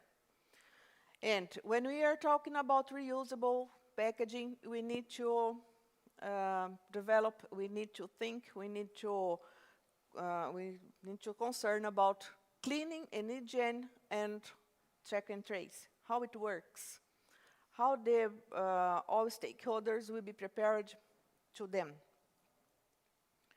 And it's a big challenge for us. For example, most transport packaging needs to be 40 or 100% reusable. It's under discussion, but at least 40% is it's a requirement. And all packagings need to be cleaning properly, need to have standards for cleaning, okay? And that is why we trust in the standards that ENFIT developed for that. Okay. And so, what is the challenge? We need to think about design of packaging. What is designed to facilitate the cleaning and hygiene. And what is the process to filling and use this packaging in the industry, for example? How all stakeholders will be prepared to return these packagings for the industry and to cleaning and to refill. And we need to talk about it's food or non-food. We need to avoid cross-contamination here. Process of sorting and cleaning to guarantee hygiene. Okay? And process of inspection. And which packaging is affected? All of them. For food, embalages do it yourself. Packagings for transport and logistics, for cosmetic, pharma, animal feed. So all packagings is under PPWR requirements. Which companies are affected? Companies that makes primary packaging, that makes films, secondary packaging, wholesale do-it-yourself, for example, all sector HoReCa, and retail. And packaging design, that is our theme here, is the basis for the packaging reusable cycle. Why? Because you need to think about standardization. That means it's easy to make process for cleaning and hygiene when packaging is standard. Okay? And we need to think about systems of filling, closure, and sealing. And we need to think about durability of these materials, how it works. Labeling and digitation, handling and cleaning, and ergonomic design and transport and storage. These is important topics for our packaging design under these requirements of PPWR. When we are talking about sales packaging, beverages, and packagings for HoReCa sector, we have here some requirements of recycled content, minimization, and limit values for substance of concern.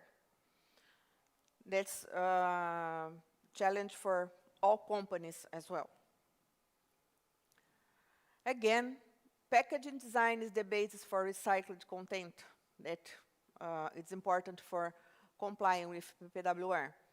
We need to think about durability. We need to think about, is it possible to use monomaterials, for example? It's better in this case.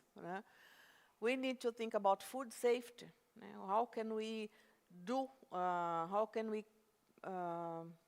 design packaging thinking about food safety?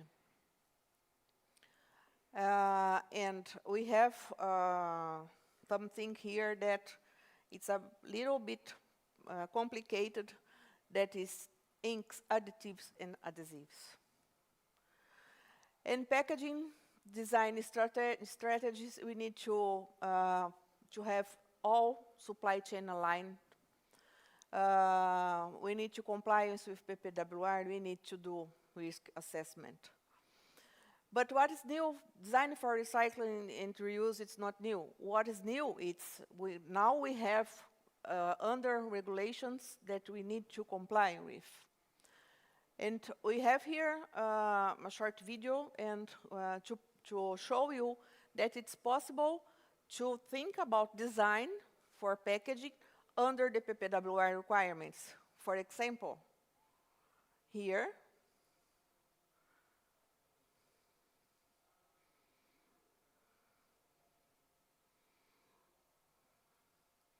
large opening of glasses. That's for easy to cleaning, for example, and stackable. And we need to think about the logistic as well. Okay.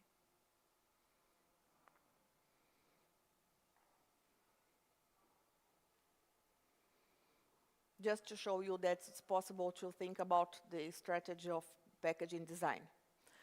And for compliance with PPWR, we develop a web tool that is PPWR check. It's easy to verify if your packaging is compliant with PPWR or not. And I have here a short video also, and you can see more information about this web tool under ppwrcheck.com. But I have here a short video, how it works. You can add packaging checks to your portfolio step by step, just answering 10 or 12 questions. And that's simple. And we need the results of your packaging comparing with the results of each year of PPWR.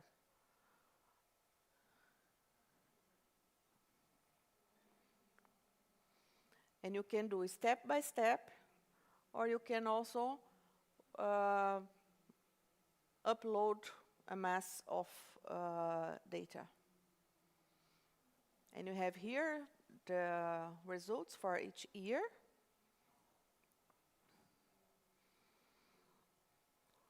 Get your Excel template.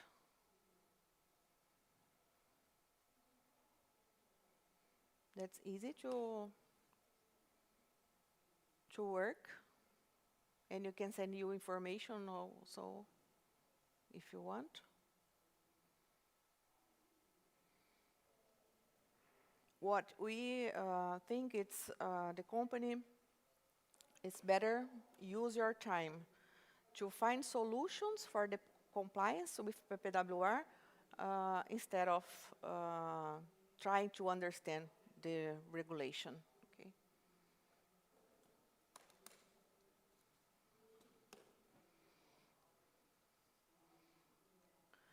And what you can do at this moment, we have PPWR check, that's our tool. We have workshops that we can do for some companies. And also we have with AIMFIT workshops and find solutions for each packaging, especially in transport packaging, that will be that we need to comply with PPWR. Okay. And then our recommendations. Use our PPWR check web tool for rapid compliance assessment. Rethink your strategy about PPWR. Work on collaborative projects we are here to help you with AIMFIT team and comply with the PPWR. And here some of our contacts, and we can show us an email for me or Peter that it's managing for Pakun, and for Hans Dieter from AIMFIT, and we show you more informations. If you need some information, you can send you. Thank you for your attention. Thank you so much, Tanya. So I think we're going to skip over the questions because we are a bit short on time.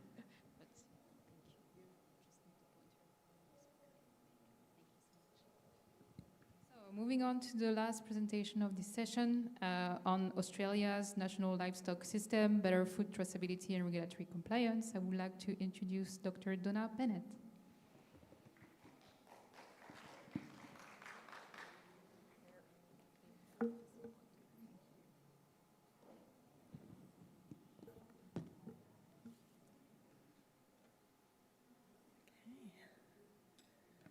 Good afternoon, everybody. Okay, we're good to go.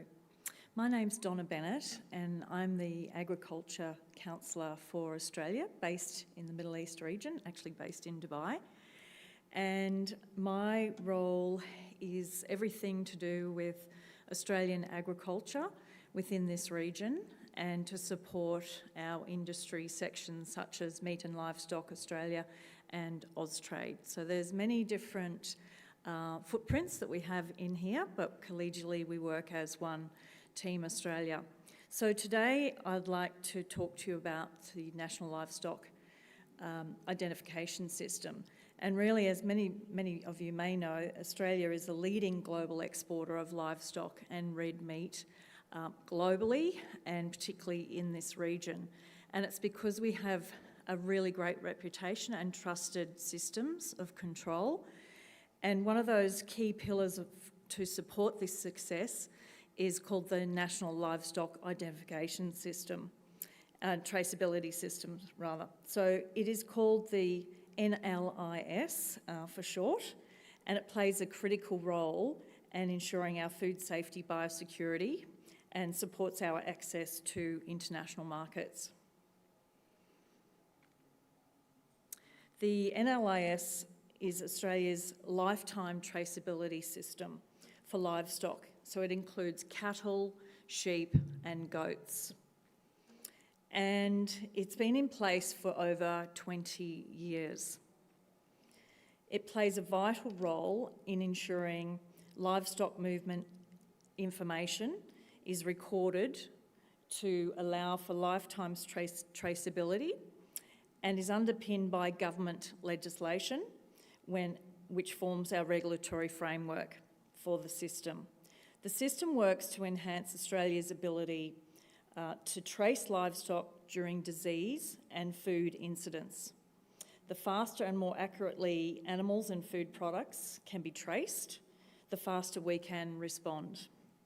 While the NLIS is governed by government legislation, the system is run by Integrity Systems Company, and that's an industry-owned organisation. The NLIS works by combining three elements to enable the lifetime traceability of animals. First of all livestock are identified by an accredited NLIS device, so an RFID tag. And there are many companies that are accredited for this. Just looked at a couple of examples here for cattle, and the lower one is for sheep and goats. Then there's the physical location, which is what we call where the animals are identified on a property, and we call that property identification code. So each farm or abattoir would have a particular property identification code, and they all have to be registered within that state. Then the last part of it is the livestock movement or location data, and that's recorded in a central database, and that's called the NLIS database. And these movements are recorded from birth until slaughter. In the event of a disease outbreak, and just shows you how that matches in together. In the event of a disease outbreak or food security issue, this enables rapid traceability, which is critical to an effective response. This helps maintain consumer confidence in food safety, as well as ensuring we meet the strict requirements of international markets that buy Australian meat and livestock. So these are just a couple of examples of a farmer just implanting the NLIS tag or the RFID device, and they just click together. So they're not costed at a high price, but like everything, costs go up for farmers, and that's just one of the costs. So what's new for us, for any sheep or goat that has been born after the 1st of January 2026 needs to now have its own individual RFID tag. And these are the new types of tags within the NLIS system. So technology, this is, again, it's all about technology, artificial intelligence, innovation. And as we get more sophisticated with our connectivity, we get faster and more robust with our systems. So this just shows you that this digital infrastructure with a central database supporting this lifetime traceability, Australia has 30 million cattle and 73.2 million sheep. Are you impressed? Hope so. And we need people to eat them. We need people to import them. And regions like this, very much we appreciate you as customers and consumers. But again, we need to ensure that, you know, our reputation is robust and built on a safe and secure and traceable system, because now more than ever, consumers, if they're buying these expensive cuts of beef, say, then they want to know, you know, where did it come from, how was it raised, what food safety systems have you got in place, because I want the best nutrition for my children and myself. So it all comes back to the individual needs and wants. And again, especially when you're spending a lot of money buying this animal protein source. So we are continually trying to improve this system. And we're now using, as I said, the electronic identification for sheep and goats, which before was a herd-based system, and now it's every individual. And, you know, reflect back to 73.2 million sheep, that's a lot of tags. And a lot of time invested too by the farmer. And this just shows you how technology is coming into the cattle crush area. So you've now got, you know, farmers that are connected through the satellite systems, you've got a Bluetooth system, and the animal is weighed, and all of that data can be captured and through the RFID tag and into a central database. And again, it's all about traceability, because if we don't have that traceability, we cannot act really quickly to things that we need to act on. So, in conclusion, we are recognised globally as a reliable and trusted supplier of safe, high-quality food and agricultural products. And we take pride in our contribution to global food security, a reputation built on the confidence consumers place in the integrity and the safety of our exports. The NLIS is a critical component of Australia's traceability system, and it supports improved on-farm management practices to increase productivity. It strengthens our export capability and reinforces Australia's standing as a dependable partner in international agriculture markets. And yes, thank you very much for your attention. This little QR code here, you can actually scan that and that'll take you to the NLIS system. So feel free to scan that if you like. And happy to take any quick questions if we have time. Yes, I think like 2 minutes. Any questions?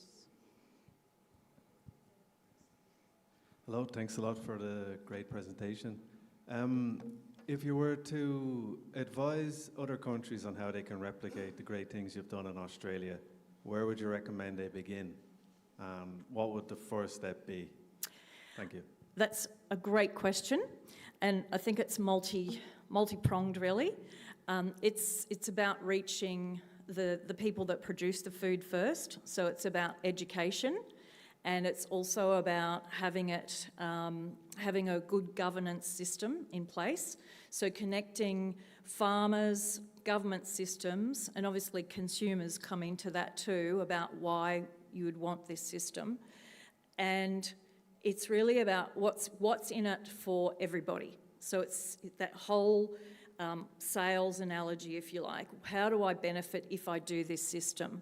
And that comes down to that ultimate need of people wanting to have safe food. That's pretty much it, is how do you guarantee safe food? So it's about the story, but it needs to be affordable and sustainable and traceable so that you can, you know, again, reach back in dealing with issues.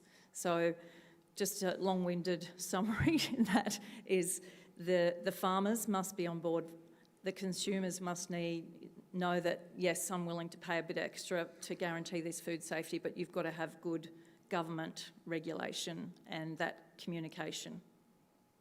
Thank you. Okay. Thank you so much.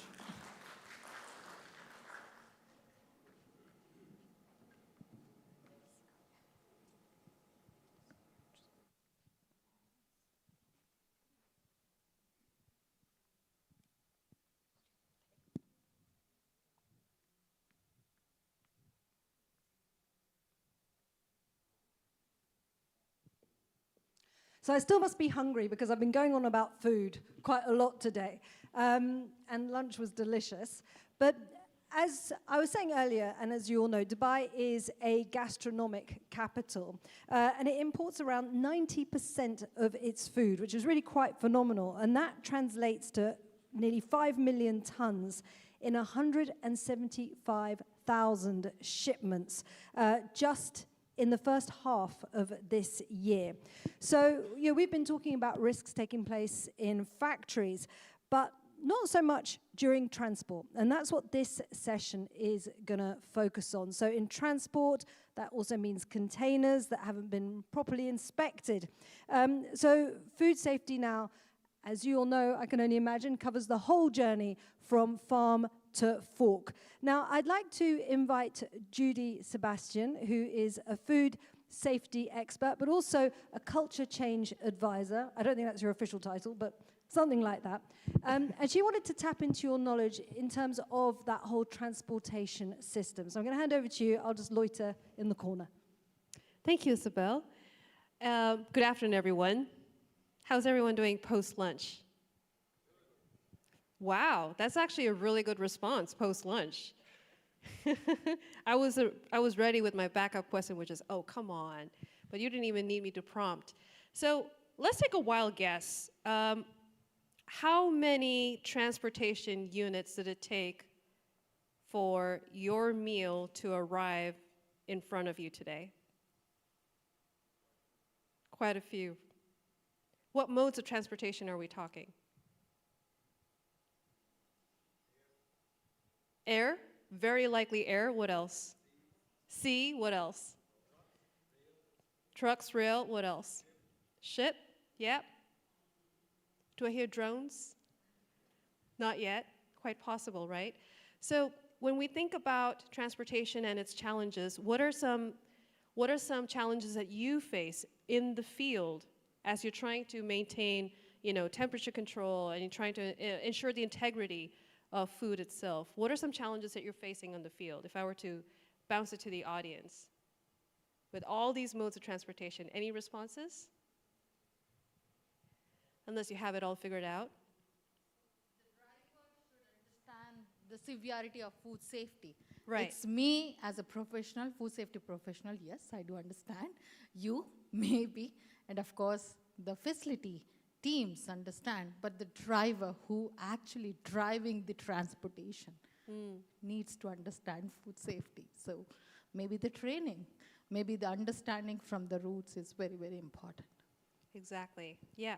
So it's interesting how it keeps coming back to common ground, right? What's our common ground, and do folks have access to the information that they need that sets them up for success? So when we talk about transportation, it's a magnificent question. Whenever I ask someone, okay, what you have for breakfast? And they tell me what they have for breakfast, for example, waffles, and I ask them, how many ingredients do you think went into your breakfast? That's a fascinating one, because you have to get so granular and even include salt and everything else. And then they begin to question, what is going into my food, really? Right? So transportation is such a fascinating world by itself. And I think as it relates to how we connect culturally, I love that you brought up the point of education and awareness through training, right? And for that training to stick comes back to reinforcing behaviors and rewarding behaviors, so we're still remaining consistent. All right, so I appreciate you for asking the question, Isabel.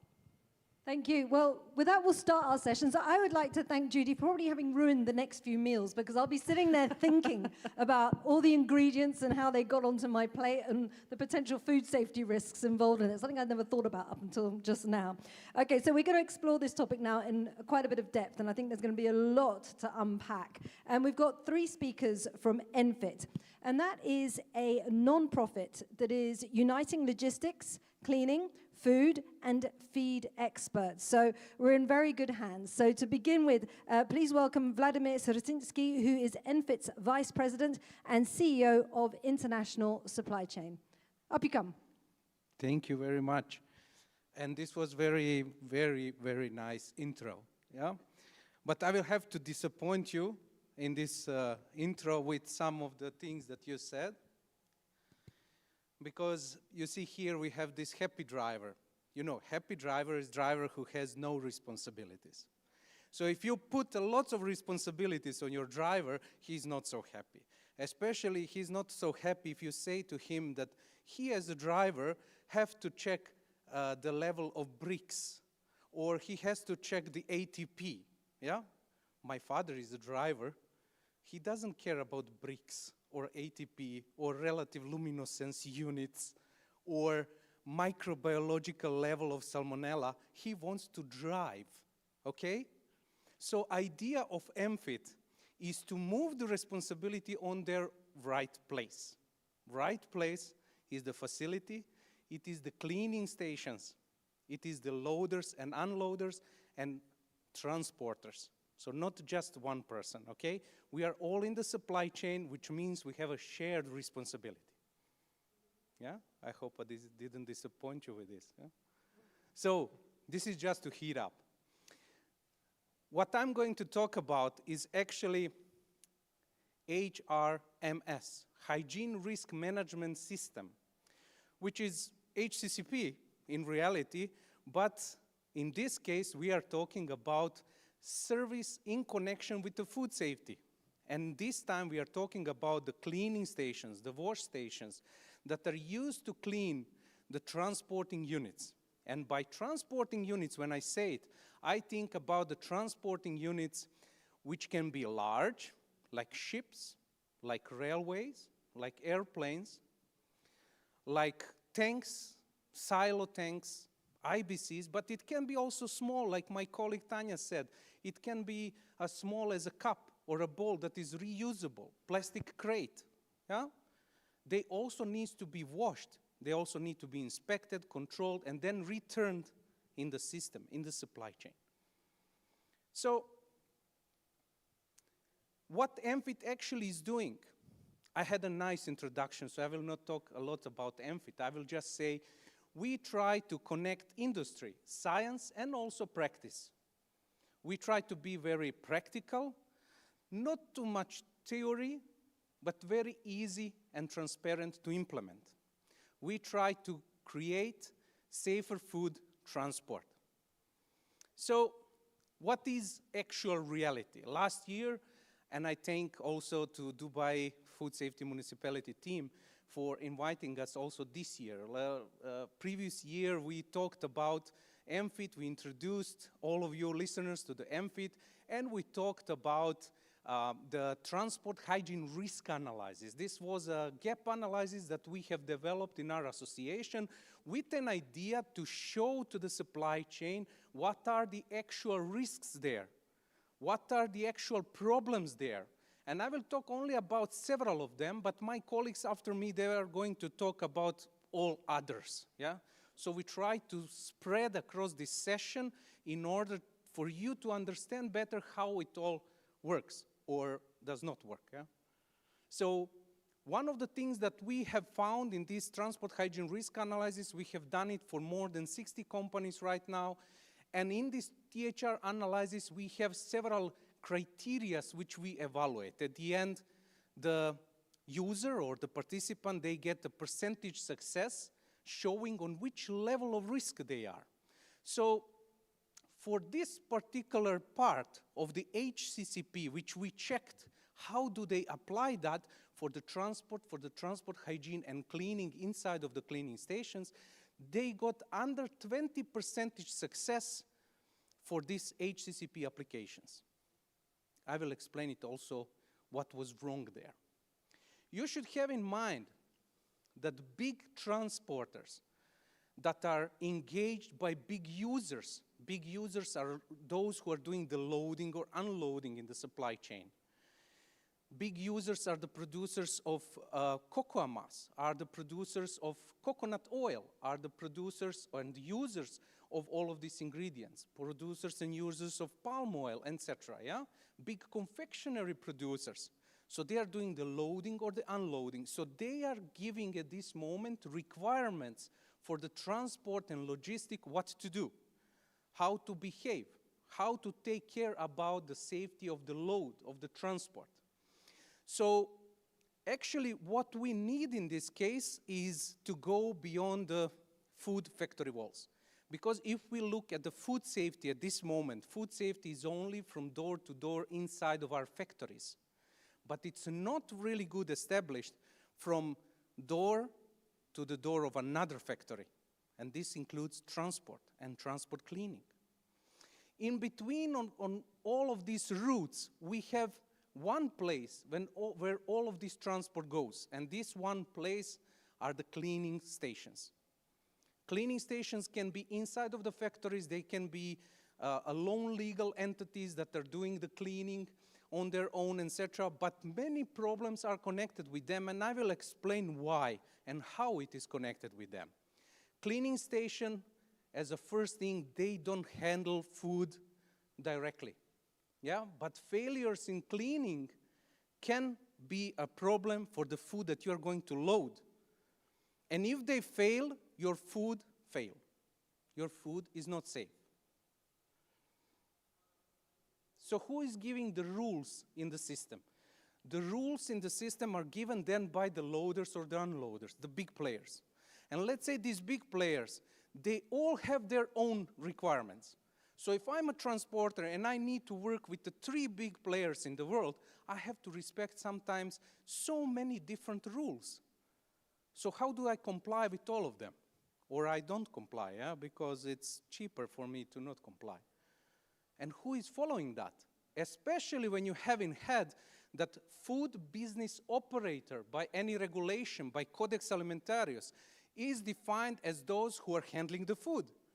So who is handling the food? The producer, the storage, warehousing, the transporter, we are handling the food. But what about the cleaning station? They are not handling the food. They have no food product on their site. Are they responsible then? Huh?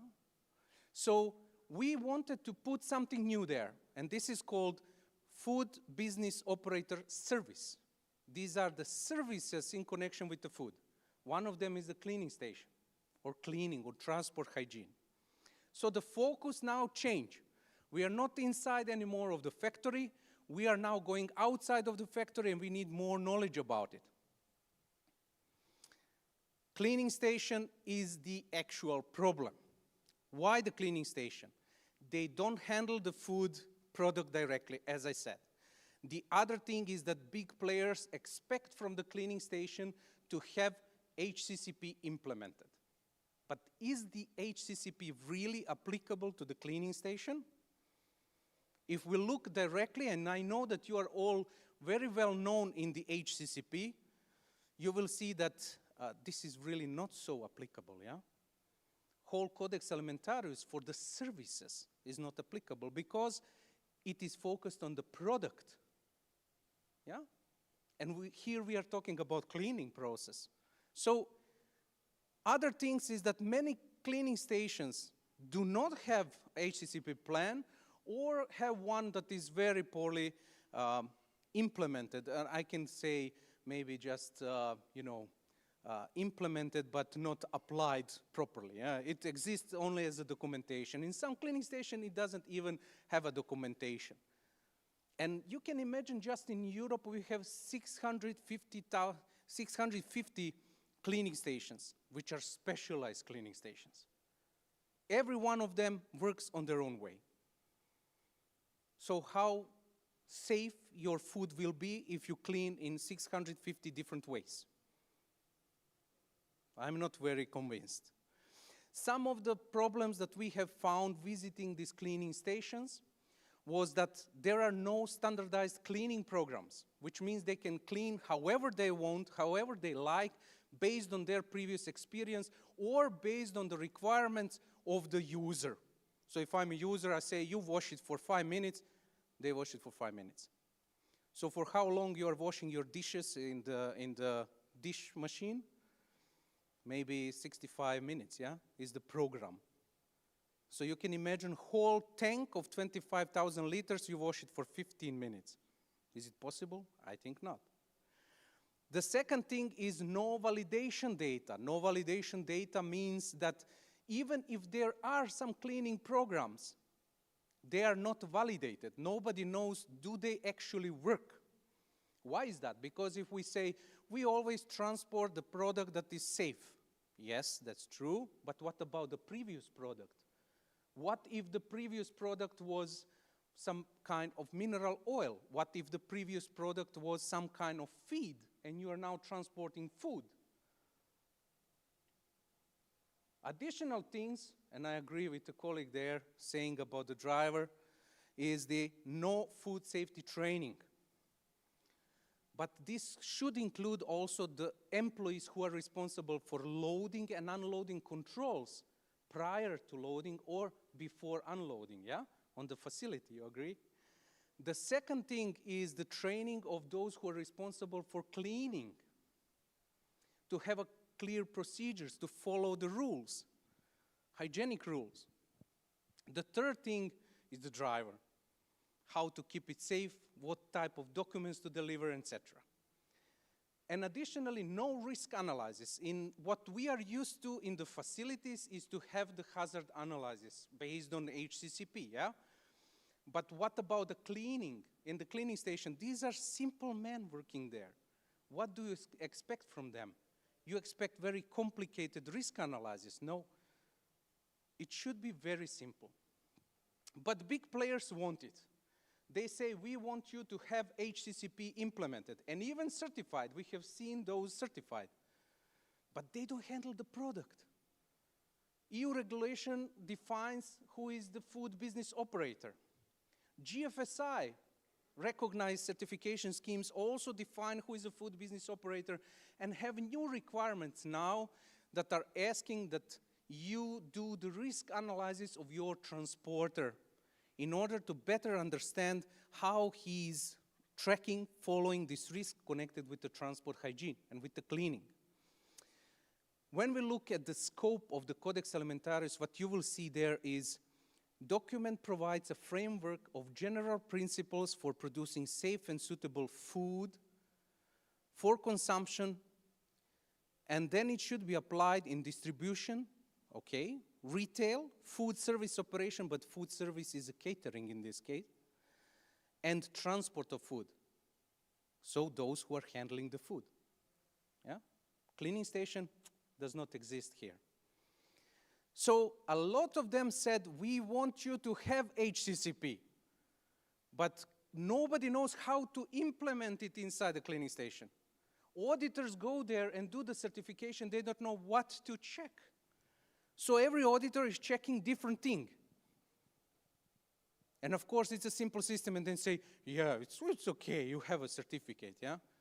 And we go there as representatives of our members of MFIT, and we want to check this, and they have nothing. They have no flow diagram, they have no hazard analysis, they have no training, they have nothing. Okay, so we needed a solution. MFIT is a solution place. So we sit down with the expert teams, and we said, okay, let's take this Codex Alimentarius, let's sit together, let's make a system that is applicable to the cleaning station processes. So what we did, we made a guideline. This guideline is for good hygienic practice and HCCP for cleaning stations. All types of cleaning stations, no matter if they are cleaning the reusable packaging, plastic crates, plastic boxes, pallets, cups, bowls, etc., or they are cleaning big transporting units like tanks, IBC containers like silo, etc. So we publish it, and this is fresh for you, in June 2025. But until now, we have already something more than 1,000 downloads for this. Why? Because it's a new knowledge. It's a new thing completely. So it's fresh. So what is there inside? I will not read the whole guideline to you, yeah?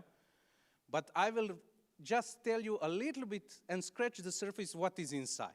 Inside of this guideline, what we have are the good hygienic practices that are completely tailored for the cleaning station, which means we take the requirement of facility and design, but we model it for the cleaning station. We take the requirement for the water systems and safety of the water that is used as an ingredient in product, but in this case used for cleaning, yeah?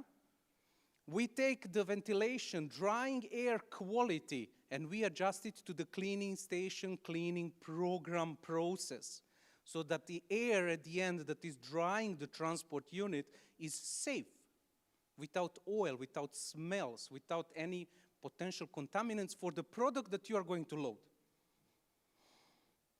Hygiene facilities, storage, training and supervision are also parts, where we put special trainings that needs to be performed inside of the cleaning station for the operators.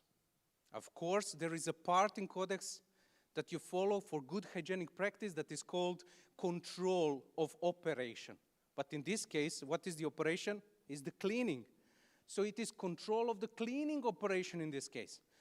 So we needed to make it measurable, to make it visible, and to make it repeatable, and make it simply. Yeah, simplify it for the people who are operators there. We want them to understand complete process, but also to have it in their own hands, to have a control. One of the things there, what you have in the Codex Alimentarius is to describe the product. You remember this? It's among the first steps, to describe a product. So what is a product here? Product here is a clean transport unit, no matter the size. This is the product, clean transport unit. So in this case, what you need to describe is the cleaning process, how you are doing the cleaning process. Are there specific users? Because you can have your own cleaning processes, but maybe users are asking for something additional, yeah? Private label cleaning process maybe, yeah? Implement monitoring procedures, of course, for all the steps, like monitoring of the temperature, of the pressure, of the chemical concentration time, maybe ATPs, maybe protein tests, I don't know. Of course, you need to develop immediately the corrective actions if there are some problematics, and of course, what is needed there is the verification. When we talk about the hazards, they are well known in the industry. Biological, physical, chemical, radiological hazards, allergens. These are the same hazards that exist also in transport. Because if you want to transport sugar, for example, as a granulate in a silo tank, yeah? Silo transport. And before that, you transported, for example, powdered milk or flour. It is the allergen, yeah? If you don't wash it properly in your sugar now, you have gluten, or you have maybe lactose or other ingredients that are allergenic. And you receive it in your factory. On the reception control, do you have a specific control for allergen? Of course, no, because you do not expect it. So what do you need then? You need a specialized cleaning to remove all the potential allergens from the previous load. That's why you need to do your hazard analysis for the process of cleaning. And this is just one thing. What about the physical hazards? They can come from the cleaning equipment, they can come from the inside of the transport units that is damaged, etc. So that's why you need to know about the previous load, that's why you need to develop special cleaning programs, you need to think about cross-contamination prevention. Of course, what we have as a requirement there is service information. So this is a product labeling, but here product is clean transport unit. So what we are giving here as information is a service information. This is a cleaning certificate. So what did MFIT do?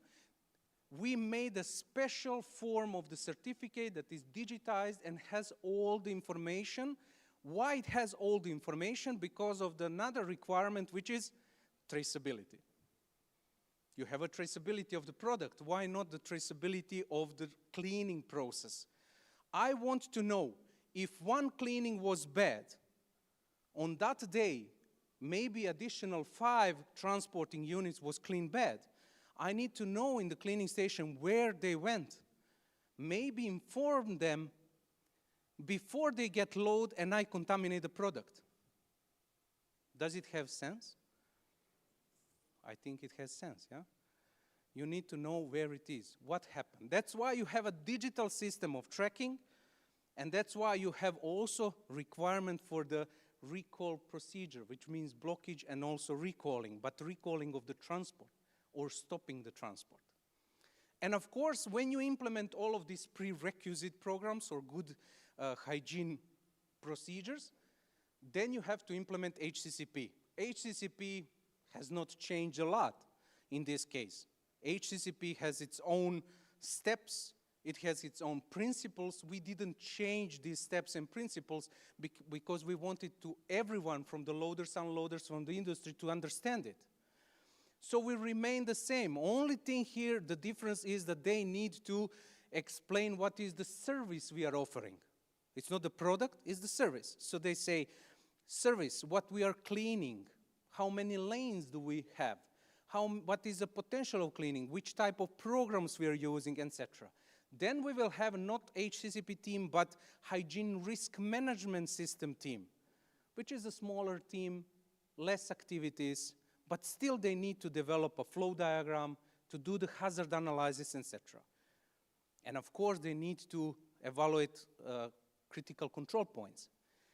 The first step after describing the product is to construct the flow diagram. Of course, the flow diagram will be a little bit simplified, you know, compared to the production of yogurt or ice cream or, I don't know, confectionery products, yeah? It's a little bit simplified because we are talking about the steps of cleaning. But if I have 20 cleaning procedures for different types of transport units, I need to verify all of them. This means that I need to take this flow diagram, take it with me on the site, and to verify all of these steps that they are applicable for all of the type of cleaning that I have. When I have a flow diagram, logical next step, like in a food production, is to do the hazard analysis. But in this case, the hazard analysis is focused on what? On the product, and product is clean transport unit. So again, I'm mentioning here what you need to analyze. You need to analyze potential physical hazards, chemical, biological, allergens, etc. For each of these steps, transport coming there, transport opening, putting the equipment, starting the program of cleaning, I don't know, yeah? All of these steps. Manual cleaning maybe of some parts, cleaning of the hoses, of the lids, of the covers. So everything needs to be analyzed. And you see here one very simplified analysis for only one step, which is main cleaning step. And you see here that we already have one critical control point, which means that one thing needs to be for sure checked, verified, monitored, of course, and regularly validated. So now what we do with the cleaning station? Now we have a clear rule what cleaning station need to apply. And this is a guideline that is based on a Codex Alimentarius on HCCP. This is then potential for a new certification of the hygiene risk management system, and we have already started with these certifications of the cleaning station. Especially we have applied it for the washing of the reusable transport, and one of the first cleaning stations was in Germany that we certified, and over there we have also applied all the rules now from the guideline, and now it is very clear. It is clear because now auditors know what to check. They know what to expect. The users, the clients, they know how HCCP should be applied in a cleaning station, if they send their own internal auditors, they know what to expect.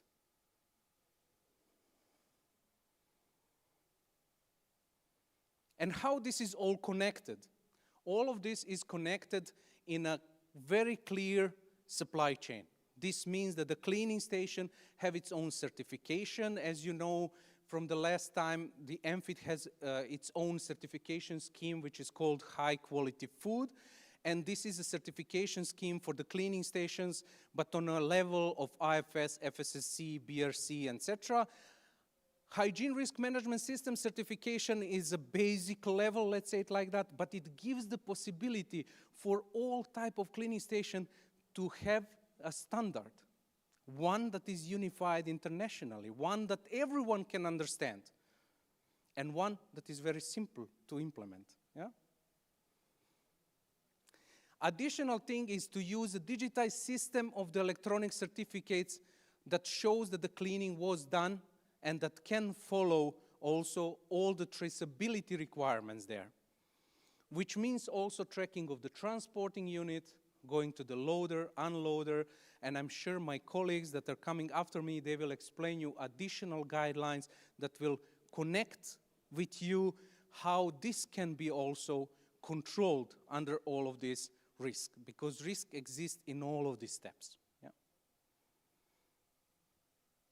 So if you want to know more, you can connect with me on LinkedIn. If you type in Vladimir Surchinsky, I will answer very fast.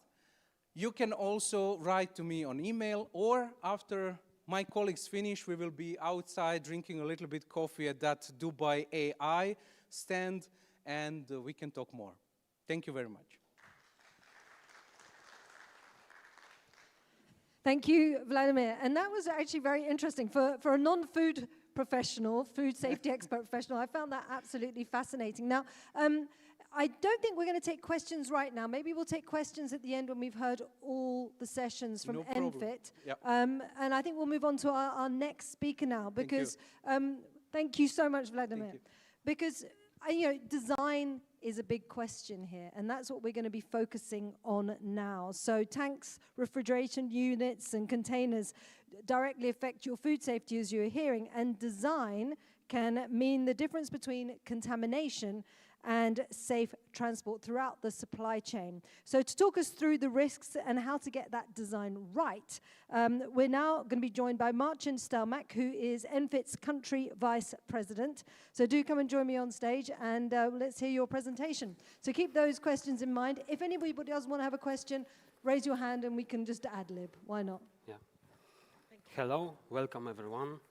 Assalamu alaikum. Yes. Today I want to continue the story about the transportation, and I want to talk a little bit about this design release risk in food transport, the role of inspection according to DIN 10502-1 norm. Yeah, I'm coming from the tank, yeah. I want to show you also some example and start to show the problem which exists on the transportation. But maybe, of course, my colleagues also mentioned about this, what is the MFIT association, what we are doing. But we connect industry, science, and practical experience to improve food transport. This is the main what we are doing. And I want to come back to this, what Vladimir said about TRHR analysis. Why? Because during this, what we are doing in last 2 years, in 2024 and 2025, we checked, as he also said, more than 60 companies. Yeah? And the result, because you can see on this screen, yeah, on this information, that we have level 1, level 2, 3, 4, 5, and according to the result, of course, there is risk or no risk or medium risk, for example. And the result of this was less than 11%. You can imagine how was that, yeah? This is the disaster. And now I want to explain you more about the complex supply chain of the food. Why I'm talking about this, of course, we mentioned today maybe all of our presentation, but this is good for better understanding of this problem. Because maybe the good example will be like sugar producer.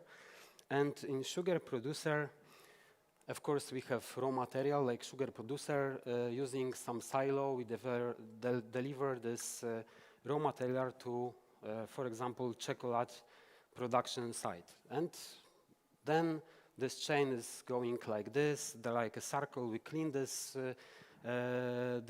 silo, and it's going one more. And the next, of course, this chocolate producers transport this chocolate using the silo to a secondary production. They produce the sweet chocolate and so on. And finally, it also should be clean according to this validation which we did together with the producers. And the final, of course, we deliver to retailer store. And as I said from the beginning, we do this THR analysis. This is example one of the THR analysis which we did together with Vladimir in Poland. Of course, there is also on the beginning some conversation. We explain what we will do. On this day, this is almost take 1-2 days. This is depends on the production. And we check the transport unit. This means that what I'm talking about, the 60 companies, is of course not mean that we check 60 transport unit. Of course, it's like huge quantity. But the result is less than 11%. And I want to show you example what we found during this our TH analysis. Yes, on this photo you can see the gasket that is totally damaged, and of course using some special tools, which I will say for the end what is the tools. We enter inside the pipe, hoses of course, and we find and looking for that there is some problem or not. And you can see here that there is a lot of problem which exists in this transportation and this transport unit, but nobody know about this, because nobody can even enter inside the pipe and see what's going on. This should be some special tool. That is why this should be checked. And here is also example about the air pipes. The next, according to this TH analysis, we also do the checking of the cleanness of the air pipes. And you can see on this photo, this is totally disaster, that we find the oil in this air pipes. What this means that this compressor is never be checked. Nobody checked this filter on the compressor and compressor also. That is why this oil is coming through air pipes to the product. If we unload this sugar, for example, using this compressor which is on the truck, we blow the air inside the silo and this product is contaminated. The next good example is gaskets. We find a lot of time the problem with these gaskets that outside everything looks very nice, but inside when we enter using the borescope on some special tools, we find like this. And this plastic, this gum, wherever from this gasket is making, is coming also to the product. And then this factory QC department will checking, of course, some of this product, and they took the sample and they find some plastic in the material. That is why this also should be checked. And here this next nice example of the gasket, which should maybe don't change from beginning of the transport unit, 10 years or something. And here, using some special tools, we also checked the crack on the surface inside the tank or silo. And using some special lamp, we check this cleanness of the tank inside. Here I want to show you shortly, because I don't have too much time to show a lot of photo, but I want to present you example. This is very important for understanding this problem. Yeah? That here we have special tools, and you can see on the first, second, third, fourth picture that there is a damaged gasket inside the line. Yeah, and this is a very big problem on the transportation. And the next problem which existing, and I will show you example that I have, let's say, experienced by myself, that I found this problem in real transportation. This means that labeling, labeling of the transport of the food should be not removable. That is why it should be permanent mark on this transport unit. And here is information, of course, in Germany, but this is like transportation only for food. And here you can find on this photo that this can be removed.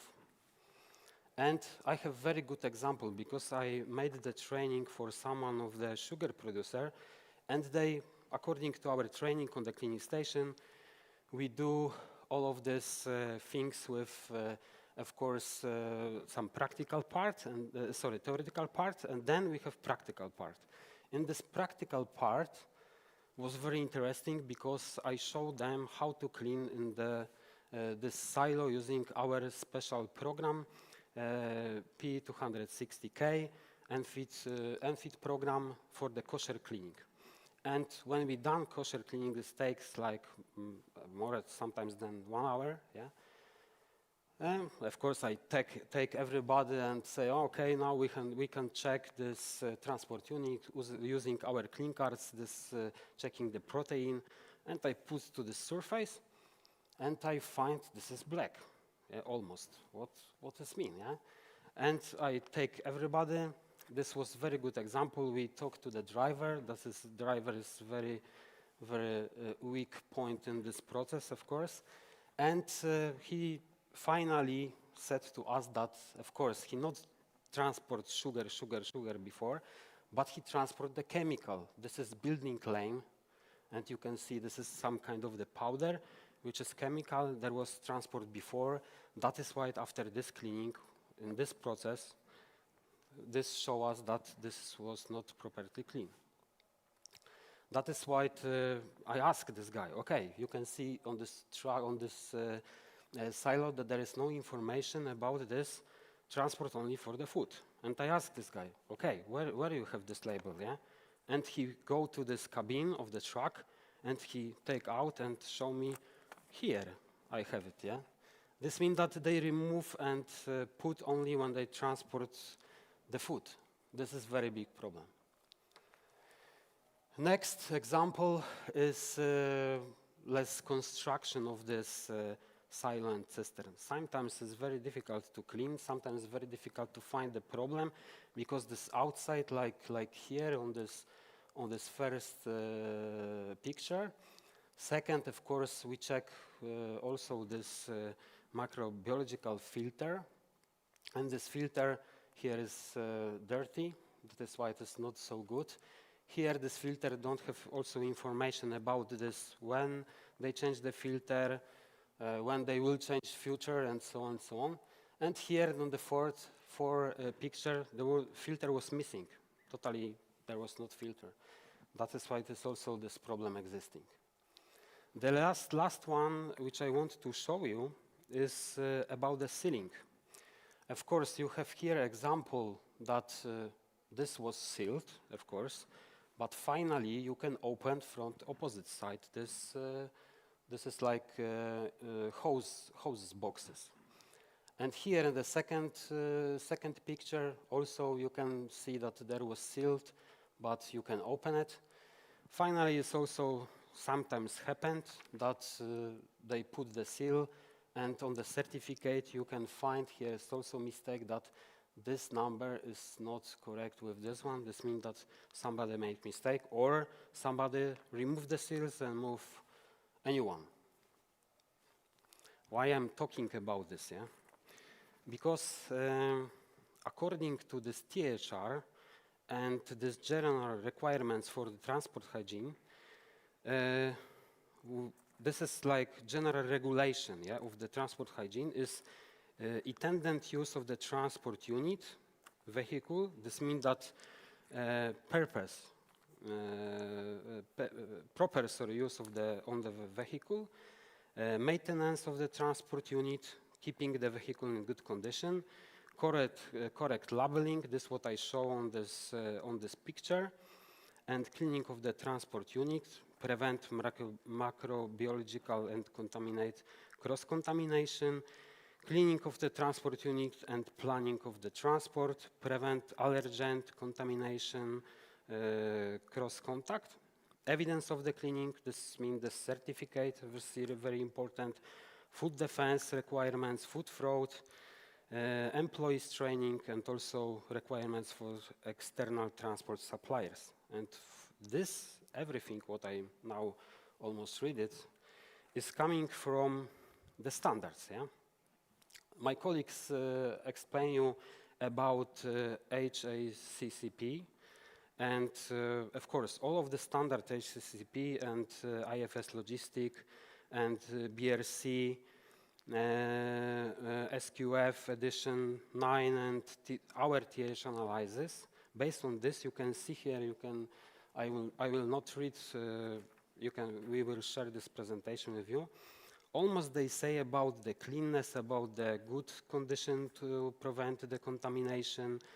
And of course, they talk about keeping products safe during the transportation, and transport must be properly recorded and protect from the contamination. This means that according to all of the standards, yeah, we create, and according to this, what I show you, this TH analysis, our knowledge, our data which we collect during these 2 years, we create the guideline. And we want to create something which we can later use for the checking of the transport unit. And this is our guideline, NFIT DIN 10-2005 inspection.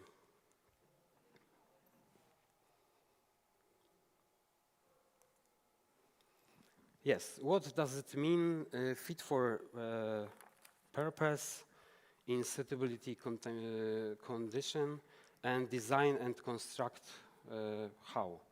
This is the trick question, and what does it mean? Yeah? This means that it means that the transport unit must be suitability for this job, especially for the transport, what this transport unit is using, yeah? And good condition, designed and built to assure safe food of the transport. And I want to explain you shortly also about this type of the transport, because this is very important. And somebody here, even on here, mentioned about that there is a lot of transport unit. This is the true, of course. We have silo container, we have silo trailer, real wagon, and this is like transportation for powder and granulates. And the next is transport containers for the liquid. This we have also tank container, we have tank trailer, and there's like, of course, sometimes with one chamber, more chambers, and real wagon too. And according to this, what we checked, what I already said, to the standards, everything, we have some main point of our guideline, which I want to also shortly say about this, because we have not too much time to talk about whole guidelines. But what is the main important thing when we're doing this checking of the transport unit? We, of course, have some special electronic software, this checklist that we follow during this checklist and check whole of this transport unit. And the main should be that NFIT license this inspector station Requirements, what does it mean? That inspector station must follow ENFIT rules and equipments, clean areas, trained employees, digital recording system. ENFIT transport container inspectors requirements also is in our guideline, and inspectors must have ENFIT training and last 2 years experience of course, of this transportation, and current HACCP and food defense training. Transport container identification. Every container must have this permanent bin and SIN marking.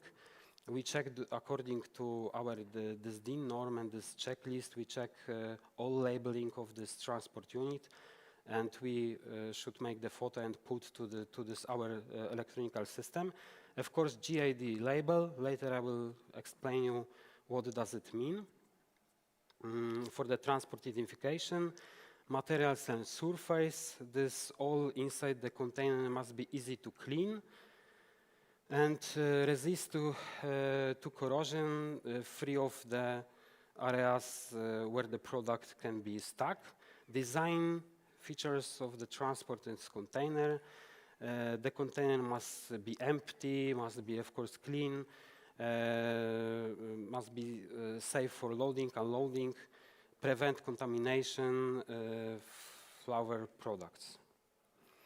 And design features of the installation, fitting lines, we checking the pipes, we checking the hoses, we checking all of this equipment which is in this transport unit, during this of course DIN checking. And labeling of the transport container. All of this labeling which is put onto this transport unit should be visible, clear, easy to read, and so on. The next is external examination procedure. The inspectors check the, as I said already, labeling, leak installation, safety device. This means that there is like safety system which sometimes works when there's the problem with the tank or some unloading process, some fitting and equipments. Internal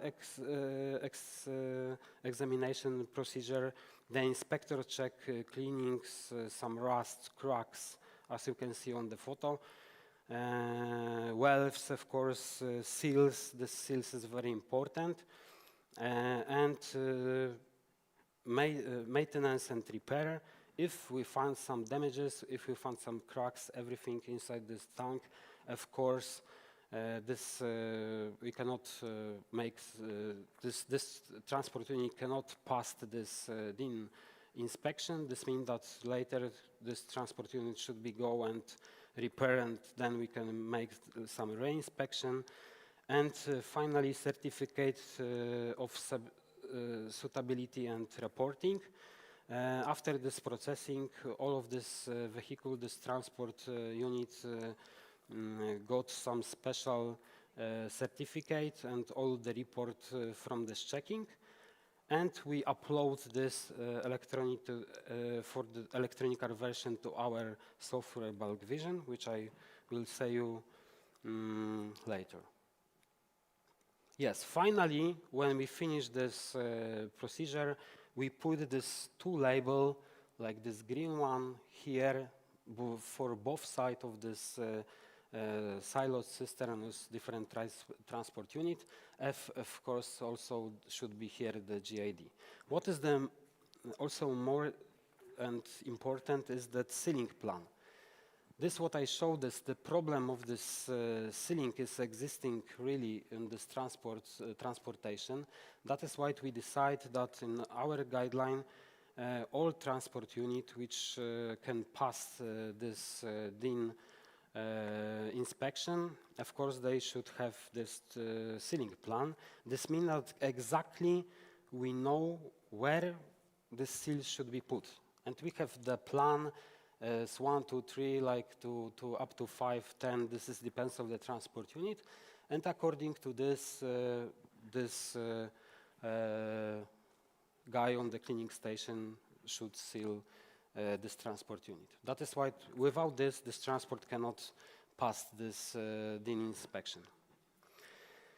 To finalize this data, all of this data we collect in our digital software bulk vision, yeah, which you see here, and we identify our transport unit using this special GID label, which we put to this transport unit, and when we scan it using the phone, we can enter inside and we can see whole history about the cleaning, loading, unloading, the certificate. That is why everything is inside, and what is the most important thing, also that inside is some sealing plan. That is why this guy on the cleaning station can also scan and put our seals to this system automatically and digitally, and this is like digital twin that this system inside on the bulk vision, you have this seal, a number, of course, also the second is on this transport unit. We use for this checking of the transport unit some special equipments, as I said. The first is the boroscope, of course, this is like special tools, of course everybody knows, but we have two types. This is 3D and 2D, this means that this boroscope can go to different direction. Also we use this 360 degrees camera, that is why we can enter inside the tank, inside the silo, everything, and we can make photo in 5 seconds, let's say, and finally after that we can check that in this transport unit there is the problem. We have some data which we also collect and show if there is some problem with the contamination or something. Of course, also, as you can see on my presentation and my colleague, we use the clean cards, which checking the protein. Yeah, here also some, for the end, example that we did now more, let's say, than because we start from this year. We make more than 60 companies, let's say, with this some of the transport units which we do this inspection, and I want to share with you some photo of this. Of course, there's some guys which is the owner, sometimes responsible for the transport, and we put this labeling, and finally we check this transport unit. Yeah, thank you very much for today's session, and yeah, if you have some question, as my colleague said, we will be outside and or after the presentation we can answer. Thank you very much.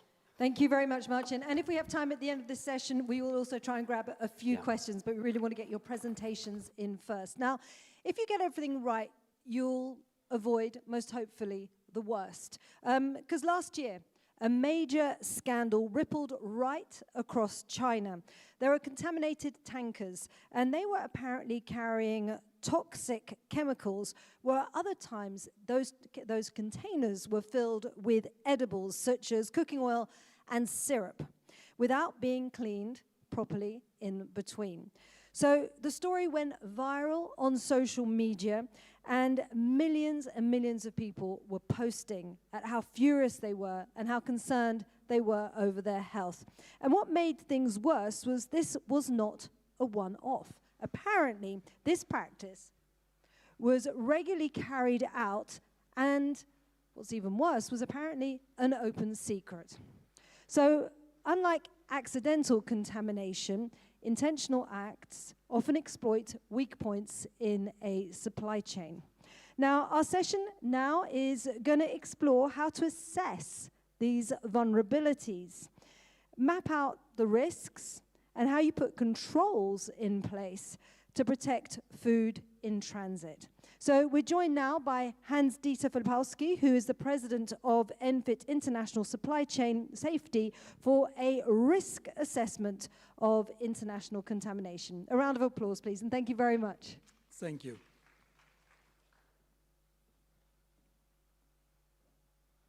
So where's the clicker? Where? This? Oh. Okay, green means forward.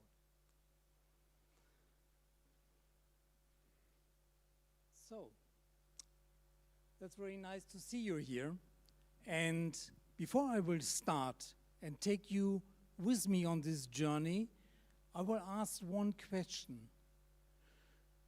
Who of you are thinking that the global food supply chain is safe? Then please raise your hands.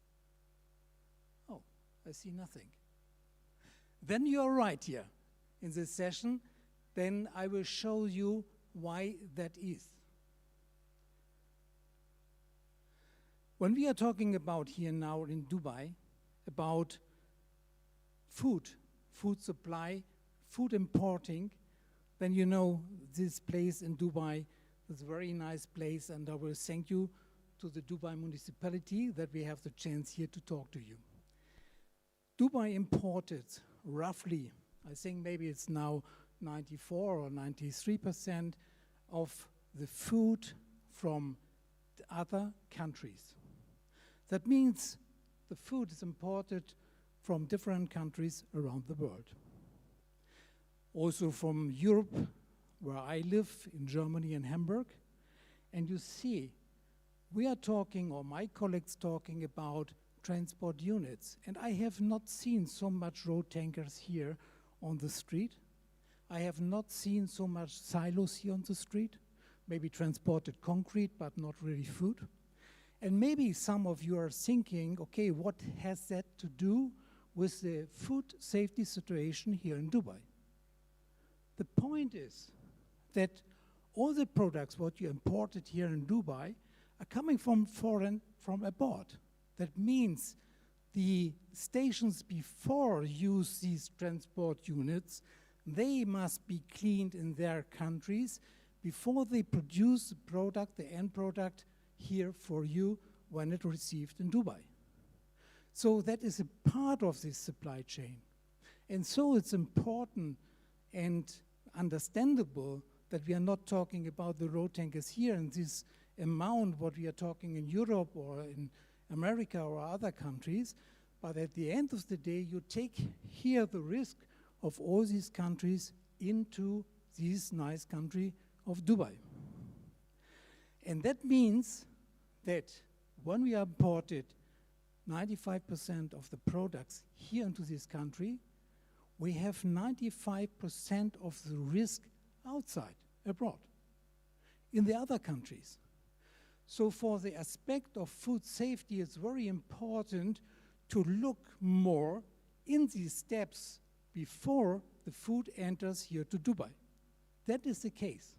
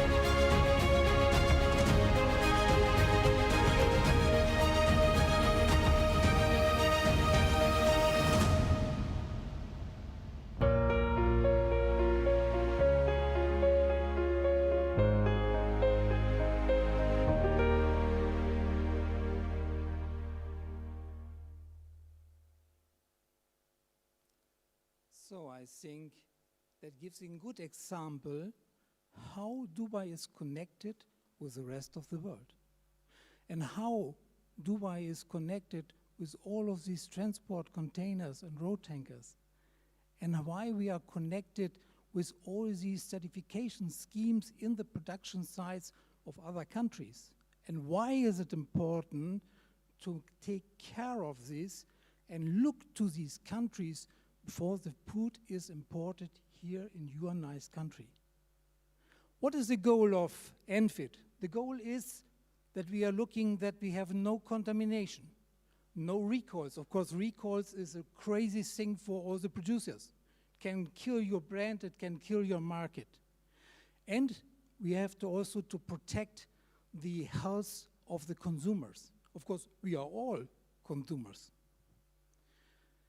And that is it, what we are working with the association work on that, how to define standards to make the supply chain safe and transparent. To define standards for the cleaning, for the transportation, for the identification of the risk. That is the main task. And that is what Martin and Vladimir also said. We have a lot of different transport units. They are really around the world. And they transported goods like hanging cows or something like this, or porks. When we are talking about halal or kosher, that's a very important thing. Yeah, what was in before the transport, then the cows. The grain and agriculture products as well. And then we have a lot of things that are transported, liquids, powders, granulates around the world.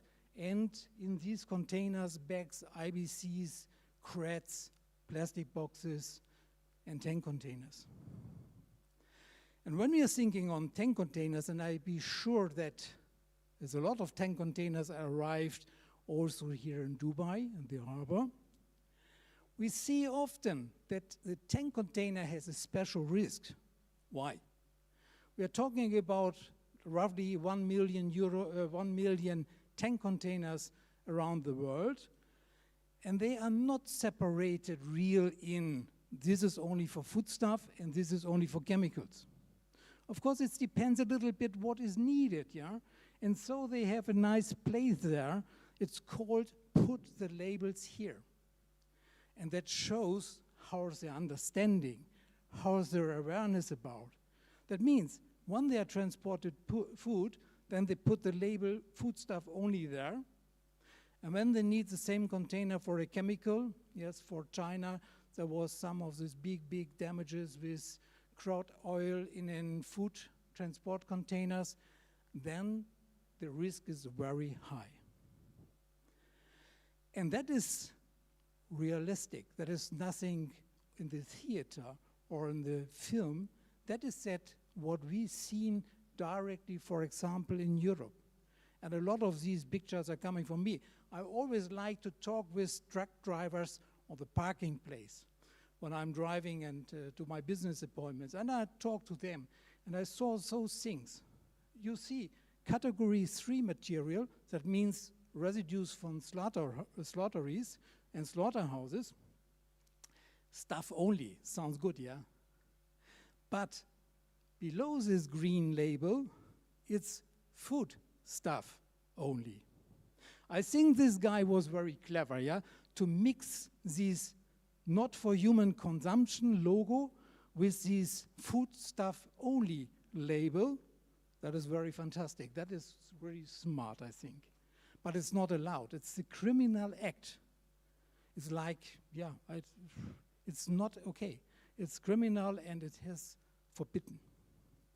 What we decided, or when I was together, I think 2 years ago, I always asked some of our members, is it possible that I can go one day with a truck driver to a real place and to see how they are working? And when I go with this truck driver, really early in the morning, 4 o'clock, we are starting to take some goat milk from a dairy and bring it to another dairy. And then we are standing together on this tank viewing the loading. And this was very interesting.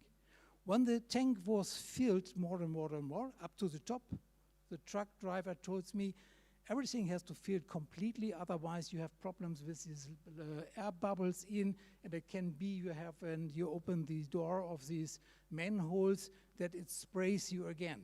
And he was shaking his truck and trailer and looking that all the air comes out. And then I stand together with him on this trailer.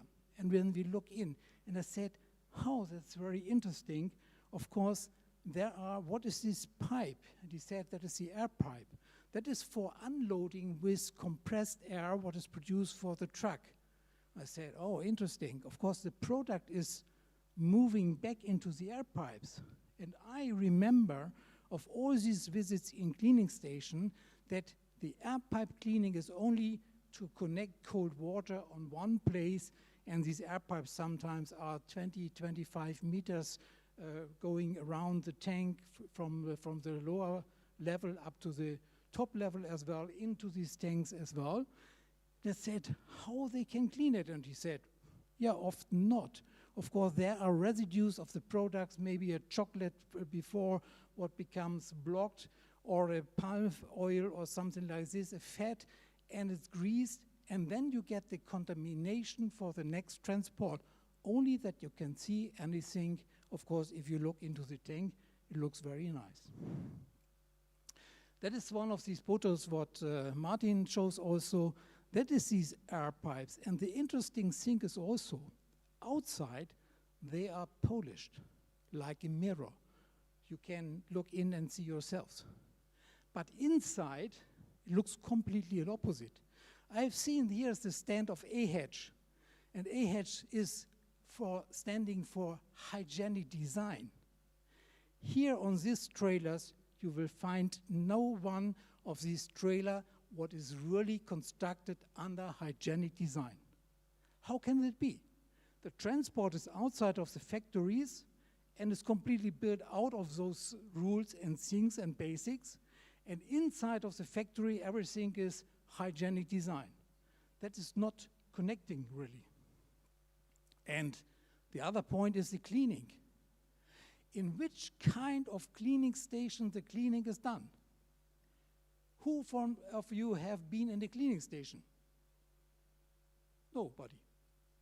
And the cleaning station is the main important part to guarantee the transport hygiene of all these transport units.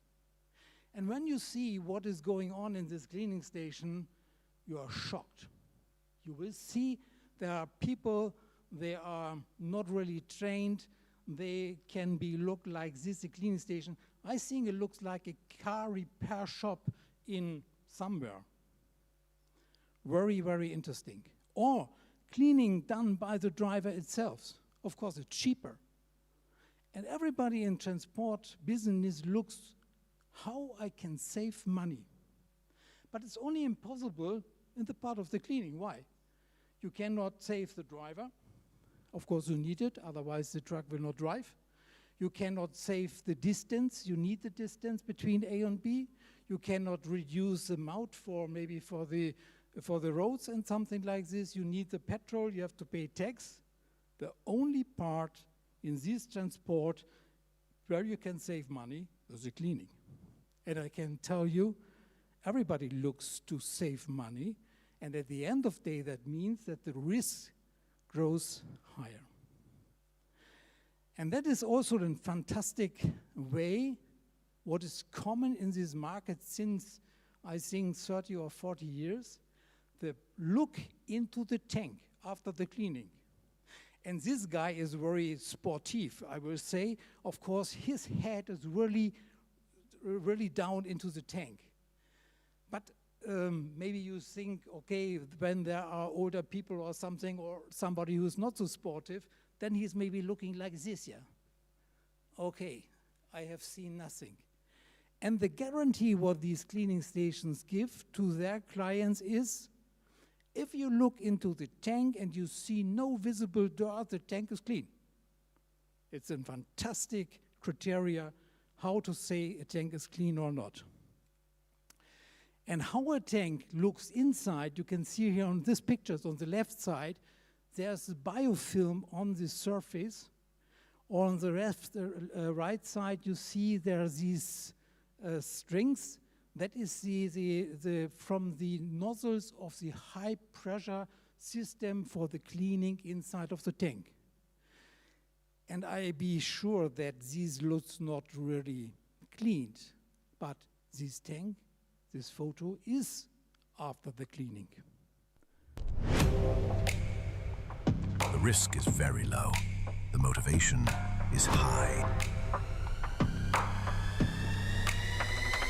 You don't know on whose behalf he is acting. Mission accomplished. No alarm, no resistance, only silence, and the consequences. The real threat never enters through your gate. It begins where food defense ends, with your hauliers and cleaning stations.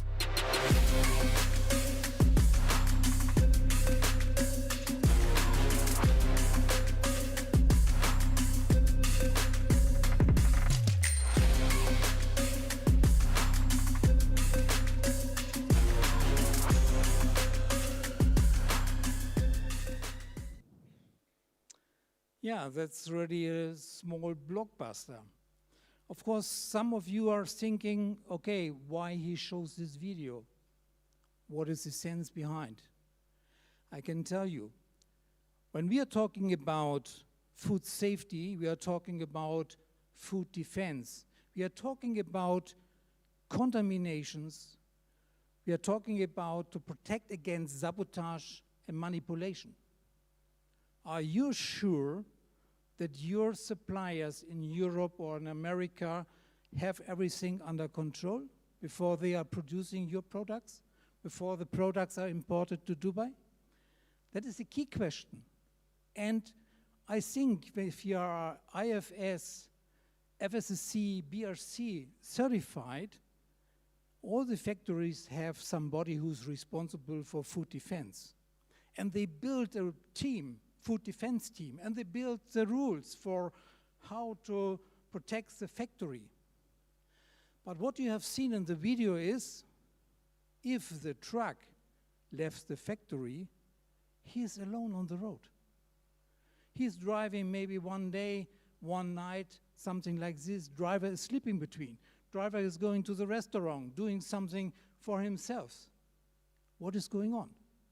Look at the trucks, look at these systems, and you will find out that these systems are not synchronized with your suppliers, with your receivers of the goods, with the transport companies, and with the cleaning station. That is a very big gap. I think there are only two choices. On one hand, say, okay, when this system is not worked, when the system is not synchronized, forget it.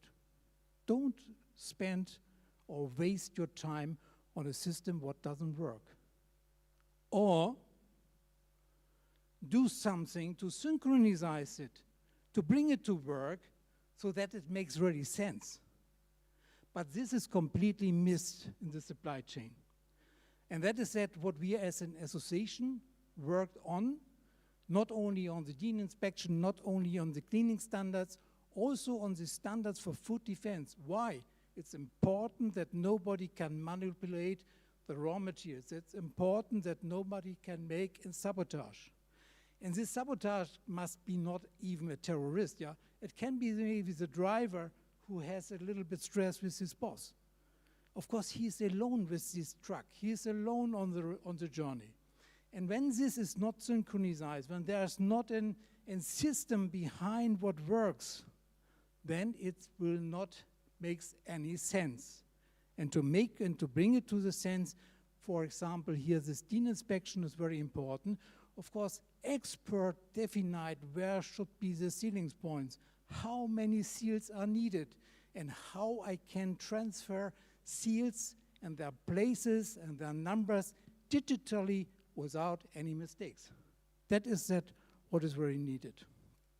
And when we are talking about the NFIT standards, we're talking about certified cleaning stations. And you see this guy looks very nice, completely different as the picture of this cleaning station what I showed you before. That is that where we have to work on, to bring all these different cleaning stations worldwide to the same standards, so that you can be sure that they're also cleaning the same standards. We have developed together with our members, like Mondelez, like ADM, and Lin Sprüngli and MC Commerce and so on, we have developed cleaning procedures. Everybody at home has a dishwasher, and accept that the dishwasher has maybe 1, 2, 3, 4, 5, 6, 7, 8, 9, 10 different programs, and you can be sure that the program is every day the same. Yeah? If you selected number 3, it will be today is the same as tomorrow, as next week, as next year. It works very well. And we have also developed standard procedures for the cleaning of all these different tanks and containers, so that these can be very trustful and so on. What is also important, of course, I discussed in the morning with one of these members here about what does it mean halal cleaning and kosher cleaning. And there are fantastic interpretations about that, where I can say, what's that? That is nothing. And when we are talking about these requirements, it should be also known in this cleaning station, at the transport companies, at the loaders and the unloaders, what does it mean, a real halal cleaning? That is a real procedure behind. What does it mean, a kosher cleaning? It's a real procedure behind. And that is what Martin told, not longer put in your head into the tank and see nothing, go to the digital systems and make it visible. And NFET has also, as this non-profit organization, developed together with its members and the experts, these digital cleaning certificates, what is really follow the standard and say nothing like some stupid so-called cleaning codes. They have no real value. They have no standards. And to protect all these with the food defense systems, we use these digital seals together with this Bike Vision blockchain technology. Martin is there, the expert in this part, and develops this in the association work. And together with this GID, this global identification system, to make from each transport container a digital twin with all these details, what is needed for loading, unloading, cleaning, and so on. Together with this Bike Vision software, we can handle this. And for the tank container business as well, you get all the information, how many seals, where are the places where we should seal, the reports, the test and inspection reports of pressure test, and so on and so on. Spare parts list, everything is in this digital twin.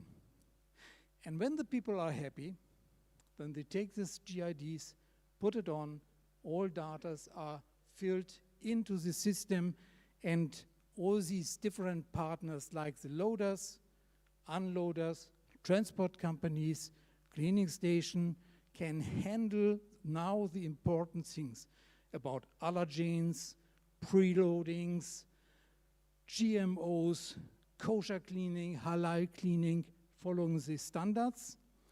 And then we have a closed loop, and the fulfill of the data is not done by the transport companies. No, it's done by the food producers itself. Of course, they have the main interest that these data show the reality, and there's no manipulation with the data as well. And so I'm now at the end of my short presentation. I hope you have in mind that depends that you see not so much road tankers and tank containers with food here in Dubai as well. Don't forget, if you imported 95% of the products here to your nice country, that means that 95% of the risk is outside, in the steps before. And when you are interested, we invite you from our team. Thank you for Tanya, for Vladimir, for Martin, for your presentations. Then we are ready to discuss with you, or send us an email, or talk to us, and let's have a coffee together. I will say thank you for this, and thank you for that you be happy and you are interested in this task. Thank you very much. Thank you very much. Thank you very much for that incredibly well articulated presentation, which really gave us a fantastic overview of the vulnerabilities in the food supply chain system. I just had one question because we've got 1 minute, just all thereabouts. If you were to rate on a scale of 1 to 10, how vulnerable the food safety transportation system is, or how vulnerable the safety in it is, what would you choose from 1 to 10? 10 being the best, 1 being the worst. Should I be honest? Yes. Really? Mm. I think between 2 and 3. Wow. So that certainly gives us something to think about, and there's obviously a lot of room for improvement. Yeah. Thanks so much, Hans-Dieter. It's a long journey for us, and I'd be happy when everybody of you will share this journey together with us. And thank you to you, and thank you for the nice introduction. My pleasure. Thank you so much for your 3 presentations. And now the presentations will continue in this room. Have a fantastic afternoon. Don't go. There's more coming up. Thank you. Okay, thank you very much. Thank you. Bye-bye.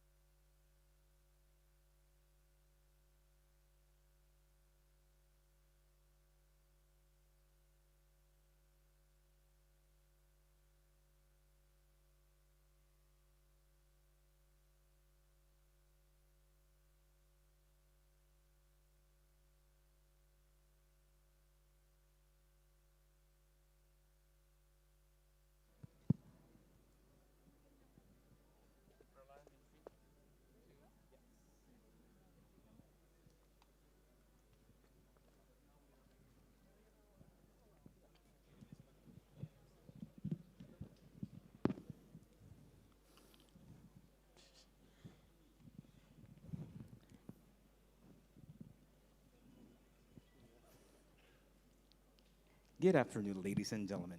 Please welcome your hosts, Marco Quesea and Jason Liwanag Groyon. The Applied Nutrition and Awareness section, in collaboration with the Food Inspection section, continues to develop initiatives that strengthen food safety culture, promote engagement, and recognize excellence across food sector. Hello, everyone. I am Marco Quesea. Today, we celebrate the remarkable achievements of food safety inspectors, person in charge and food establishments who exemplify excellence, collaboration, and dedication to public health. Assalamualaikum. I am Jason Liwanag Groyon. Ladies and gentlemen, distinguished guests, together, welcome to the Food Safety Inspection Star Recognition Ceremony. To begin our ceremony, please join us in welcoming the head of Food Inspection section. Let's give a round of applause to no other than Mr. Faisal Ibrahim Al-Muammari. Thank you.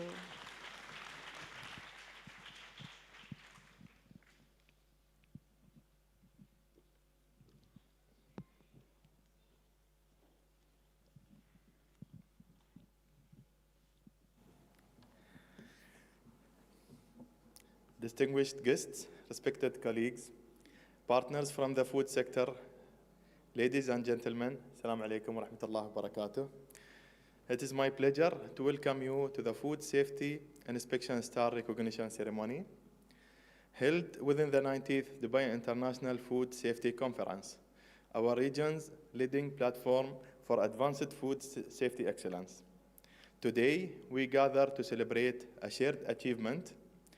Food safety in Dubai is not the result of individual effort alone. It is the outcome of continuous collaboration between Dubai municipality inspectors and the food establishment they guide, support, and monitor throughout the year. The Food Safety Inspection Star program reflects this partnership. It highlights those who have demonstrated improvement, sustained excellence, and shown exceptional responsiveness and commitment to Dubai municipality's food safety standards. Our inspectors play a vital role. They are educators, facilitators, and technical experts, not just regulators. Their engagement helps establishments transform challenges into opportunities and maintain a culture of safety that protects our community every single day. And to the persons in charge and establishments represented here, your dedication to proactive communication, timely corrective action, and participation in awareness program embodies the spirit of true partnership. You have demonstrated that excellence is not just about meeting requirements, it is about consistency, continuous learning, and the ambition to do better. On behalf of Food Inspection Section, I extend my deepest appreciation to every inspector, PIC, and establishment who contributed to this year's achievements. Your work directly supports Dubai's reputation as a global leader in food safety. Congratulations to all our awardees. You are our inspiration, and we are proud to celebrate you today. Thank you very much, and I wish you all a meaningful and enjoyable ceremony.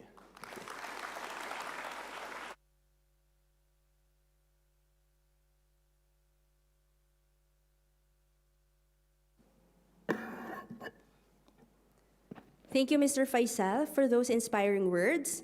To deliver the keynote address, please welcome the Acting Head of the Applied Nutrition and Awareness Section, Ms. Hassan Mohammed Ahmed Al-Sumaiti. Let us give her a warm of applause.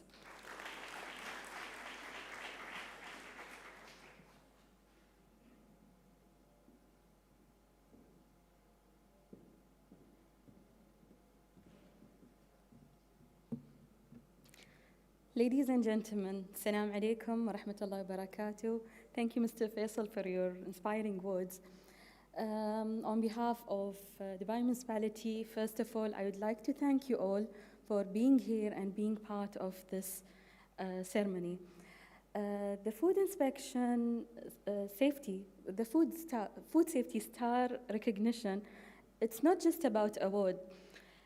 It's about Dubai Municipality's commitment in ensuring building a safer food safety culture. Your commitment, your collaboration, it plays a big role in ensuring food safety in Dubai, and it supports the future of Dubai and the reputation that we have about food safety for nowadays. And to maintain this, we need your support, we need your knowledge, skills, and actions to maintain this reputation. Moreover, today we have our dedicated inspectors who chose each and every one of you to be awarded. So their leadership, their skills plays a vital role in ensuring the food safety in Dubai. And you, as a PIC, every one of you, through operating on daily basis, through doing your daily actions, you are the front line in Dubai, and your role is very vital. So to every food inspector, thank you for your dedication, for your time, for your knowledge and leadership. To every PIC, thank you for your partnership, your teamwork, raising awareness, and building the food safety culture in Dubai.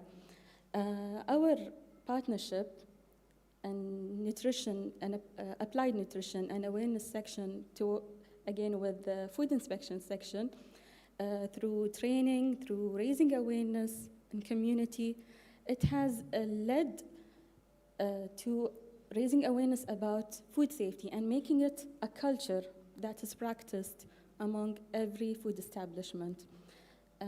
We really appreciate your effort through maintaining this awareness and raising it among your team through workshops or activities that you practice on a daily basis. So thank you once more, and we really appreciate your attendance and your hard work, and congratulations in advance. Thank you. Once again, thank you so much, Ms. Hessa Mohammed Abed Al-Smairi, for those thoughtful and motivating keynote address. And once, just join me here, Jace. So imagine there are more than 22,000 restaurants or establishments here in Dubai. How many PICs do you think we have here? I think 20,000 plus. I think more than that. So those 22,000 multiplied by at least 3. So imagine we have more than 50,000 to 70,000 PICs here in Dubai. 75,000 plus. Exactly. So that's how committed Dubai is, and Dubai municipality food safety when it comes to food safety. That's why we are having one of the most prestigious international food safety conference right now. But do you think how many we will be awarding for the food safety inspection stars tonight? Let's ask them, what is your guess, wildest guess? How many will be awarded tonight? 100. 100. That's not even, imagine, not 1% of the 75,000 PICs.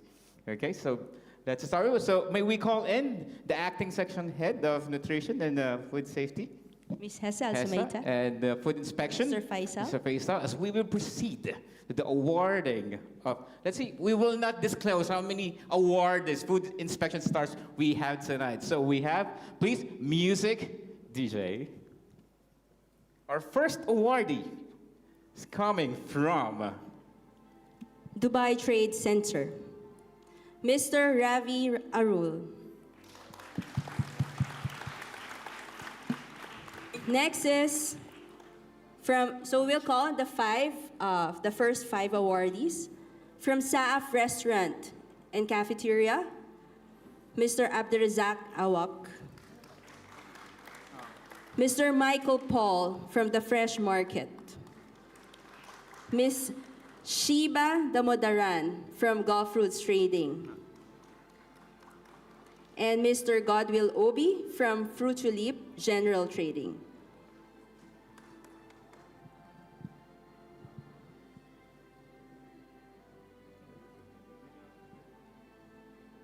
your badge.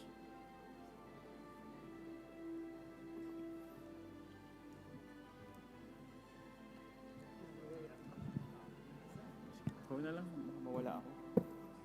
Nasaan na? Number Fatima. And that is your first 5 out of secret. We will not reveal the number this time. Let's give them a warm of applause.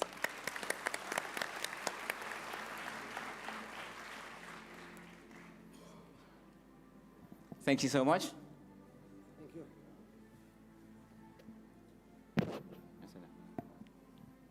Our next set of 5 awardees of Food Inspection Stars are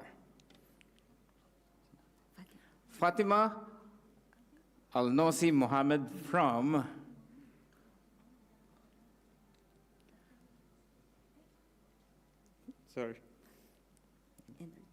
NRTC.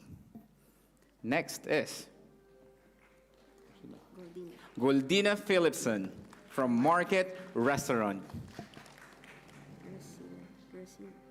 And of course, my dear friend, Racina from Abela & Co. Company.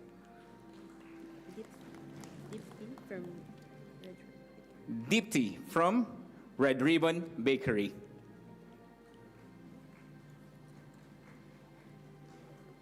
And Mr. Ayman Hamed from Wagamama Restaurant.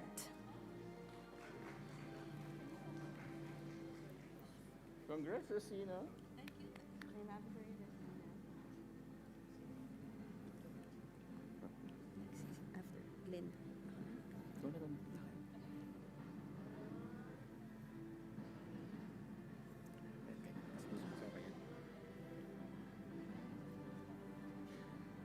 Kay Ayman na. Ito mo na Ayman. Badge dito. Dito. May we have the badge, please?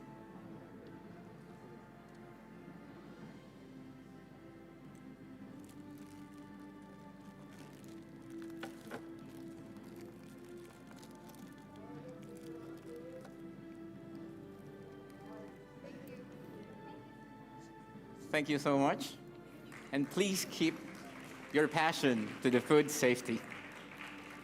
For the next batch, may we call on Miss Glenda Pinga from Ayla Cafe, Kenneth Gayi from Karak Najir, Kanwar Sanjam from Cashew Cafe, Isha Karuvan from Al Madina Hypermarket, and Simon from Paluto Restaurant. Thank you very much. Okay. From? DGIF.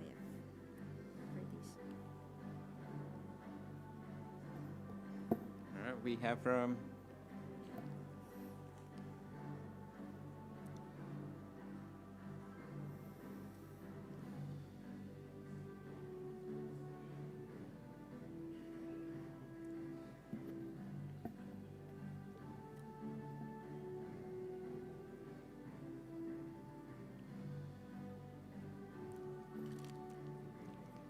our next set of food safety inspection stars. May we call in on stage and congratulations to Navaskan from TGI Fridays, Ihab Mohammed Ismail from Americana, Sanud Thomas from Parunmal Restaurant, Zainab Kazal from Pinnacle Restaurant, and Gio from Serve Quest Restaurant. Congratulations.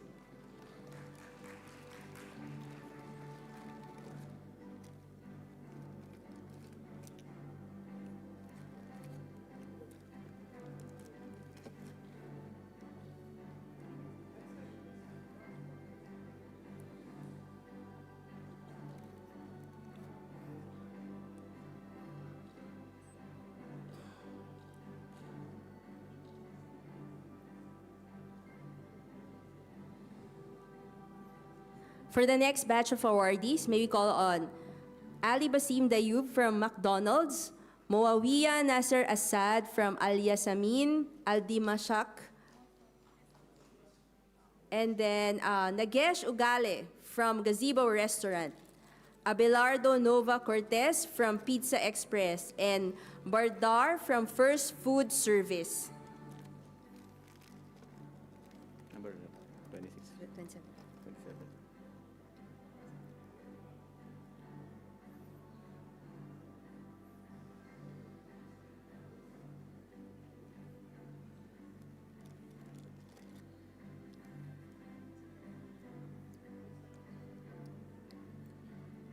27. Now.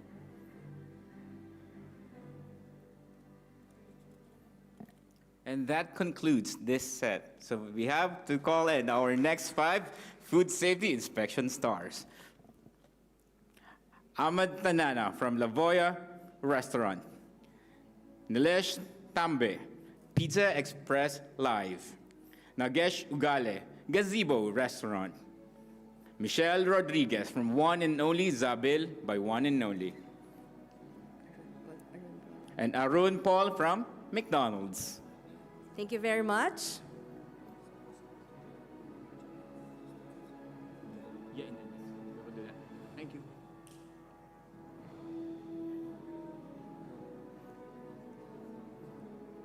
This guy is very lucky, alone on the stage.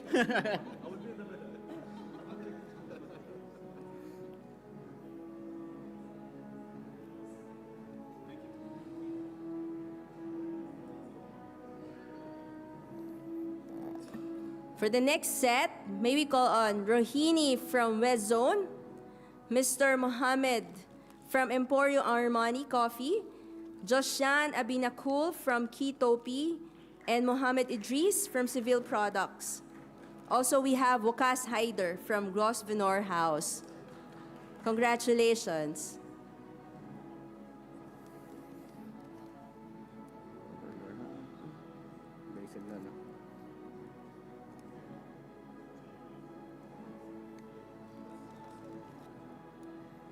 On the other side, thank you. To the next slide. 37, Visual and Spice Catering.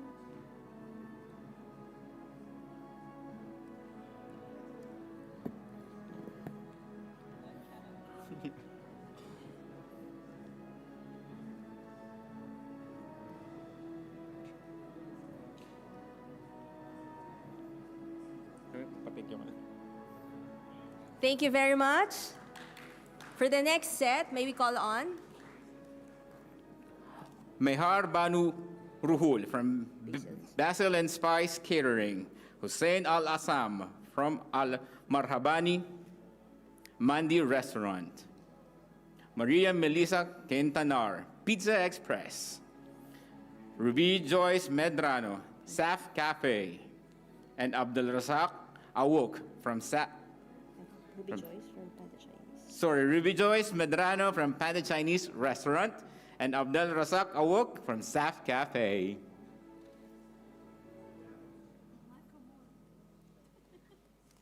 Can we also call in Alia from Twist Food and Esa Hanif from Docker Cafe?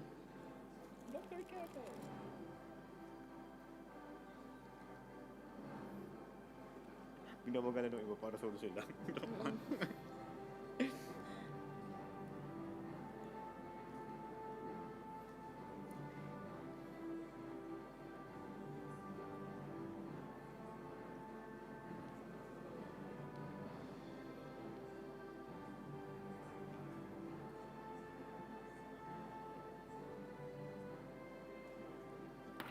May we also call on the stage Mr. Hafiz Manil from Spinis, Neil Adrin Kanono, Rizon Middle East, Sajid from Kitopi Restaurant, and Ritik Vikram, Singh from Mumbai Desi Ada.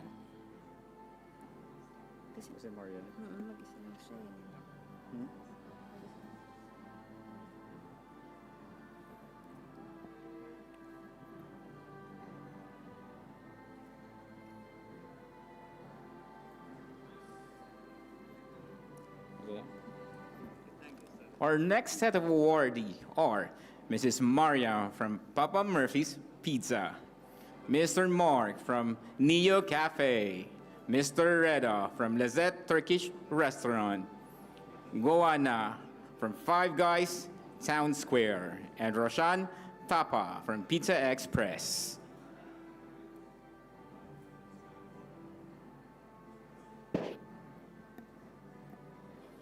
We are requesting all the food safety inspection star to be here for the once-in-a-lifetime group photo at the end of the awarding.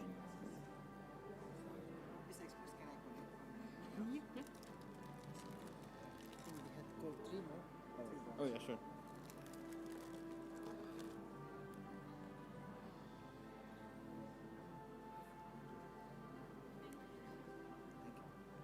For the next batch of awardees, may we call on Gayanendra from Emirat Petroleum Mina Rashid Petrol Station, Kazi Mansour from Gaya Catering Services, Abdurazak Kawak from Saf Restaurants, Srinath Soman from Vancouver, Arula Natham from Riva Beach Club, Jamshir from Alan Medina, Sina Siyad from Union Co-op.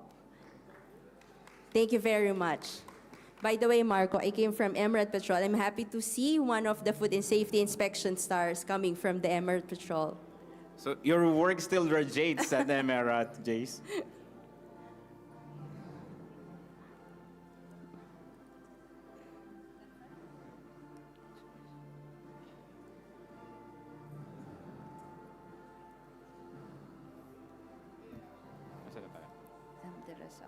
Parang tinawag na to. Ang dami niyang Lenin.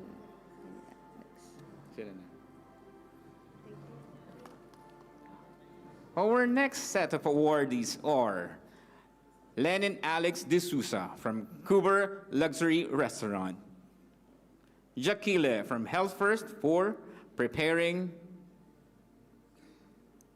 Gawin Jaya Kumarage from Hala Shawarma. Oh, Hala Shawarma, hello.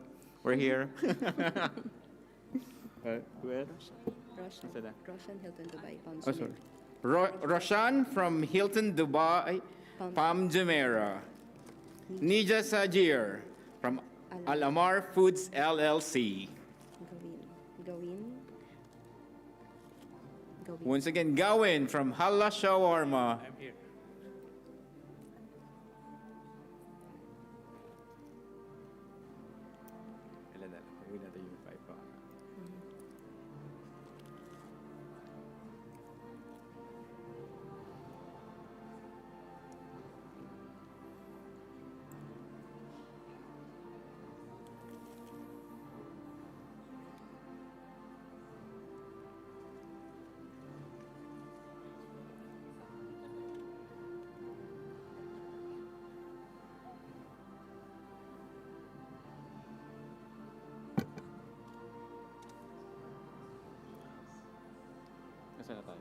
Me here.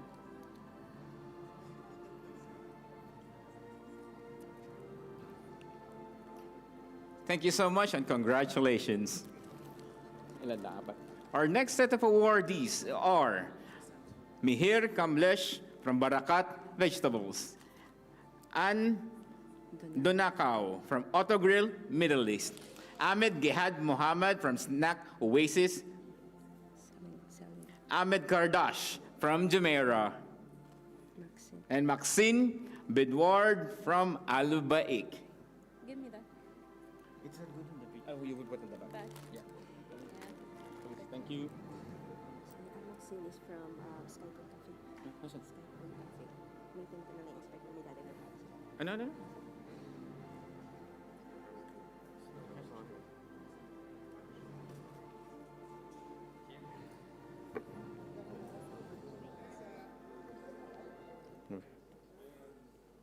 Please correct me, Maxine's Bidward Farm, Skypool Cafe and Restaurant.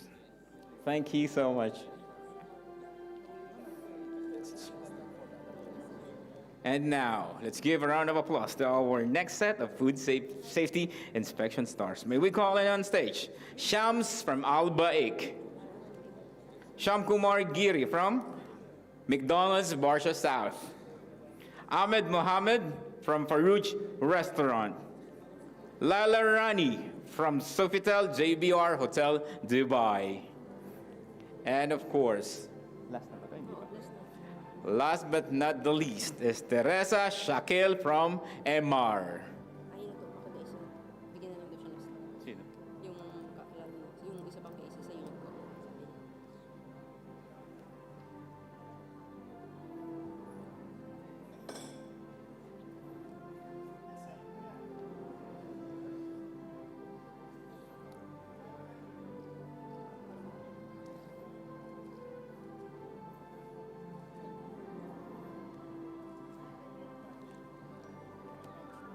This set of 5, please remain on stage.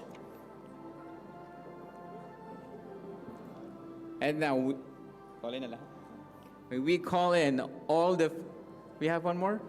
Oh.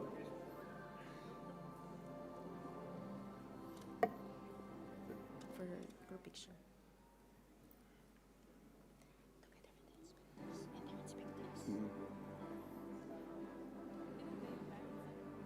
And now we are calling all the food safety inspection stars to come on stage, together with our very dear food inspectors. Please come on.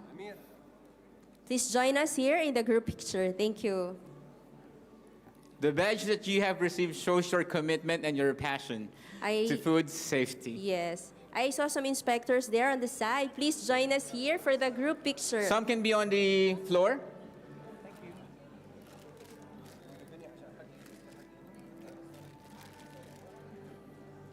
Somebody can be on the floor and on the stage. That is quiz ourselves. So the many we are, the more commitment we have in food safety.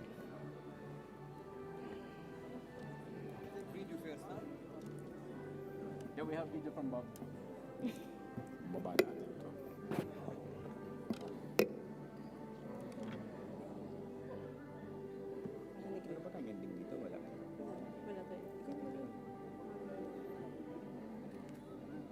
Ayun yung video.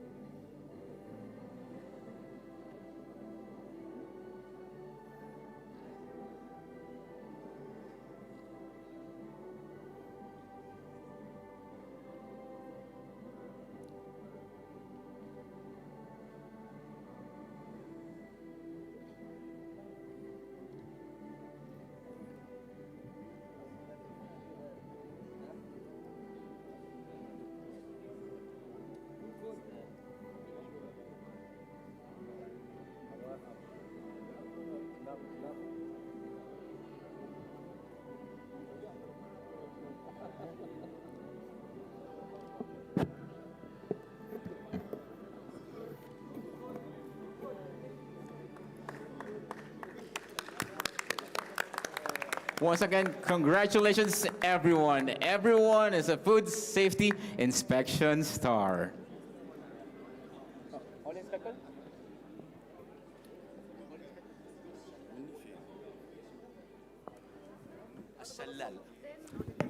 Excuse me, Shalal Water Purification Company.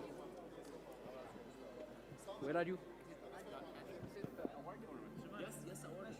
And we have more awardee.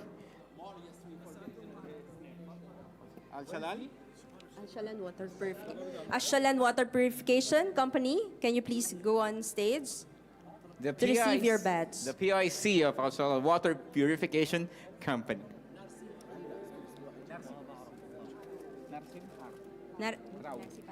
Narsim Rao.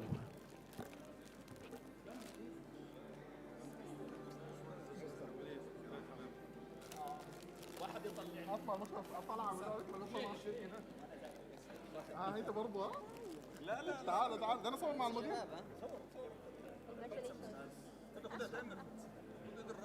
Congratulations.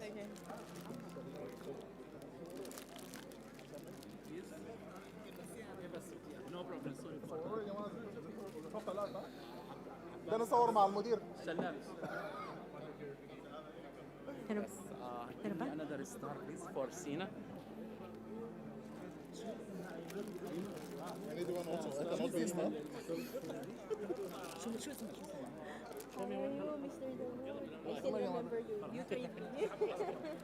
So I give my honor for Mary Union Cup. Can we call on Mary from Union Co-op? Please go on stage. Your food safety inspector is nominating you now. Mary from Union Co-op.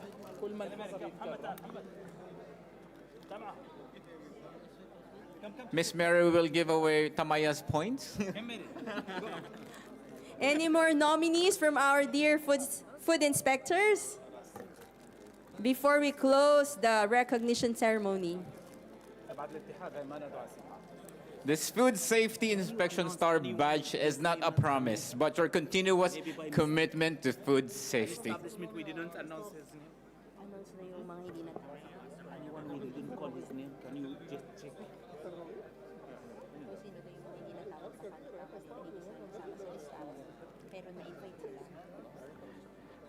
And for those who forgot, but we have emailed you that you are included, please come to us.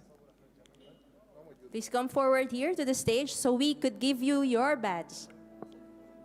So anyone who have been advised by their inspectors that you are to be awarded, so please come forward to the stage to receive your badge.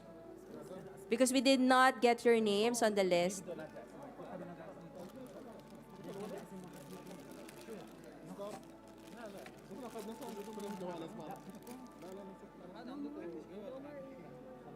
Maybe. I'm the star. I am the star. You're the star. So we want you to see. Unless we are finish it up because we want to take a photo with our host.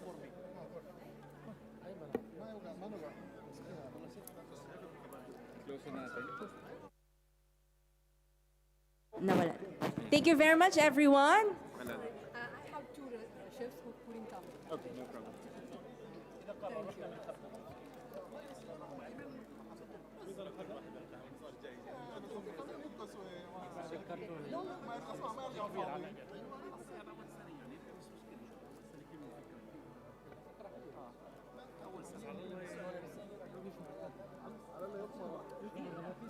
For those who have not been called, please come forward to the stage so we can give your food safety inspection star badge.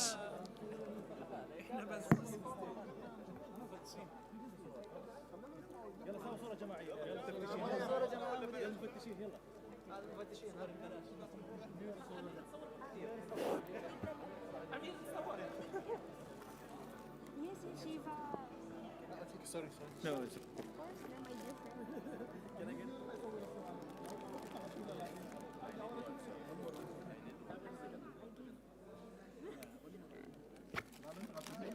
Excuse me, my friend. sorry. The star should have its face. Nico will. Don't show your other. ما تنتهي انت عشان تدينا فرصه دي.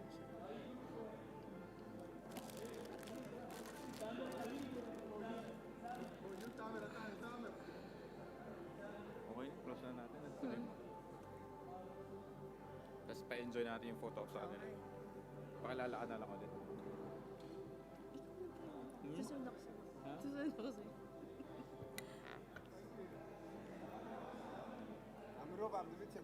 You can still enjoy the photo opportunity with our inspection and nutrition and awareness section heads and the staff of the Dubai municipality. Once again, my name is Marco Quesea.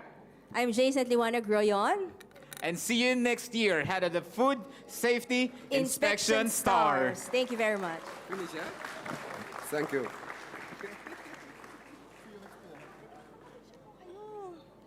I need to collect my badge. Your badge? Yeah, I need to collect. Wait. Okay. Marco? He's there. Marco. You.